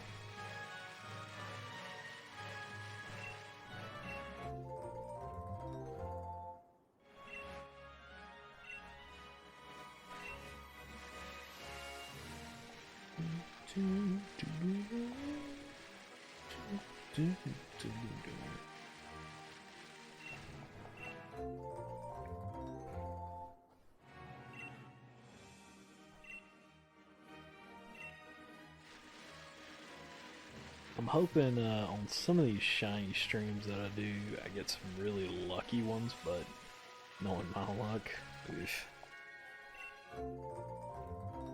Not likely. Not likely.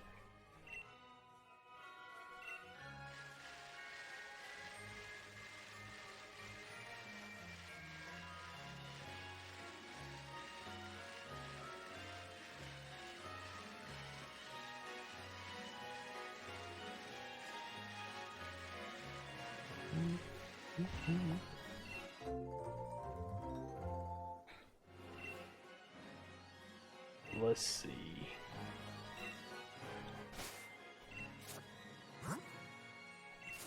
So we'll do, yeah, we'll do 24, 25, 26.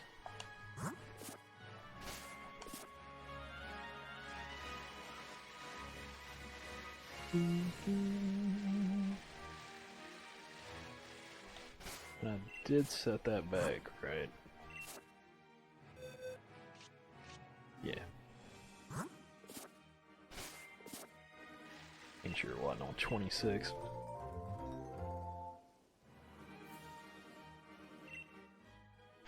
But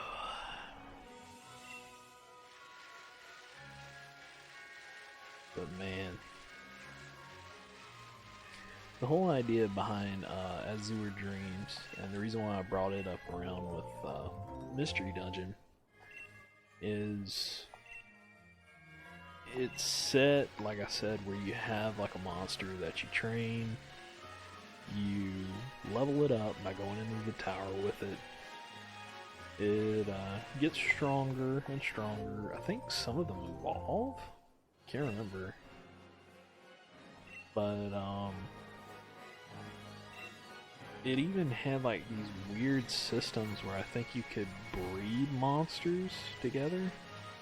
I think there was some type of weird skill system or something with that, but I can't remember how it worked because it's been a while since I played that game. Main things I remember about it was like the whole like town building aspect, and I really liked that. You know, where like you could build a bowling alley, you could build a like a horse track, where I don't think you raced horses, you raced some type of thing that was sort of like a knockoff chocobo.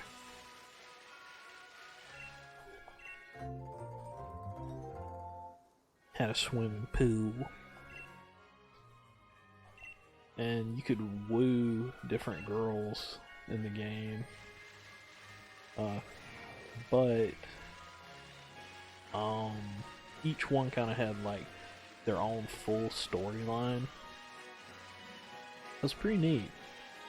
I think my favorite storyline though in that game was there was a sick girl in it that, to heal her, because you could actually heal her, you needed to get a hospital built first and then get to a certain point in the tower and collect like a very rare like herb or something, I think, and it would heal her. So there was some weird shit like that in Azure Dreams. It was different. It was fun too, really fun. I spent a lot of hours in that game and yet never beat it. But man, if I could stream that for some people, I'd beat it, no doubt, because that would give me more motivation and more reason to sit down and beat it. Because one reason why I never beat it was because I didn't really have the motivation to. I was just like, I kind of like the whole repetitive aspect of it, where you go into the tower and just come back and spend all your spoils on the town. Because the whole idea with it was, I think there was like 100 floors in the tower. So you wanted to see like you could get up to the very top because your father did, and he's like the only person that ever did, and he vanished when he made it to the top. So nobody knows what happened to his daddy. What happened to daddy?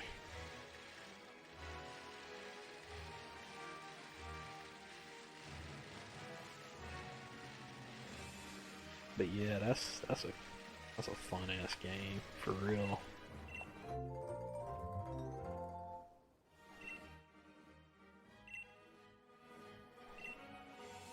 But I remember some of the monsters were really like weird shit, and it only got worse as you got higher up because you started seeing like stronger and stronger monsters with weirder and weirder designs. Like one looked like a creepy ass clown that I remember.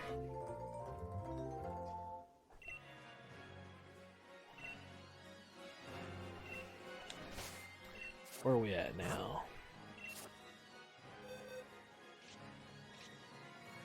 God, so slow.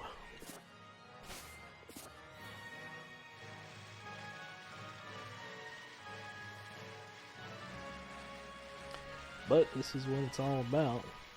That shiny grind.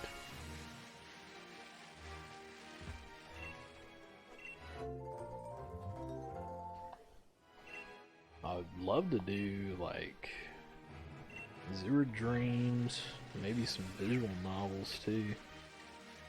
That's getting really weeby, but stuff like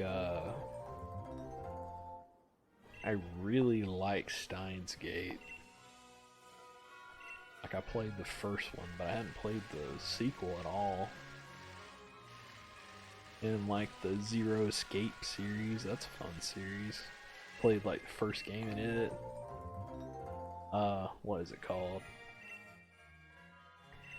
9 persons, 9 doors, 9 something. Can't remember. It's called 999.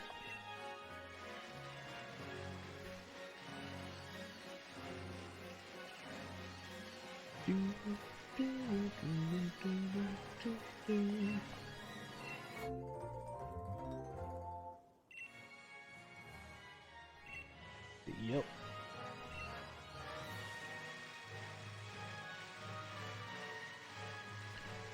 Old Fire Emblem. Man, I still have not beat my run of Fire Emblem either.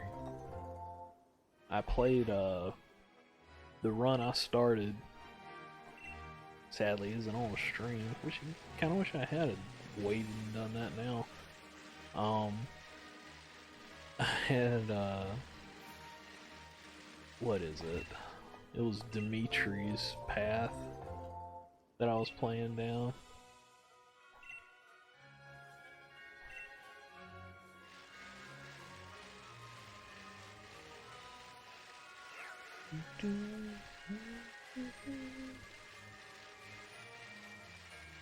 I was playing on the hardest difficulty though, and I did manage to beat the Black Knight. That was like the one thing that really felt good to me, because I was like, I'm on the hardest difficulty.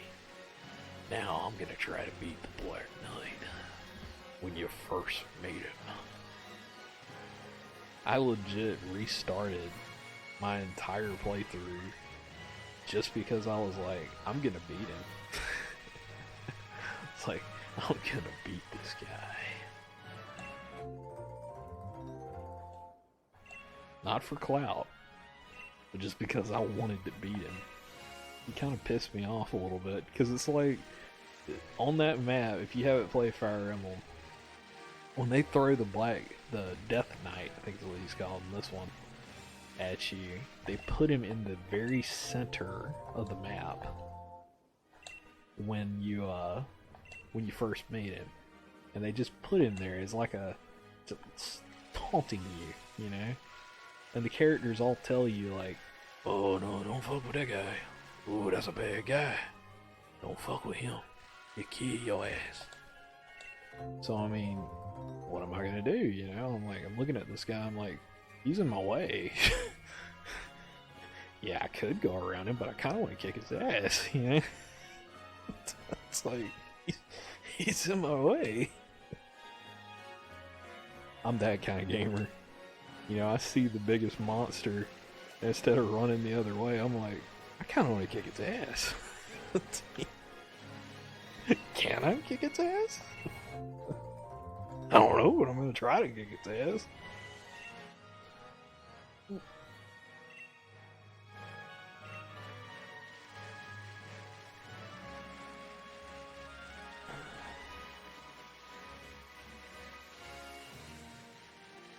That's why I love Monster Hunter too. Monster Hunter's all about that. It's like you see a big monster and you're like, should I try to kick its ass? Probably has some good loot. I should try to kick its ass. And then you learn the hard way. You shouldn't have tried to kick its ass. You were not prepared to kick its ass.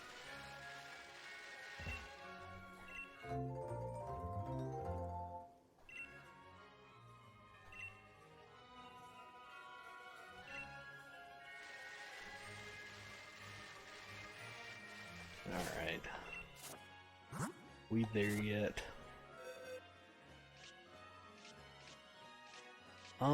2 boxes. Close.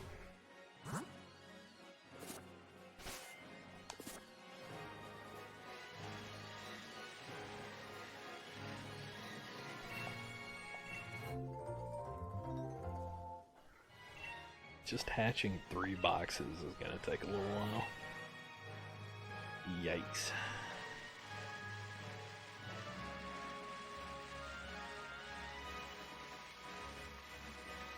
But we gonna do it. We gonna keep a rolling.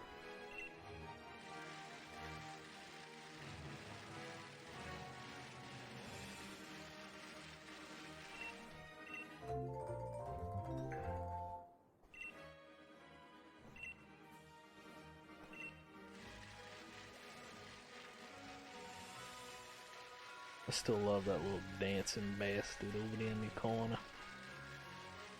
Just taunting me.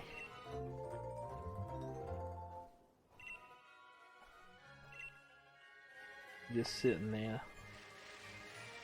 Come and catch me. Watch me dance for you.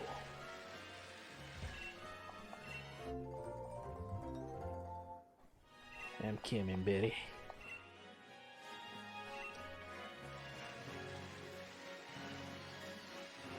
But, I need Hitmontop. And spoiler alert, the next Pokemon I'm going for is probably going to be Whimsicott. For anybody that's listening and cares.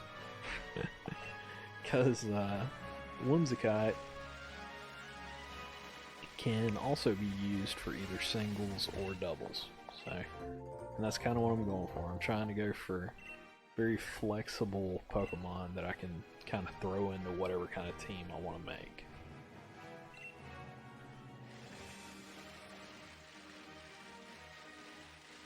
And probably then after Whimsicott, probably will be Toxtricity. I definitely want to do a Toxtricity.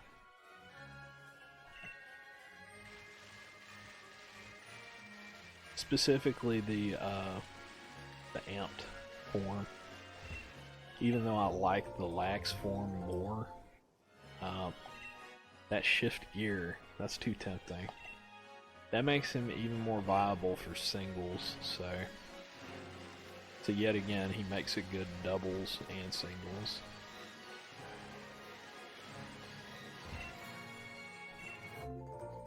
Then after that, we're going into the hard stuff, probably, because I'm probably going to do a full thing of raids to try and get a hidden ability Eevee, because I actually don't have one, surprisingly enough.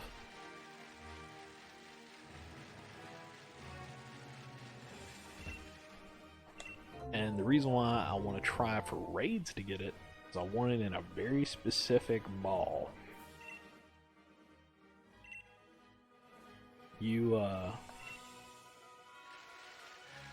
can basically, when you do a raid, you have a 100% catch rate for regular Pokemon if you're by yourself. And a hidden ability Eevee, you just catch it by yourself. I would want one in a Beast Ball, to be honest with you. Because, I mean, what else are you going to use your Beast Ball for? Then you could breed down the Beast Ball to all of your evolutions, you know?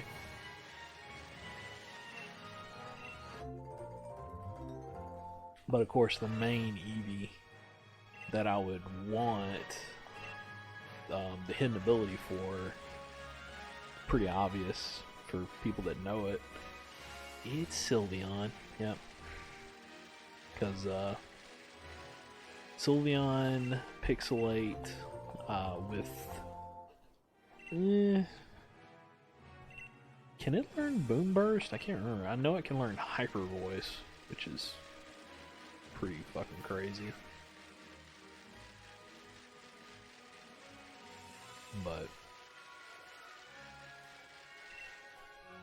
But I was thinking, like, actually, if it could learn Boom Burst, that would be OP as hell.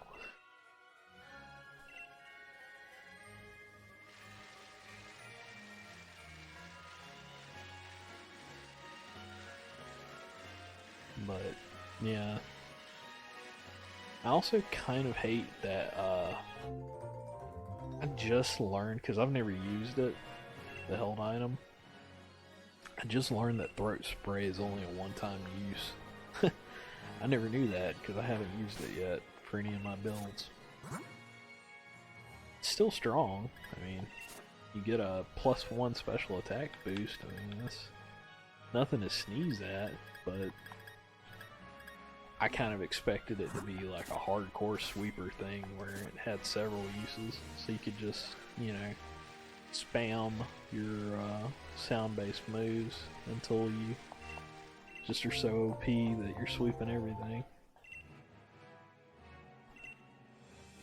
It's not gonna change anything. I'm still gonna put it on my Toxtricity, but yeah.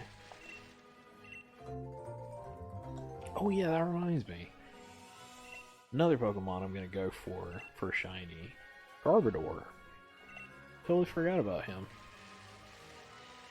Gotta get the old trash man, the old trash monster. Take out the trash. The old Danny DeVito of Pokemon.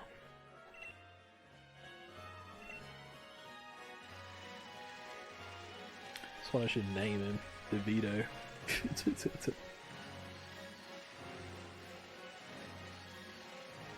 Because he's the trash.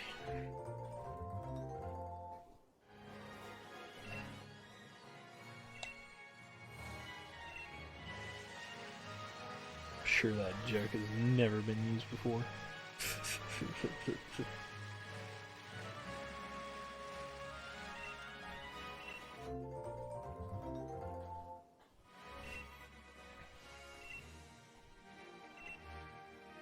But I need a...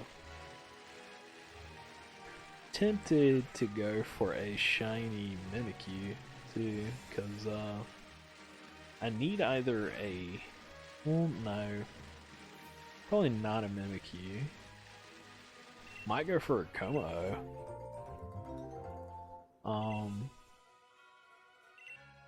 Been thinking about going for something with soundproof for two reasons.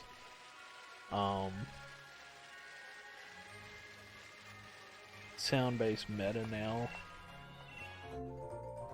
because people are starting to learn about it, and also it would be like good synergy with Toxtricity, because you could run like Toxtricity with it and do Boom Burst, and Boom Burst won't affect it.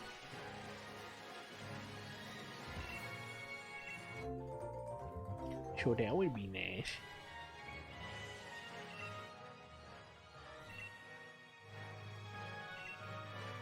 Will I get hard countered?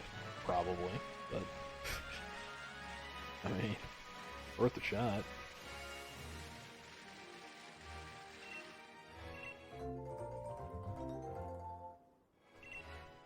At least I'll know if they're trying to counter me. Or have the same kind of team comp.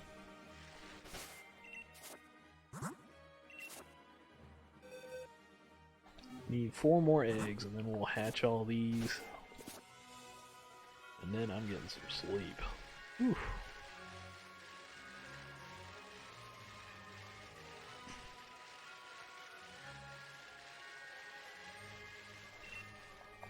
We'll see if we get that dank Hitmontop.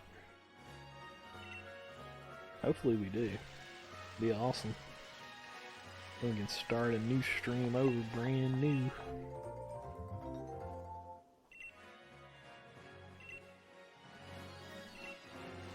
That's 2. I'm really happy that these two, the Hitmonchan and the Ditto I've got here, get along. Otherwise, that would really suck.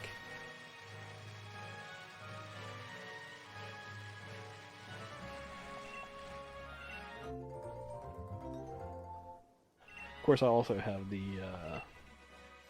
what's it called? The hatching charm, the oval charm, or whatever. The egg charm.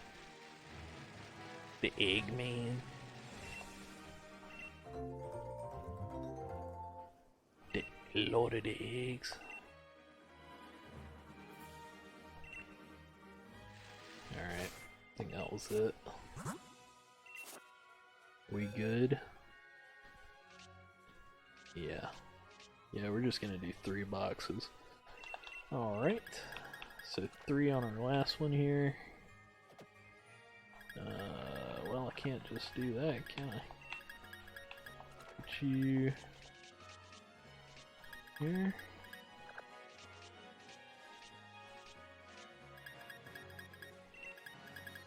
Grab all these. And off we go back to Spikemuth.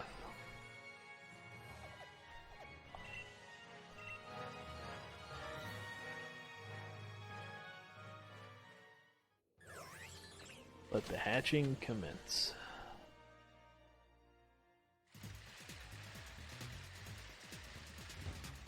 Eh. Oh, wait. Did that guy just say Chairman Rose is the best? Oof. Oof. God, he's almost too edgy for this place.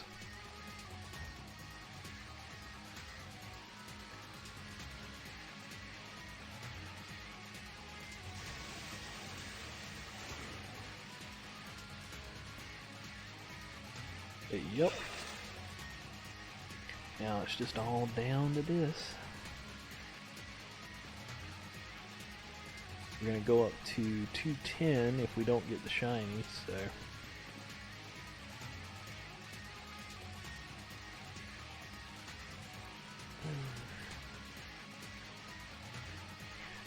There is no doubt in my mind I want to be sleeping through that Nintendo, well, not Nintendo, but Pokemon Direct today, so I'm going to be rewatching that.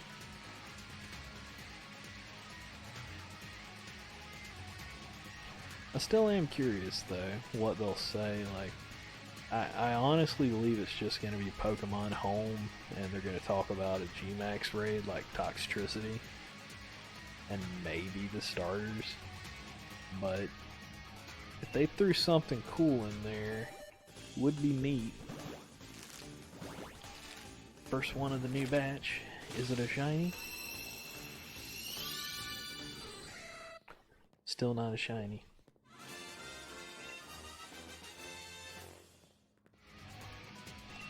Second one.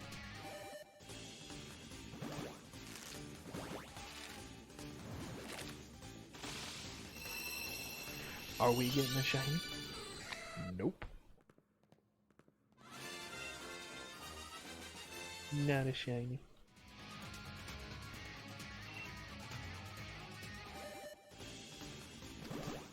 $123. Are you a shiny?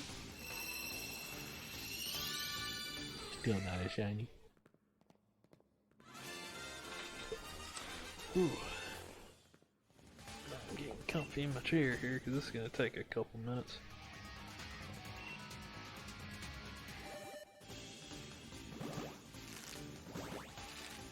$124.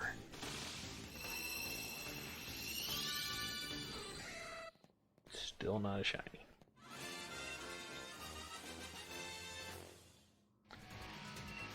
You have around a 1 in 500 chance, if I remember correctly.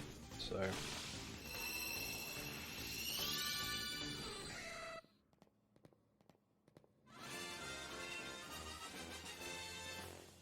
alright. Well, there goes them.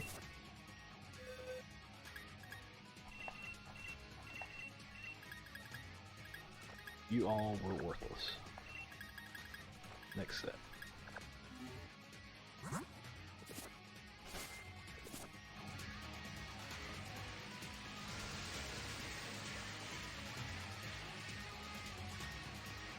Let's just hope we don't go into the quad digits. I really would not enjoy that.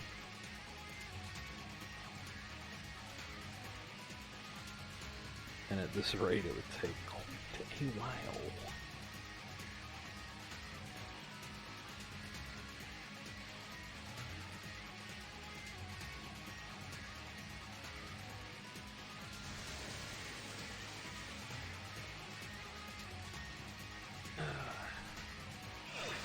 I kind of wonder what a sequel to Sword and Shield would look like.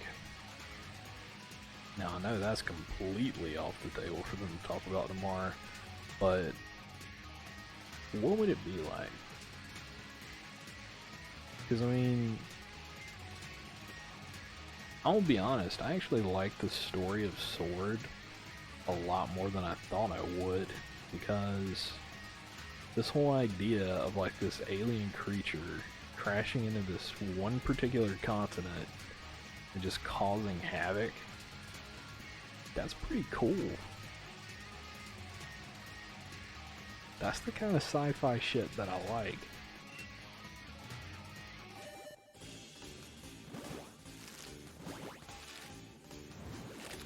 And I mean, it's kind of sneaks up on you too. Because the rest of the game is pretty tame compared to that.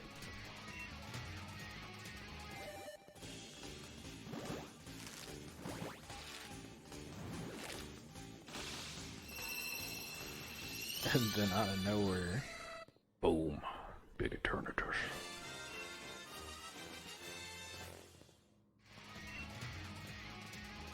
Big boy Eternatus. Trying to grab you with his giant hand.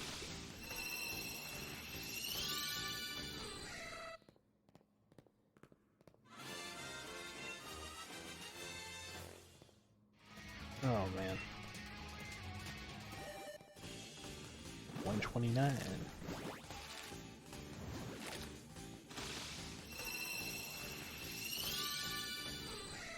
Meow.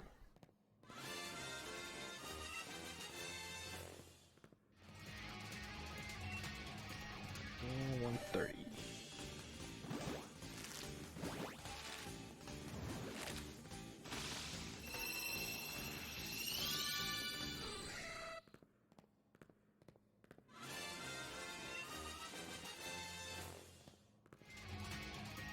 Alright.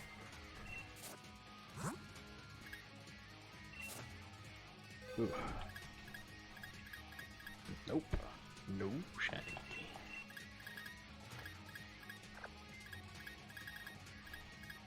Sad day. Moving on.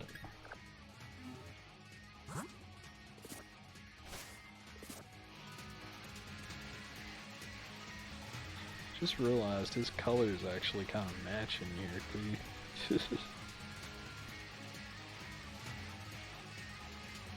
I still think I'm gonna call him Wah. Just reminds me too much of Waluigi. He's gotta be either called that or Beyblade. I mean, let's be for real. It's a Hitmontop.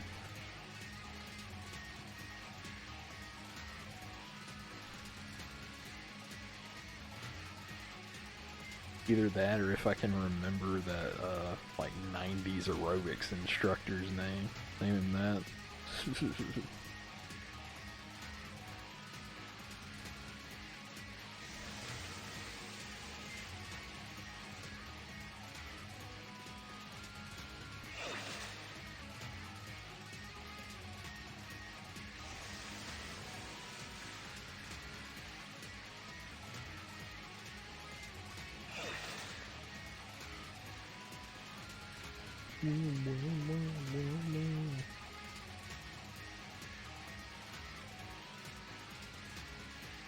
Dancing to the music here.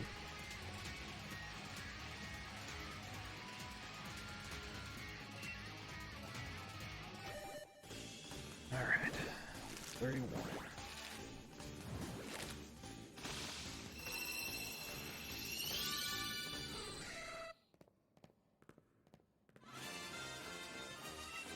Kind of annoys me that there's one channel here on Mixer that they're trying to sell a product that like auto does shinies for you. It's like, my god, you're just gonna take the work out of all of Pokemon, aren't you? It's like, come on, already people hacking the game. Now you want to automate shinies too? It's like, alright. Might as well just hack it in at that point. You're really gonna be that way.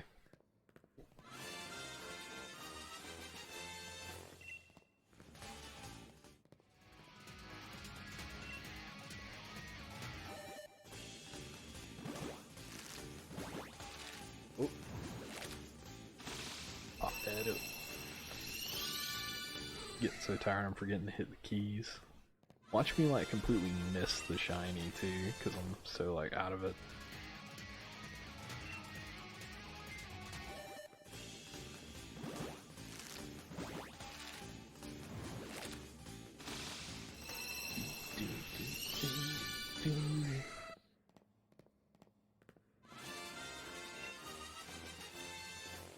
technically I've been going at this for longer than this has been live. Because of how I had to set up the stream and everything. Oh, let's see. Here we go. 5 more. 5 more for the gotcha game of shinies. Ventus. Hey, I know that name. He's surprise trading something.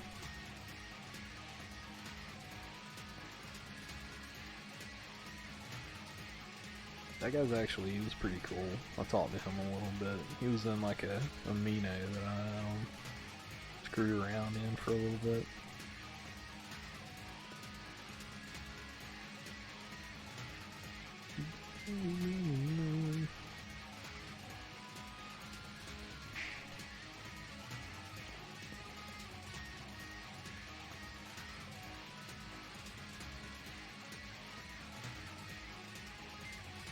Oh boy.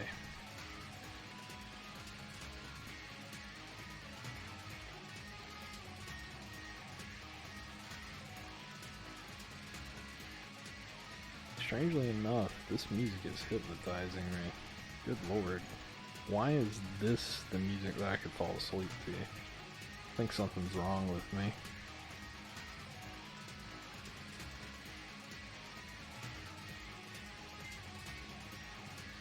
I always have like this kind of music. Make sure I didn't do the eggs right. Yep. I'm just forgetting to do the boost. Yep. 136. Are you shiny? You're not shiny. You're not even close. Probably have shit IVs too.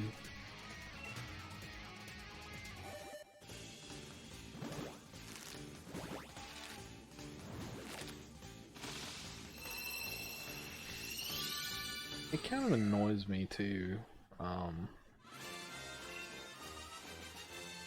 Mixer, I tend to see a lot of people for Pokemon, they'll go into like someone who's very, very casual, that you can tell, because you can tell who knows Pokemon, who is kind of new to it, and who doesn't competitive battle, and who doesn't, and who does, but kind of bothers me that there's these people that are like vultures that just kind of like look for the really non-competitive battlers, you know, and go in there and just like spam "wanna battle." And it's like, really? See the person just starting, like all they've got in their team is a starter. They're like, "wanna battle?" Bring your best mons. They bring legends. It's like, oh, Jesus Christ. Legends that they've probably hyper trained. Jesus. Like, I don't follow the whole like OU shit and everything for Spigen. I can't stand Spigen, but I do kind of agree with the like no legendaries rule for stuff, because that's how Pokemon's always been. It's just no legendaries. That's all. Bring whatever you want, just don't bring the legendaries.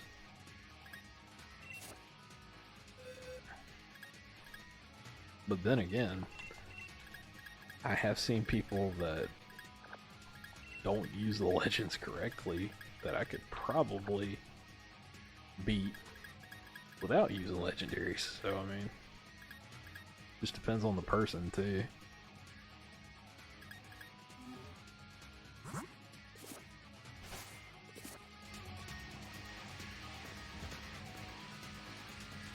But what this game needs more than anything is a spectator function. Like, I will always say that, because if you could do like spectate on battles and stuff, oh man, you could do some great tournaments, but it's not an option. Which is kind of sad to me, because I mean, wasn't that a thing like back in shit, like, correct me if I'm wrong, but like Diamond and Pearl even had it, like with the GTS. I think so anyway.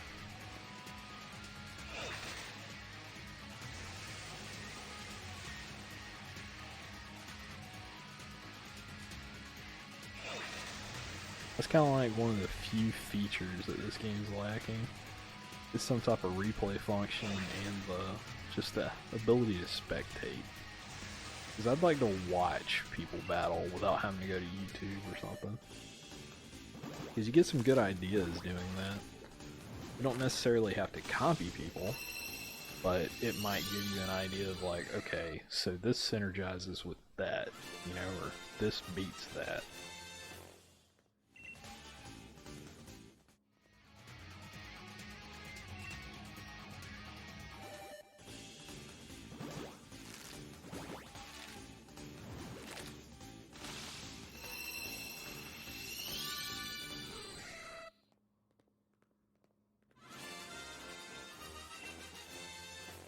Still no shiny.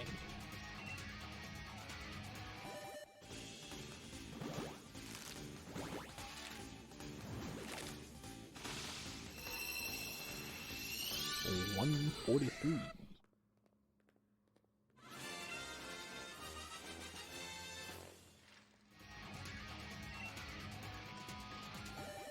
What is this? 144? It's either 144 or 145. We'll check. Probably not a shiny. Oh. Still not a shiny. We're trying. Yeah, here's number 45. 145.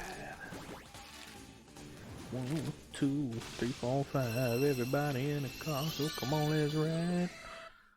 Nope. We ain't riding with him. He's not shiny.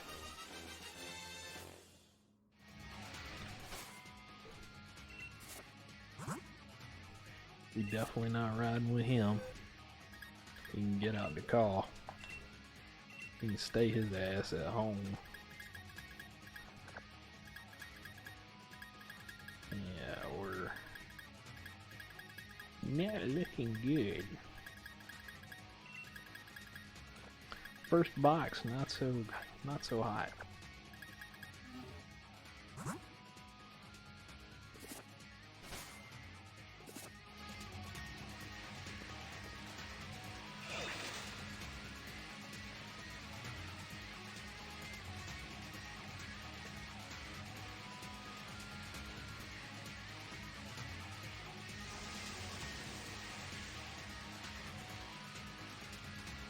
But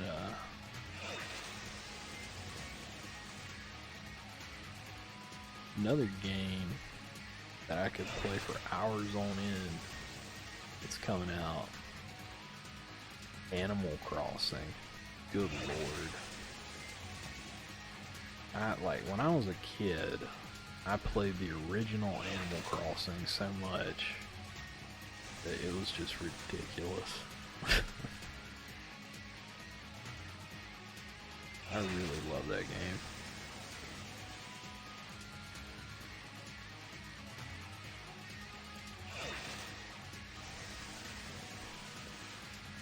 And there's a lot to make fun of in that game.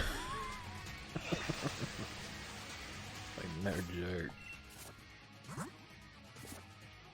I had to check to make sure I had eggs, because I have boosted so many times and yet still no hatch. That's weird. There we go.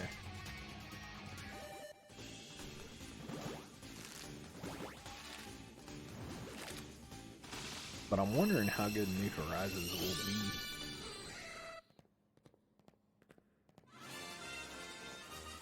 Hopefully good.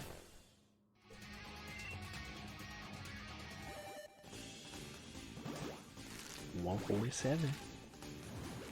Is that my lucky number? Nope. Show ain't.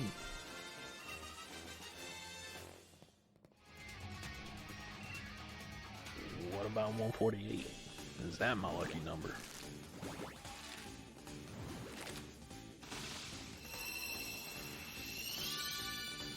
Still not my lucky number. That's all this is a game. Is this my lucky number?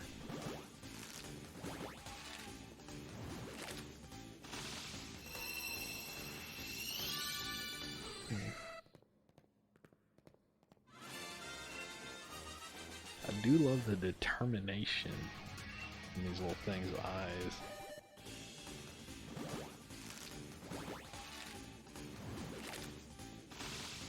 But then Hitmontop just kind of loses it. Like look at his eyes. They look soulless. They look dead. Like burnt out. Basically how your eyes look after going for the shiny. Just burnt. Just completely burnt out.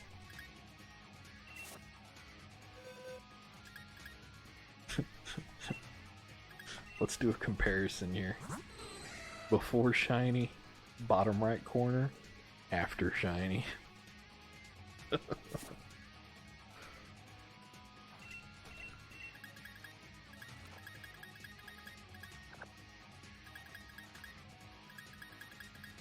Alright.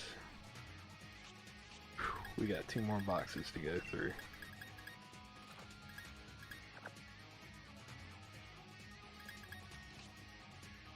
Good lord. We're at 150.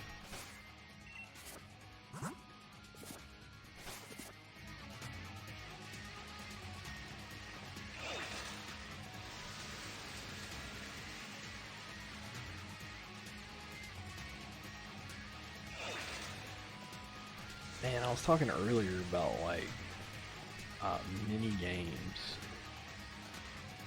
Yeah, that's something that I kind of like this Pokemon game for Sword, because the gyms had those mini games. It kind of felt like the old times again, because I do remember back when Pokemon had these really weird mini games.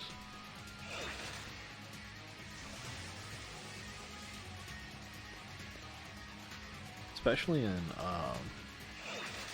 Gold and Silver and Crystal, of course.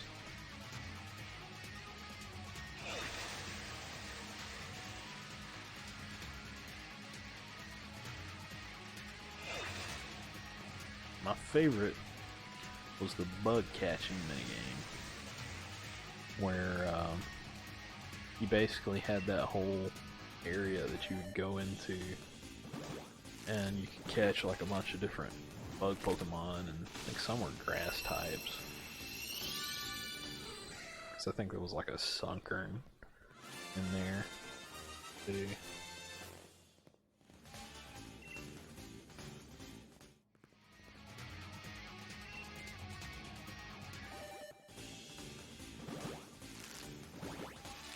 Is 152 my number? Nope. 152 is not my number.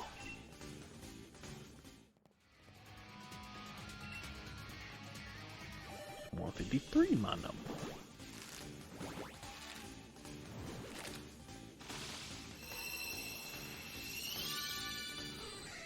Nope. Man, that guy was really off, because it is 100% not no 107 for me.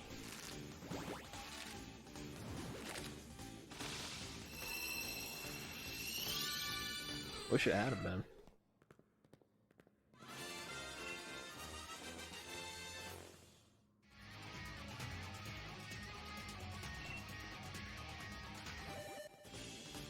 Alright. 155.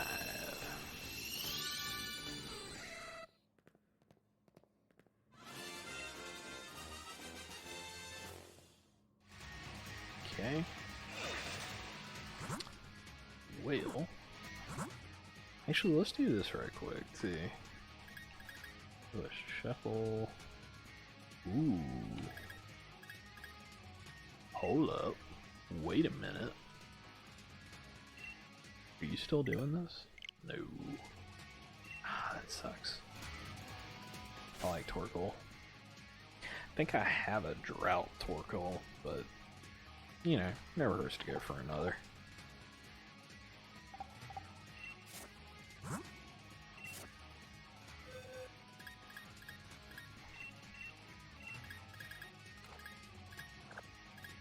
Or actually, isn't Drought?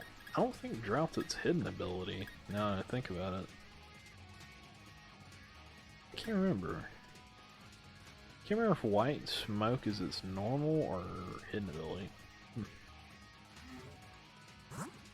I would think it would be its normal ability. And then Drought its hidden ability.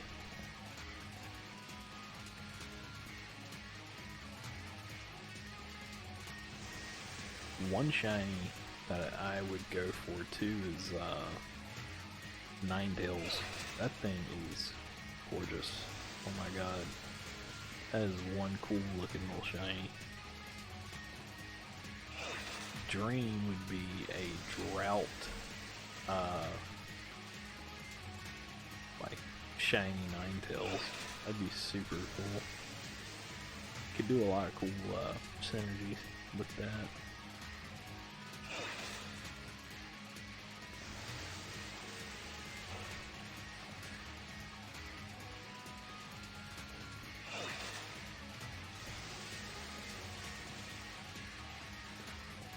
But I think people run Torkoal typically because it's easier to get.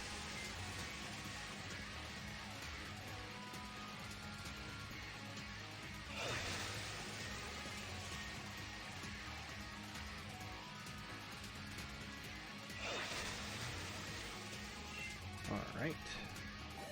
2056. Are you the shiny?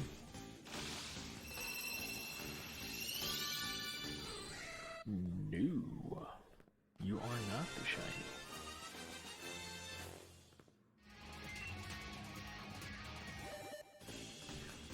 $157.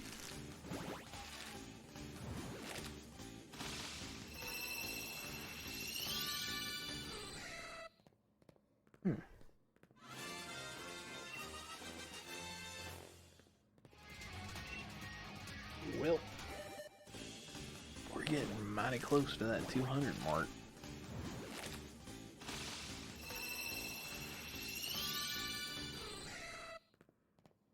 We still ain't having any more luck.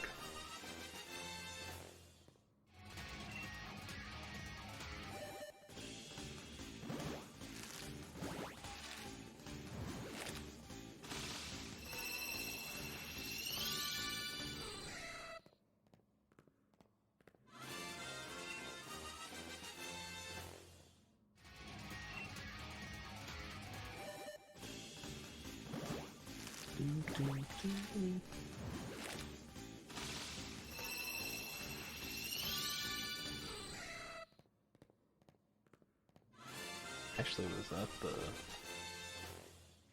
Yeah, that was 160. I even forgot to hit the button. Damn. Well, how about that? I'm not even doing my job. I'm so tired. Shit. Shit.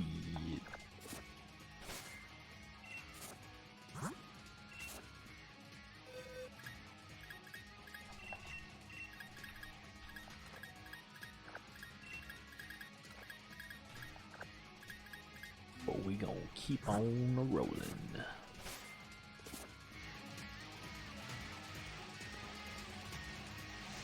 $160.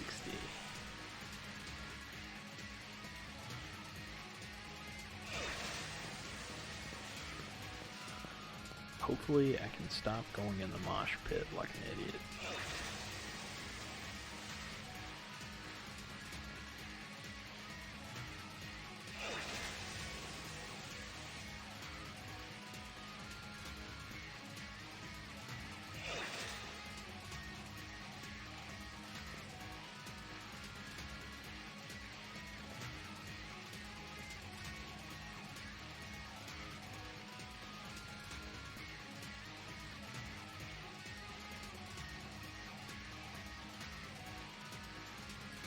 I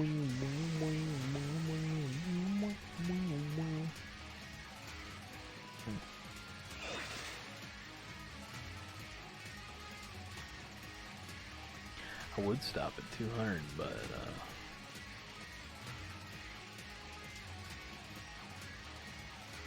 I mean, it's just 10 more. It's really like 2 more runarounds, so.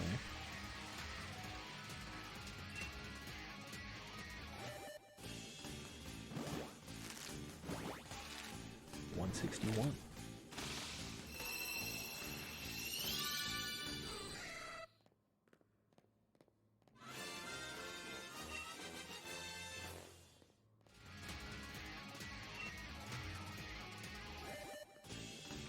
$162.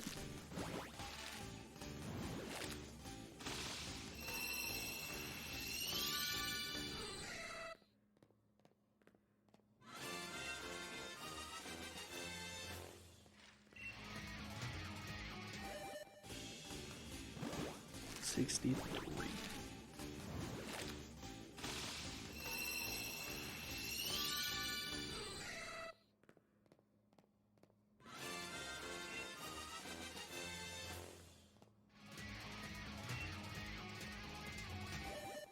Oh boy. Come on now, boy. We need you for the team.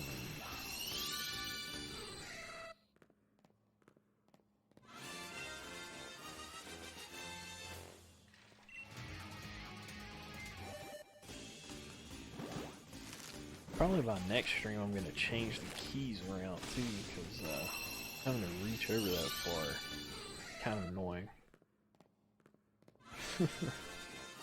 Need some better hotkeys for my counter.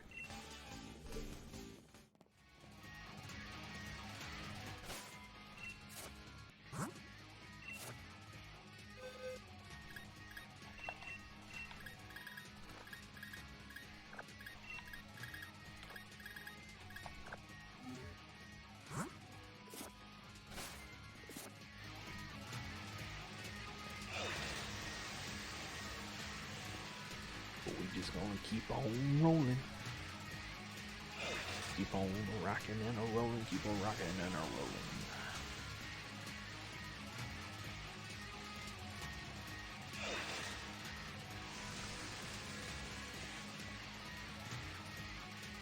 I still say, like I was telling Avery earlier, let it. Piers is probably my favorite character in this game. And it should be pretty obvious why. I mean, he tends to do the better jokes. He's also kind of the big brother figure for both Marnie and Hop. He actually makes Hop look less like an asshole later in the game. So.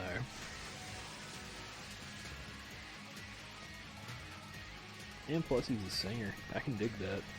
He reminds me a lot of, man, I can't remember the character's name. There was a character in Pokemon Coliseum that he really reminds me of that I liked too. Like a disco dancer.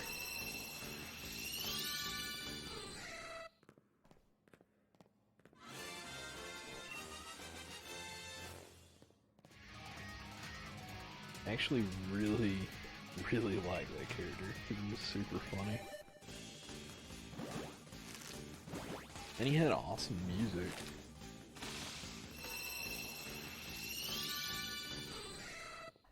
And I remember like his main Pokemon was a Ludicolo. So it was kind of cool because it was like, you know, you got your Ludicolo dancing to the beat.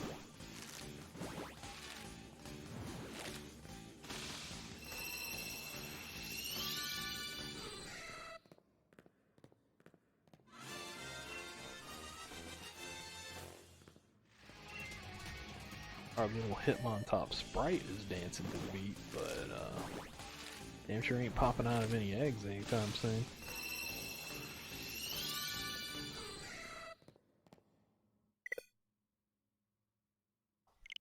Uh-oh. that's weird. I mean, why would my connection be interrupted?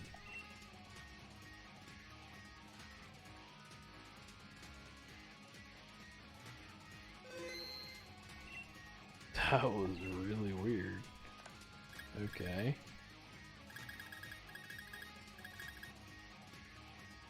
I don't know why that was a thing. Okay. Let's do a max raid with this guy right quick. 'Cause I actually need a huge power one of these. Will it let me join? These? And something to break up the monotony. Deleted ones. Yeah, you'll do. Well. Yeah, you'll do.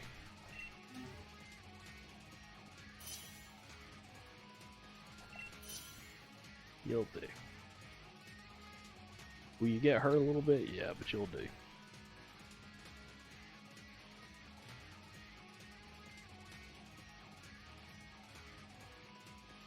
We're taking a very quick break to snag what's hopefully a huge power one of these things.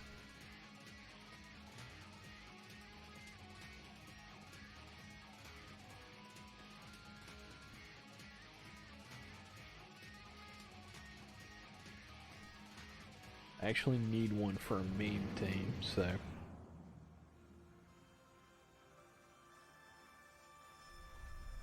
I just realized we're at 169 too. Now, does it have huge power? I do not know.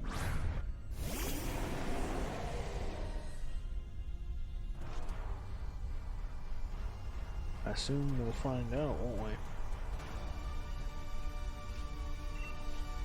Or we might not. Who knows? Is that a G-Max Snorlax? I believe it is.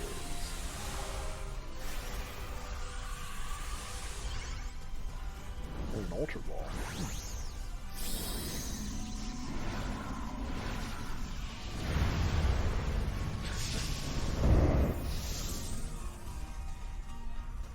I do kind of understand why people say that's such a good,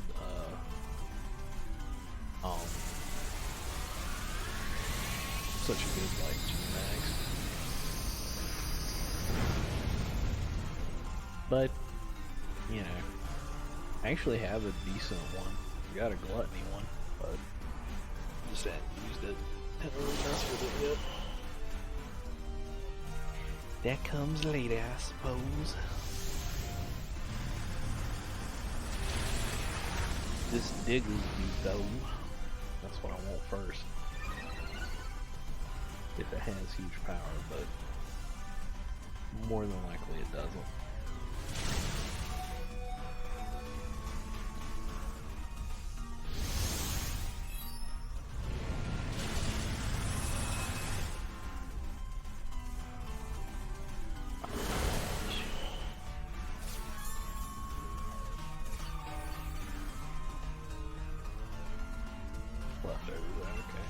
I was like, what are you doing there?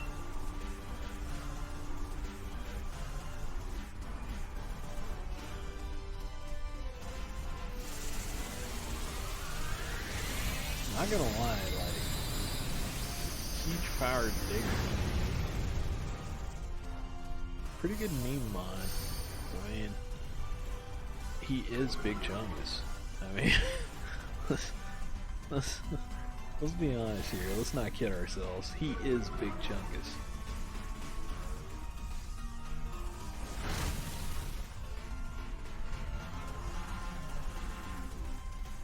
Yeah, he is throwing out these earthquakes.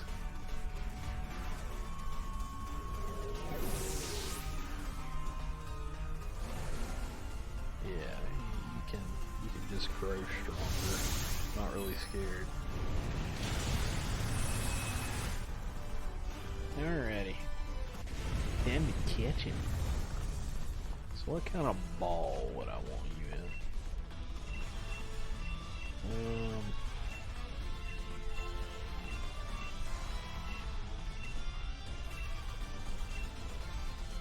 And to be honest,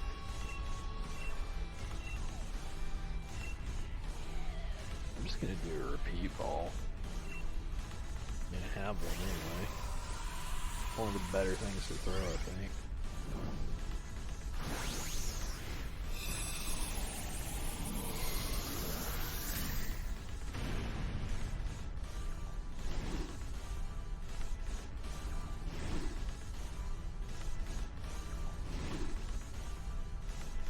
Not like I can't breed whatever ball I want onto the hidden ability one if I wanted to. Diggersby was cow. Alright, cool. Ooh. Swords Dance. It's a good one to have a lot of. Alright, well that was a decent break. Let's do this other hatch. Can we get a shiny after that?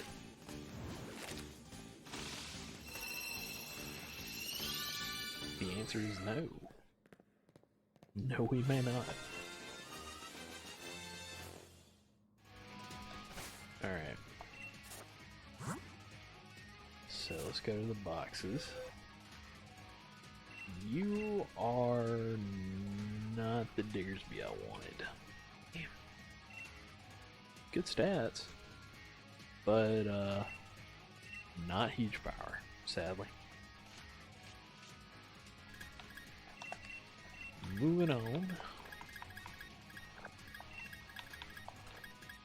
Still got one more box after this. Then I'm going to sleep. Let's see if we get this shiny in the next box.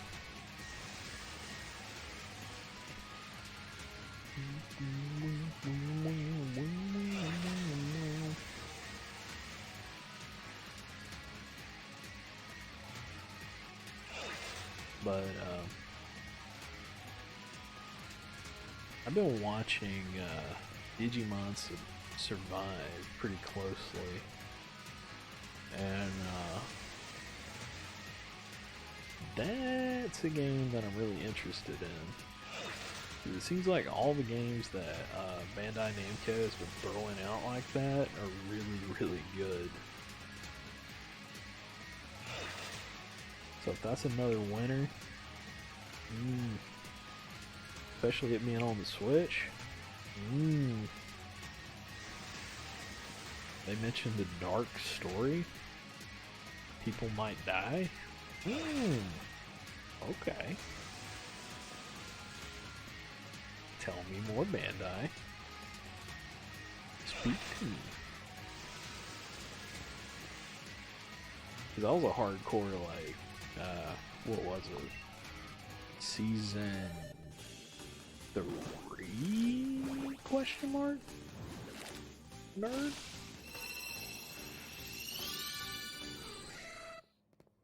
For Digimon? The one where people, well, I can't remember, did people die in that one? I know people got tortured, and I know Digimon died, for sure.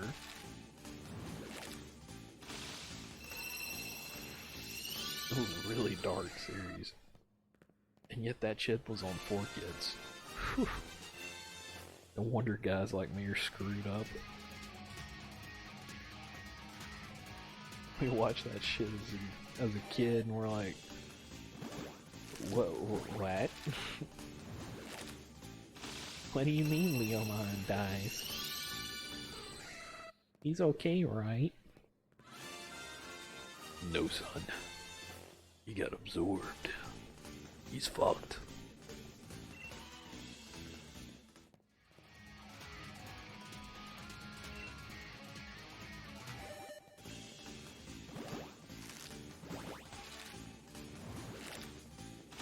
Oh man. That was some dark shit, thinking about it, like, cause it was like, it was bad enough. He dies. Then his tamer just loses her shit completely. And then she gets tortured. Like, what? Bad enough you make her lose her best friend. You gonna torture her too? Jesus Christ. Whoever wrote that was a monster. Like, ugh.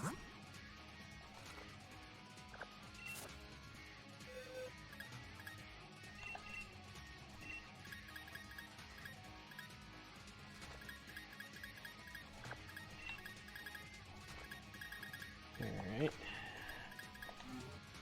Last of this box.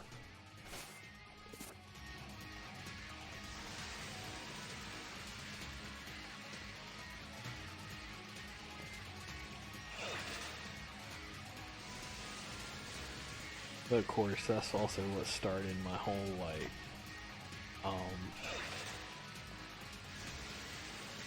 well, no. The Digimon movie is what really got me into, Terriermon. Because Terriermon, like, his, what's it called? His second form. Fuck, what is it called? I cannot remember it right now for the life of me. But I remember, like, just him having Gatling guns for hands and blue jeans. Which is just the funniest shit to me. It still is to this day. Cause he did fucking flips with his ears.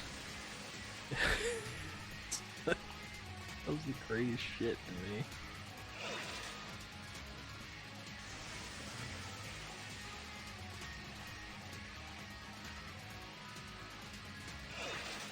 Create a character that does flips with their fucking ears while shooting big Gatling gun hands.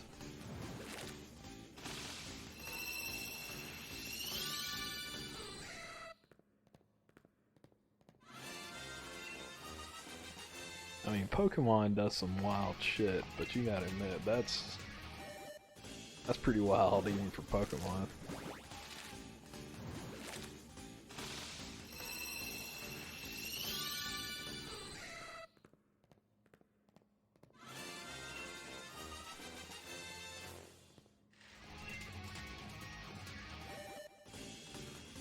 We're up to 178.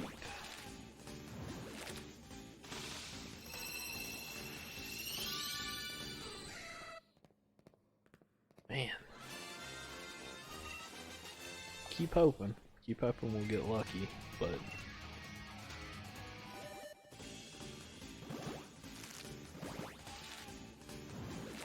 because if we get lucky and we get that shiny,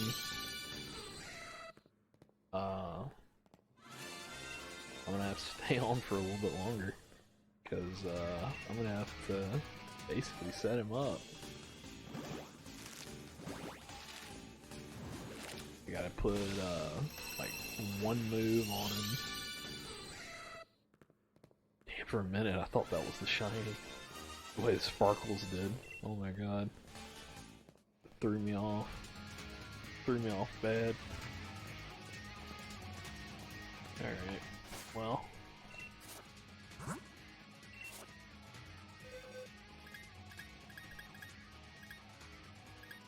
Yeah, I had to make sure on that one, because that one really threw me off. Alright, we're on the last box for tonight. So that means we've got 6 more runs here. 6 more runs of eggs. Then we're shutting her down for tonight. You know, I hate to leave without getting a shiny. That would really suck.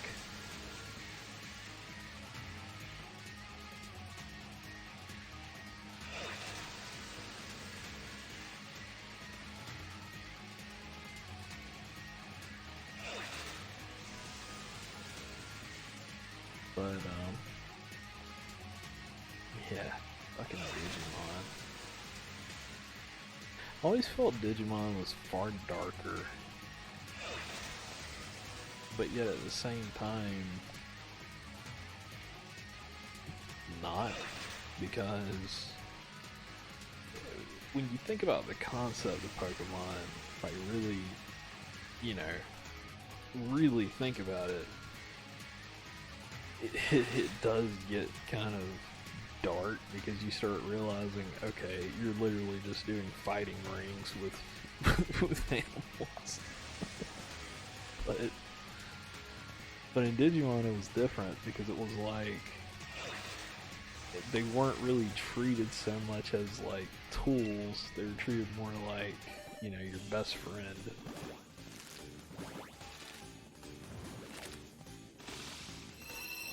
That's why I'm interested in Survive so much, because it seems like it goes back to that. Like really tries to go back to their roots.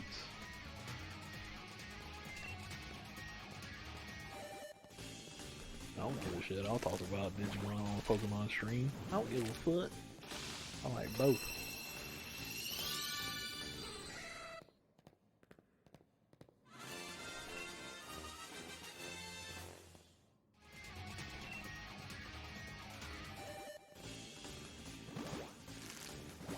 But I mean, in the movies and stuff, you know, for Pokemon, it does redeem itself a lot. Because, I mean, they're not really treated like just flat out tools. In fact, they go the exact opposite to show they're not. But, you know, it still, you know, looks worse on paper. Like you're capturing things in little vessels that you throw out and fight with. You're like throwing a goldfish, you know, into like a fucking glass ball and throwing it at somebody, you know? Go goldfish. Attack. You splash.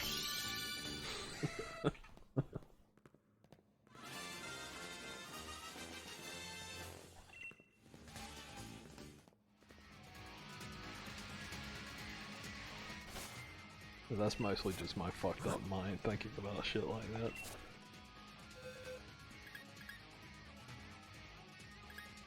At least these things all do have the, a lot of the moves that I want. And we did learn that, you cannot pass down Power-Up Punch. I was curious about that.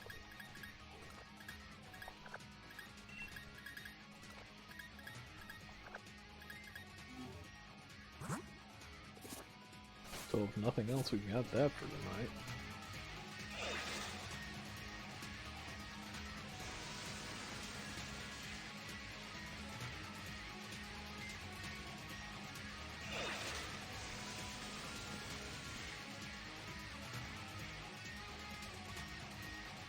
But, let me see.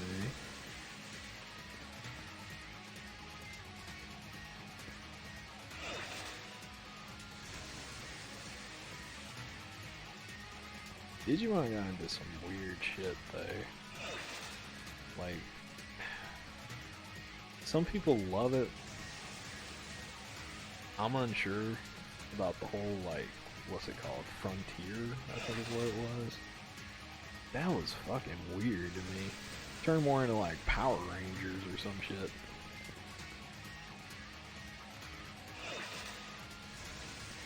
Wasn't bad, just was weird. I don't really know what their goal was with that.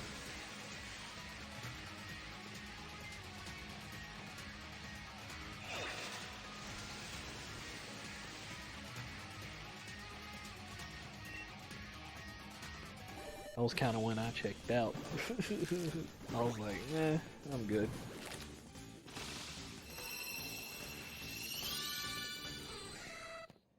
Like, I watched season 3, I saw the cool spy shit and all the, you know, the torture and death. I'm fine now.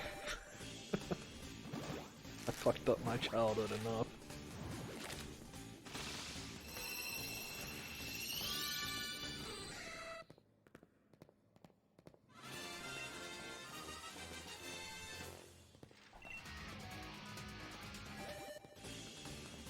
Oh man. Come on, Shady.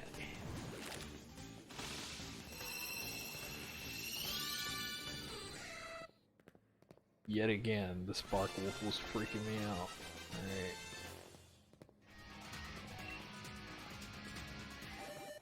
A Sparkle, man.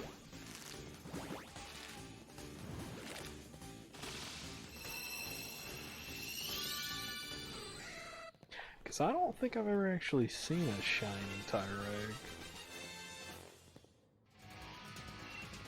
It's one I hadn't really, you know, tried to go for ever or anything. Or ever see anybody really go for.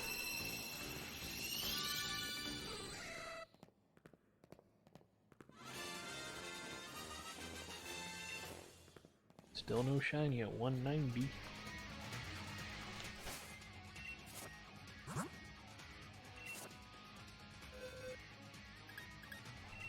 Alright. 4 more to go.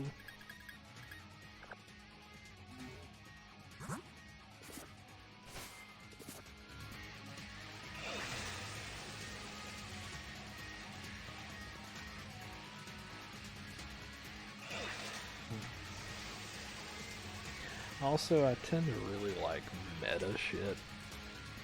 The Season 3 of Digimon really hit home because it was like, they threw the whole idea of everything's just a card game, everything's just a video game, everything's just a TV show, but it's not really. You know, like, that kind of like Matrix shit, I really like. That's one reason Doki Doki Literature Club is going to be something that is going to be played on this channel at some point, other than just the one, like, little time I screwed around with it.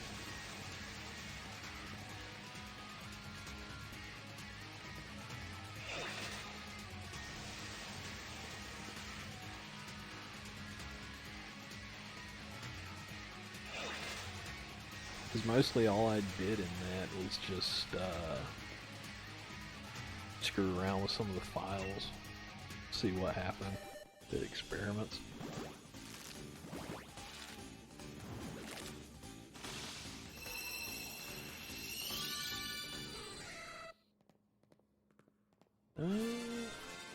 Still no shiny. 191. 192.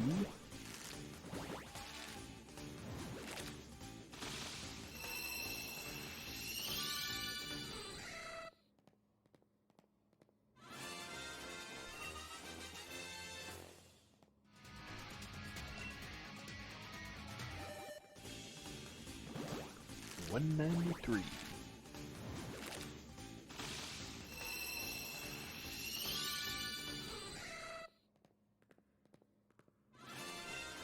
God, man.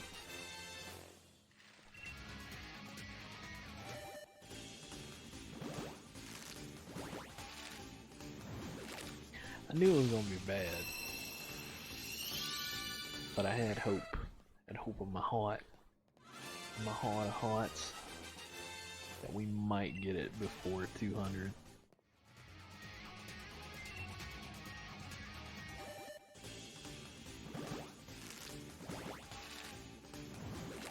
Because the closer you get to 500, the closer you get to kind of around the average.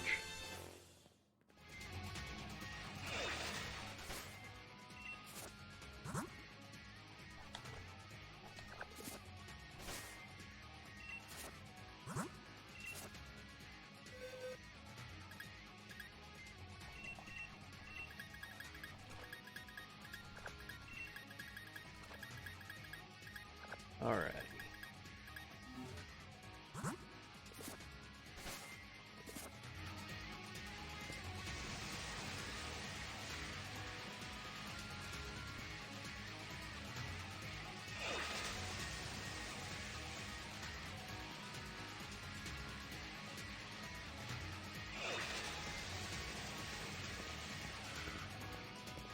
Shit. Another game I'm really considering getting and I don't know if there's a following for it at all, is, and I don't really care, Rune Factory. When I heard they were remaking that shit for the Switch, oh man, that just, I was like, yes. Because I didn't get to play the one that they're remaking. The last one I played, I think, was 3? Either 2 or 3, can't remember. Probably 2, because I think 3 was the one that was on a console and had like some really weird shit in it.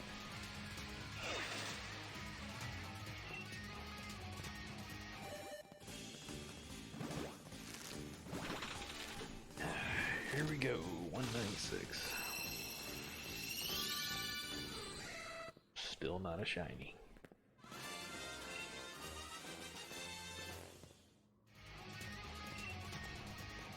Is 197 a shiny?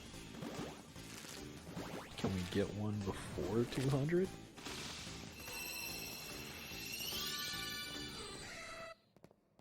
Nope. I'm gonna laugh if 199 is a shiny. Okay, here's 198.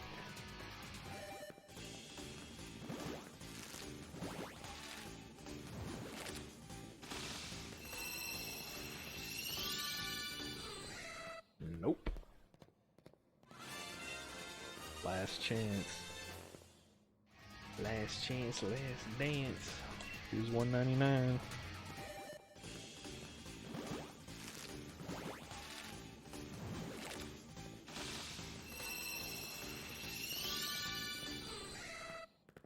Nope. So, now the question is number 200 a shiny?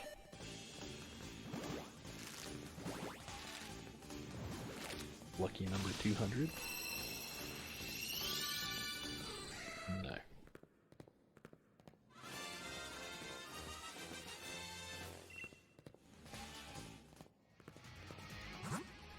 Whew, we have hatched 200 of these things. That's alright. That's a Salazzle. I was gonna join that because, spoiler alert, I want a shiny Salazzle.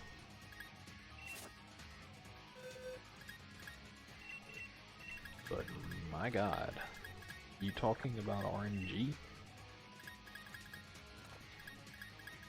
The only way that I would try for a shiny Salazzle or a female Salandit would be, I would have to do the encounter method.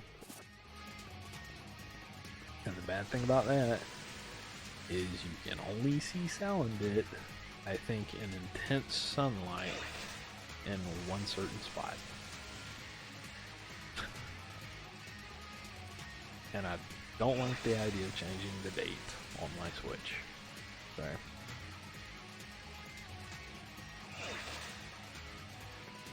Salandit? Nah.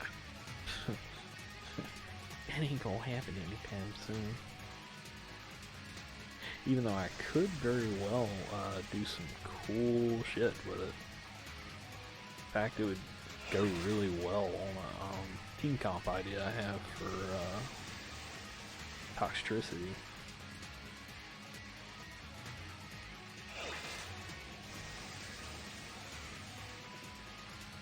But no, ain't gonna happen.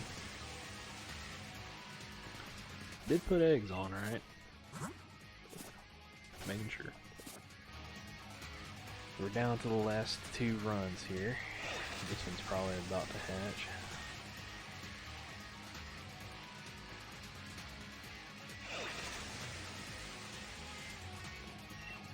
Ooh. Ooh, no. $201. Not a shiny. Got 9 left. 202.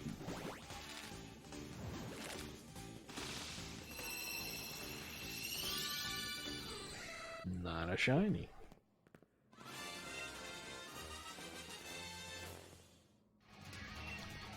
I'm actually gonna check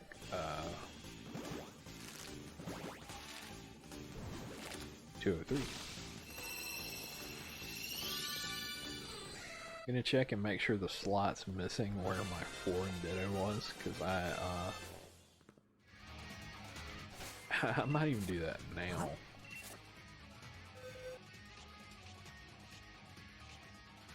Yeah, that was my 4 in. Okay, just checking.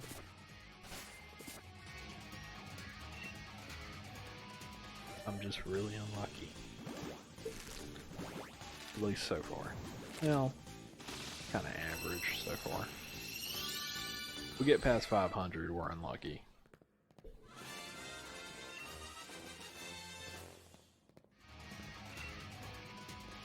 But we ain't getting that far tonight. That's for sure. 210 is our limit tonight. So 205. Still not a shiny.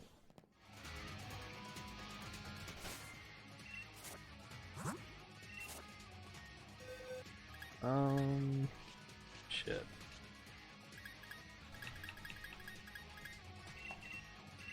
Drop all these. Throw these here.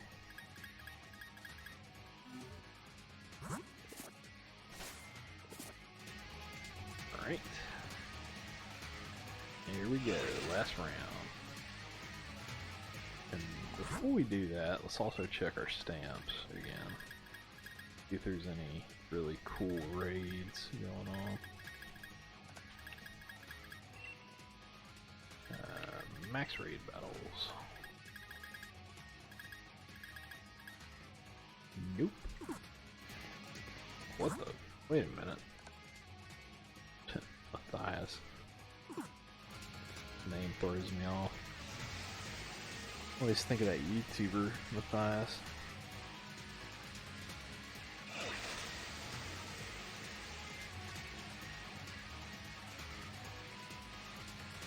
But yeah, this has been a long stream, but I would say a fun one. I mean, for the most part, had some good talking about battles and competitive shit earlier in the night.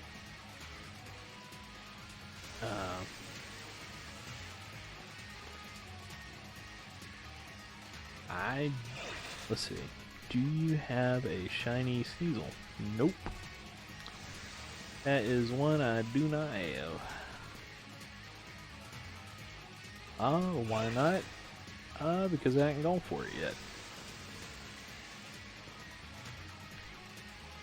You should get one right away. Believe it or not, I thought about going for one. But, for the moment, main thing I want is the Hitmontop. We're at 206.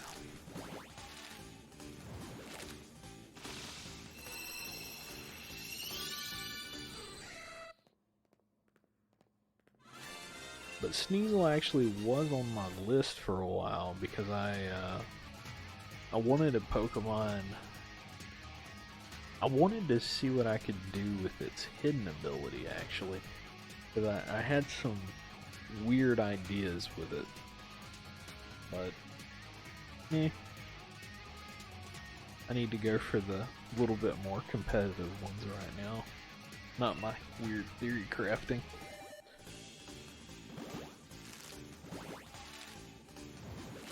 Which, I laugh, people saying, they're not, I mean, let's be honest, Hitmontop's not the most competitive mon, really, in reality, but it is for what I'm going to use it for.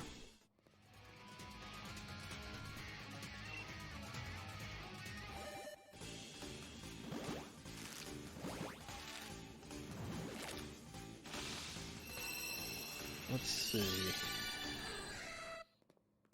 Man, sad day. Because I believe, where are we at? Got 2 left. Come on. Come on. This is 209.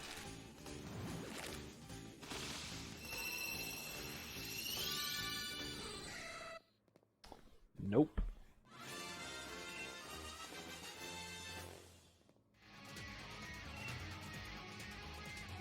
Let's see.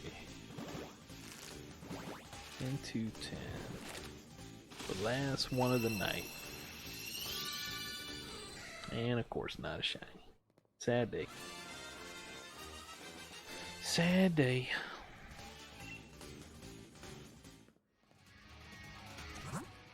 Well,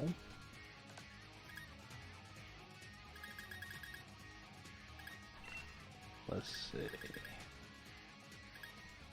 Oh, it's locked. Of course. Of course. The best raids are always locked, aren't they?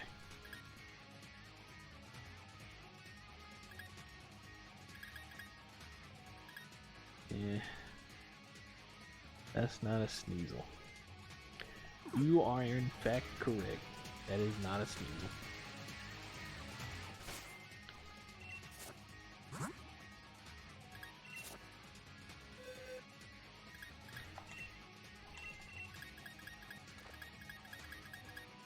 Well, yep. Looks like tonight we're gonna be ending on 210. Cause I need some fucking sleep. Holy shit. Oh, but it was fun. And I'm definitely gonna keep trying. 210's not the end. It's only the beginning. And once I get that Hitmontop, we'll move on to the other 2 that I've got planned, which I think I need to find gifts for. I actually don't think I have gifts. Well, yeah, I do for one of them, but I don't for the other. Because the other one wasn't planned until, like, the other day. I thought about it, and I was like, ooh, I could use that. I could use one of those. But, yep. Oh, boy. Poor Chandelier. It's not Chandelier's fault, man. Shinies just ain't wanting to cooperate today. Well, let's get it set up so that when I come back, I will be pretty much prepared to get more eggs, do more hatching, all that fun shit.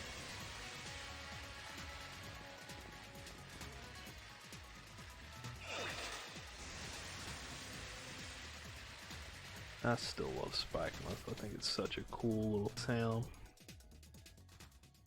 It's my favorite place.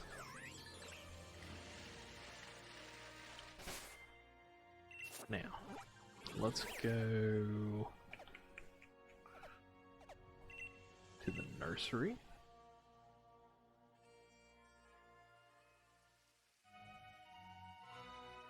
Alright. And she's already got eggs there, but whew, gonna have to do a lot of releasing tomorrow before I start that up. I may even spare some of you seeing me fill up the boxes tomorrow, but I'll fill up, you know, the boxes again, and we will start over anew. And we'll keep going. We'll keep raising the counter until we eventually get that Hitmontop. Oh, because I need that Hitmontop. And he's almost got, like on the Tyrogue itself, as I said, almost the full set that I want. The only difference being I'm gonna have to use a gold bottle cap for sure because it's gonna have shit IVs, as you can see. And focus energy I'll swap out for, what's it called? What's it called? There's a specific move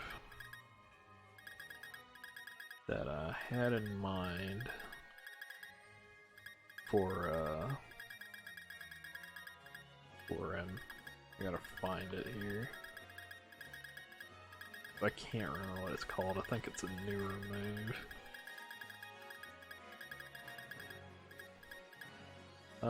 That one. Yeah, Brutal Swing. So his final moveset will be Fake Out, Brutal Swing, Mach Punch, and Bullet Punch. More than likely.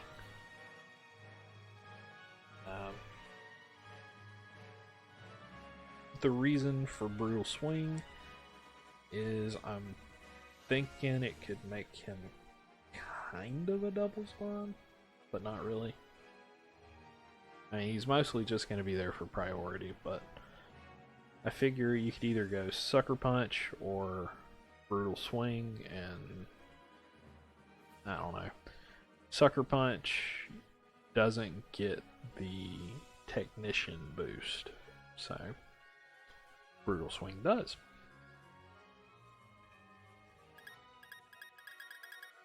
But yeah. But I might think of something else that I might want to throw on him. Like, I wonder if we could learn something like, hell, I don't know, U-turn? That would be funny. I doubt he could learn that, but... Ooh, while I'm here, McGee needs to learn U-turn. Take off this belly drum shit. Don't need that anymore.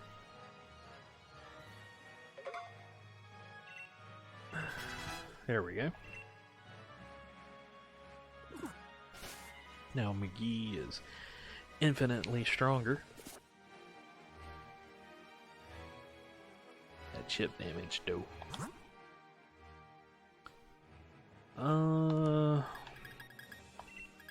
Have a look at our final raids here, see if there's anything interesting. No, not really, because I mean I've got a G-Max with those. There's only a couple things that I would really click on in a heartbeat. None of them were there. Sad day. Okay, well, thank you so much for watching. I had a great time. I hope you did too. Sorry we didn't get the shiny, but we'll keep going. We'll keep the grind. I hope you all have a wonderful night, wonderful day, and peace out. Well, actually, better way to end it.